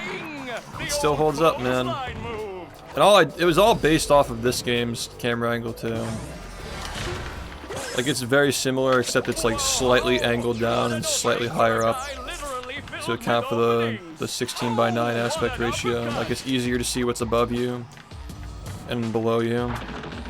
It's like ever so slightly different than like what this game would be if it were widescreen, but it works better for what it is, you know. I gotta say, man, they haven't changed it. It's still the same.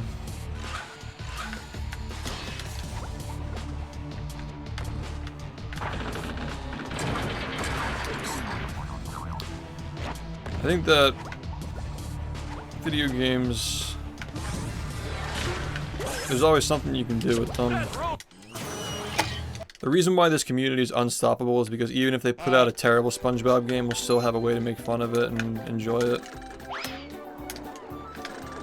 Like, we kind of have like an answer for everything, dude. Like, if that Patrick game is complete garbage, it's still gonna be heat on this stream.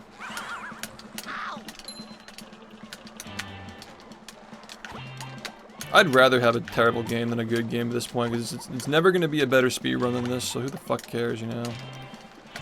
Like, it's not going to be better casual, it's not going to be a better speedrun, so like, if there's going to be another one, just make it a fucking dumpster fire. Just give us another movie. Like, we'll be doing like meme runs of like the Patrick Star game by the end of the year.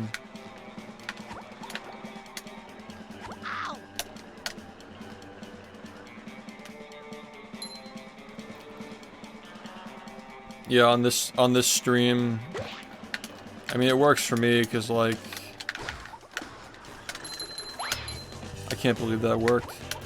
It works for me because if I play fun games, this is another reason why I don't like playing Call of Duty on my stream anymore.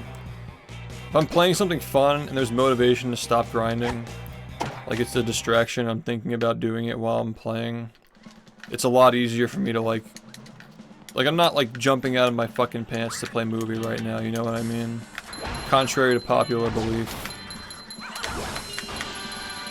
Like, it's much easier to like separate it and like do the variety that way, where like we're just making fun of a game that I'm not enjoying. And like have that as like the mix up instead of like doing something that's actually fun. Because it just messes with my baseline too, like going from like having fun with the boys on COD to doing this is like fucking awful. Like, I can't focus on this when the alternative is doing that. You just kind of like gotta forget about it, you know? Up we go!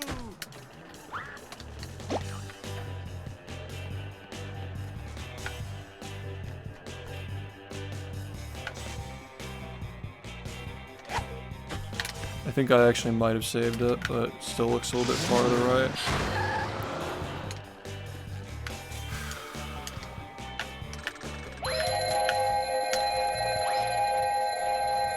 Yeah, it's like actually Whiplash though. It's funny. Kind of similar. Like, he breaks up with all those girls to get better at the drums, yeah.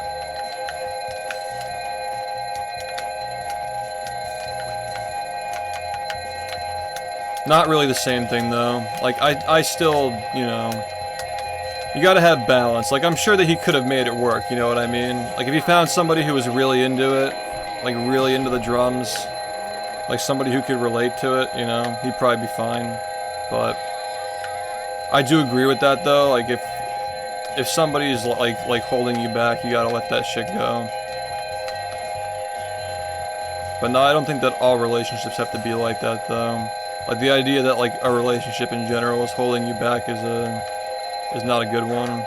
I've seen like confrontations. Like, there's a guy who I know who streams who like his girlfriend like wasn't behind the streaming and they broke up over it. They eventually got back together, but he set his boundaries like right then and there. Like, I'm not gonna choose you over my stream. So like either you have to like accept it or just, you know, leave. Which is based because like it's a lot easier to replace the girl than it is to replace the stream. And that's just facts, man. No hard feelings. I don't think I can continue this run, by the way. Like I gotta decide now. Like we need to dump like 10k. We need to dump 10k. So what's happening here?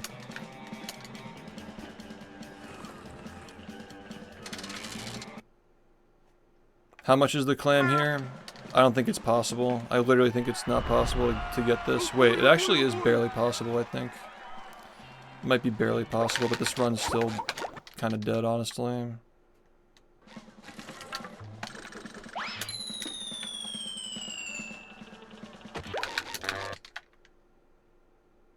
Like, how bad is this right now? Alright, we're at 52.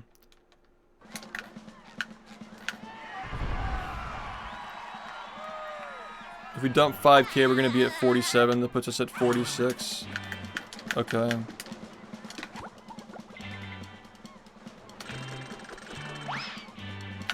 I think this is the right move. I'm probably just gonna reset anyway, but yeah.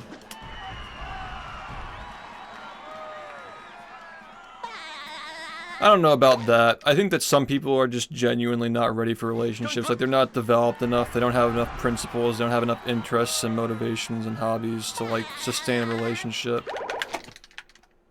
Because, like, then you get into, like, the mode of, like... And I've been in this kind of situation before, where you're almost, like, parenting the person. Like, it's not like a give and take, you're just, like, parenting the person. Welcome to the... And yeah, immaturity is absolutely contagious, 1000%. I think a lot of people don't really understand, like what immaturity really looks like, though.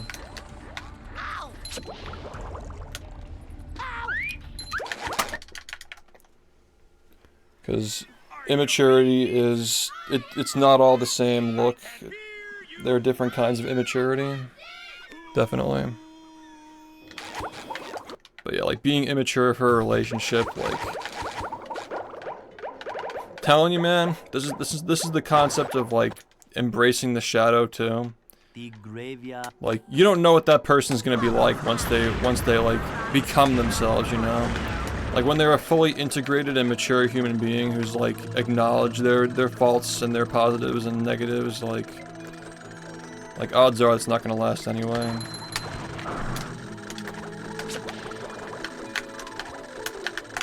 Shit, dude.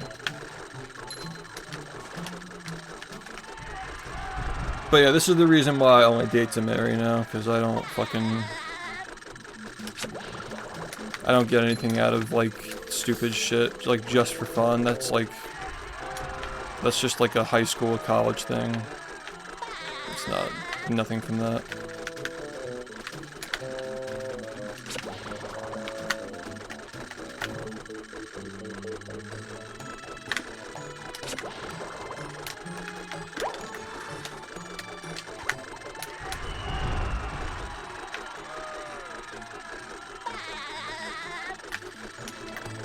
Yeah, I mean, I don't know. Whatever it is. I was never really into it either, but when you're young, you kind of just do things, you know? You just end up in things.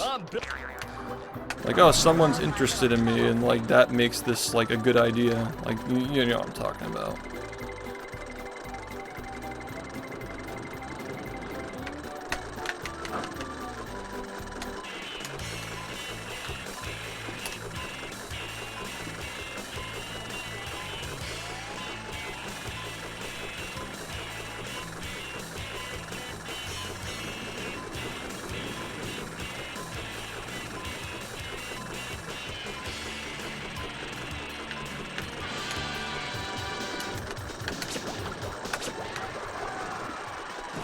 Congratulations, SpongeBob. You beat my. I did fine. Here's a Anyway, I gotta go. I literally have to stop now. Wait, actually, let me do this. Say hello to your bubble friend. Anyway, start your stream, Mike Bliss. You got like 2 minutes. I mean, I would raid you, but I know you're not. I don't think you stream on these days. But yeah, if I see you're alive, I'll send it.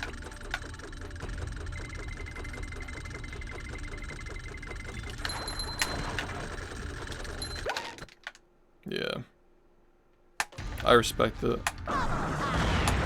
You did Saturday last week though, so I figured maybe.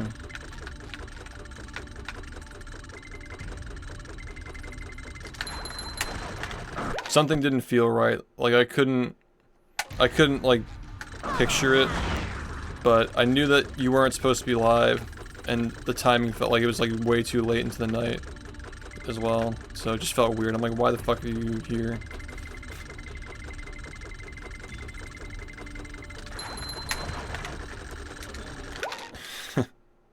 Yeah, no. It's like a special thing. I feel that, like, I'm not gonna do the media share shit every single day.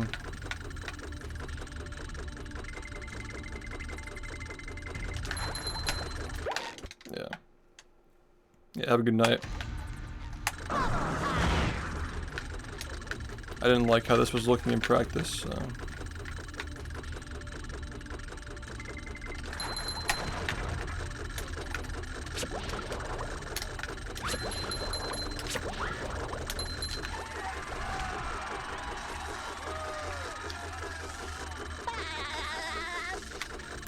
Yeah, I think that being a leader and like that kind of a relationship, even like friendships too, like a lot of friendship dynamics have like a leader follower, like a partnership dynamic to it.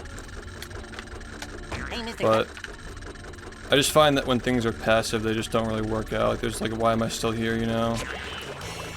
For like the intimacy, that's just like not interesting anymore, you know? Like anybody who's like actually been intimate with somebody, like it gets old after a while, you know what I mean? I don't know how to explain it without sounding like an ass, but there comes a point where like the passive intimacy just for the sake of like, oh, like there's a person like with me doing this stuff with me is just like, it's very passable.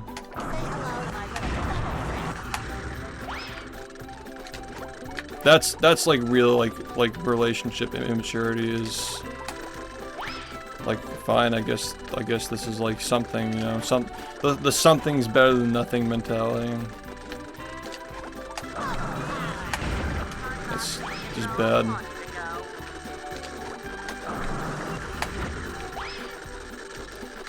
But it's kind of funny because like the get out of jail free card is like saying like I'm not ready for a relationship, when like you know that if you found the right person you would be.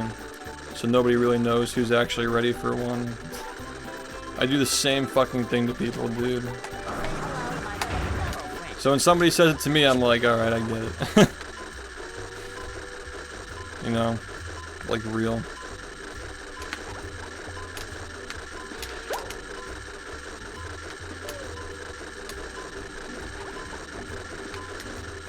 But like realistically speaking, like I'm not changing. I'm streaming 8 to 10 hours a day, probably forever. Just gotta find a way to manage everything around it. Gotta figure out how to work everything in. Congratulations! So.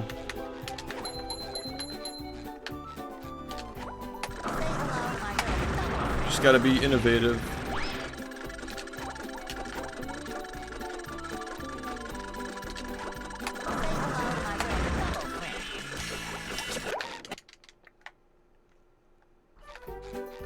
Yeah, exactly. I've been around a lot of people over my life who have tried to change me instead of like, you know, work with me.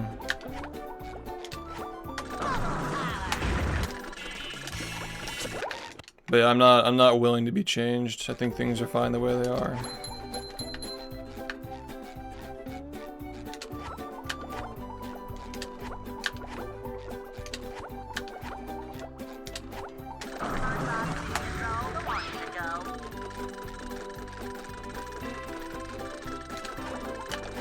You know the fuckers who fucking make those videos are gonna, like, that's gonna be the headline, "I'm not willing to change," and it's like a fucking, like, me raging at a trick in the game, like in the thumbnail. Streamer says he's not gonna change ever. Will never let go of his bad ways. And it's just me, like, passively talking. You read the comments and it's like, I used to watch his streams back in the day when he wore the hat, and it was just so much better.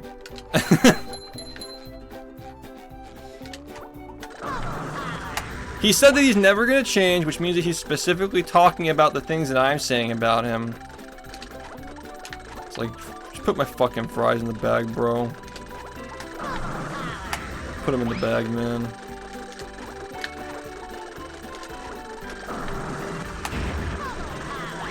Anyway, I don't think the core load works on weekends, so don't, yeah, fine. Alright. I do have something to do, though.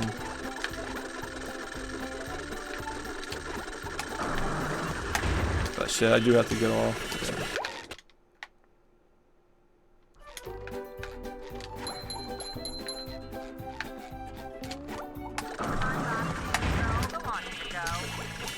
We should just make their fucking thumbnails emotes, dude.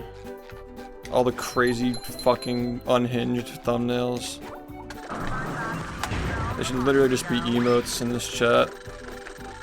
Because they're legit, like, funny. They're so absurd.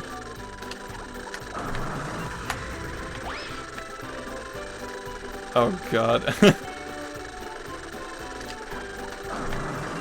It sounds like a good idea, but we'll have to sleep on it. I don't want to, like, promote them, you know? Like, it sounds funny, but it might just be fueling the flames, you know?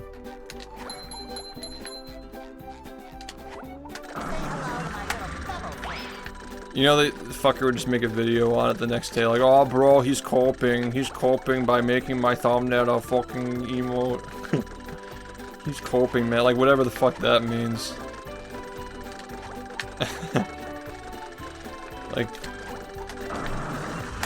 I don't fucking care. I just want them to, like, shut up and go away.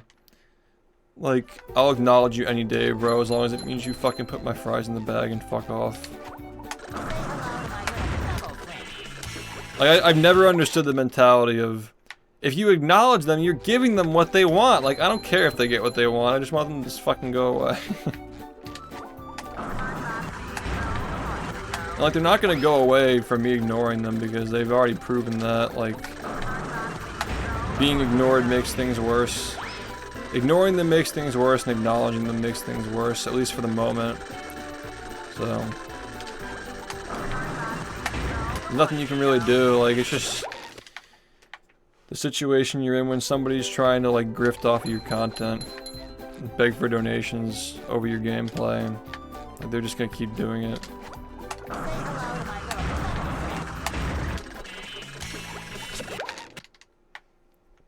As long as the fries get in the bag, man.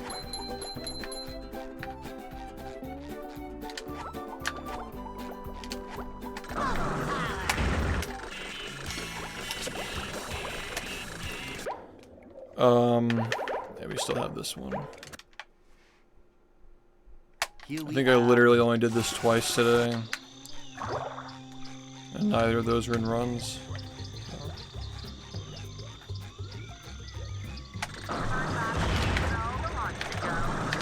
Alright. I really have to go. I have to go. Thanks. If you want something to watch while I'm sleeping, this is a good video. Just all the best moments. Thanks, everybody. See you soon. And by the way, I'm still looking for more editors. I need somebody who's capable of making a 10-minute video in a 5-day period. And it's not like fully edited, you know, talking, commentating. I literally just need, like, somebody to put my clips in a row, do some edits, maybe like a couple of cutaways or something. I just need 10 minutes in 5 days. Like, from the day when I order it, 5 days later I have it waiting for review. So if that's something you're willing to learn, I'm more interested in people who are willing to learn because I can teach people. Like, I know how to edit. Okay, I'm, like, pretty decent at it. I understand comedic timing, so forth. I can teach all that to you. But I do need people to do this, so if you're interested in that, if you think that's something you can do, I'll literally buy them as fast as you can make them.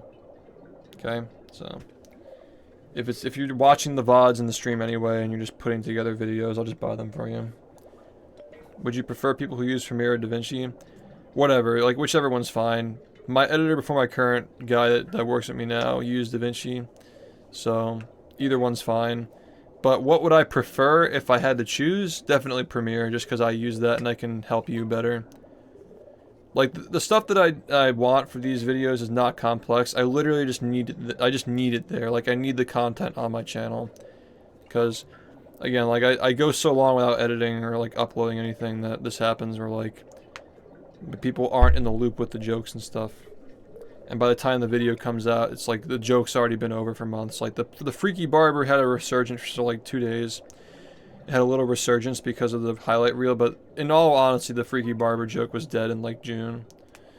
Like the shrimp joke, if we get like the shrimp highlights in October, it's not even gonna be relevant. So, all right, cool. Yeah, just reach out to me. And like again, I'm the kind of person who like I really want to see that like motivation. Like if you don't like send me anything on time or whatever, like I'm not gonna like badger you for it.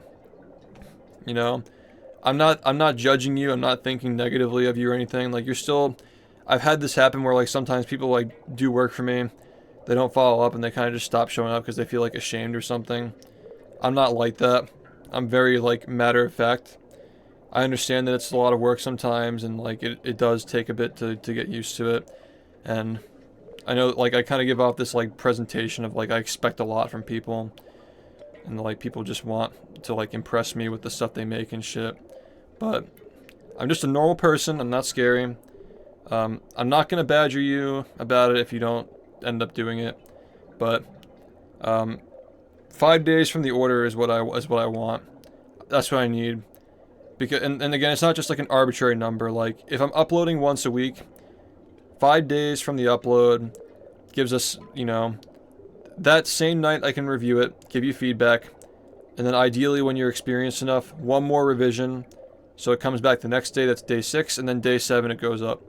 So that's like the pipeline of how that needs to work. That's the workflow I had with Glitch PhD when he was doing my stuff. That's what I was doing with Freeze when he was doing it. Even like Hane Kala was kind of like on that same kind of schedule with the frequent highlights. Maybe it was like once every week, once every 2 weeks, but yeah, that's the kind of workflow that I need. And again, like, I love Thomas's edits, but I need more people to work with me alongside him if we're gonna make this work. Like, I need like a team of people. It's uncommon that you find one person who can just like commando or whatever you call it, like, you know what I mean. Like, it's hard to find one person who's able to do that shit as consistently as like Glitch was able to pump out like a 30-minute video every week, which is fucking insane. I don't expect that from anybody. But yeah, like 10 minutes in 5 days. I think, you know, that's just 2 minutes of editing a day. The clips are already there. Most of them don't need edits. Some of them do. A lot of them don't. But yeah, if that's something that you're interested in and you have no experience, I'll teach you, because I literally just need people who are motivated to like do it and have time to do it. Because not everybody has time either, and that's a big thing. Yeah, it's I understand that it's a lot of it falls into the demographic of like people between like the ages of like 18 and 24 who like they're working on coursework or something. Or would you accept multiple people to do them too? You mean like multiple people working on the same video? You wouldn't be getting paid much, but you know. Yeah, just reach out to me. Sure. Discord's the best place to do that. If you email me, I'm just going to tell you to reach out to me on Discord, so you might as well just Discord. This isn't the scary guy you see in the rage clip. It's not the rage clips, dude. I just kind of like focus on the game. Like, I don't like put on this presentation of being this big happy guy. But I'll tell you what, I am very happy when you give me money. So keep doing that. And I'll see you on the Rage comp when that gets clipped and taken out of context. On the Rage. Thanks for watching.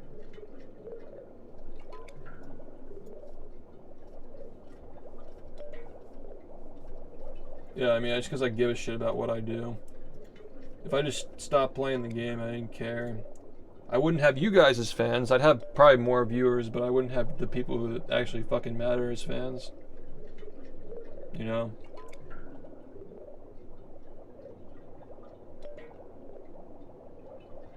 I'm just greasing you guys up for the next subathon, man. It's like... just trying to get in that grease now.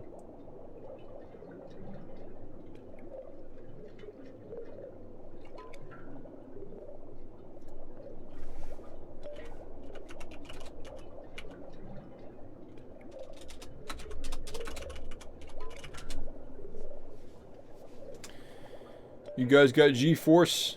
Another thing too is if this stream were like so big, like if it were so big that it were out of control, like it was like 2019 with the diaper shit, like we wouldn't all be on the same page with the jokes. We're all kind of on the same page, which is what I like. I prefer that slow growth over the, you know, if you gotta do it right, if you're gonna do it the right way, yeah, you gotta do it the right way. This community has been a unit since the subathon a couple of years ago. I think that since then everybody's been slowly getting onto the same page. But yeah. I think in a couple of years we're going to be better than ever. Yeah, what's up? We're leaving. But yeah. I'll be back later today. Thanks, guys. See you soon.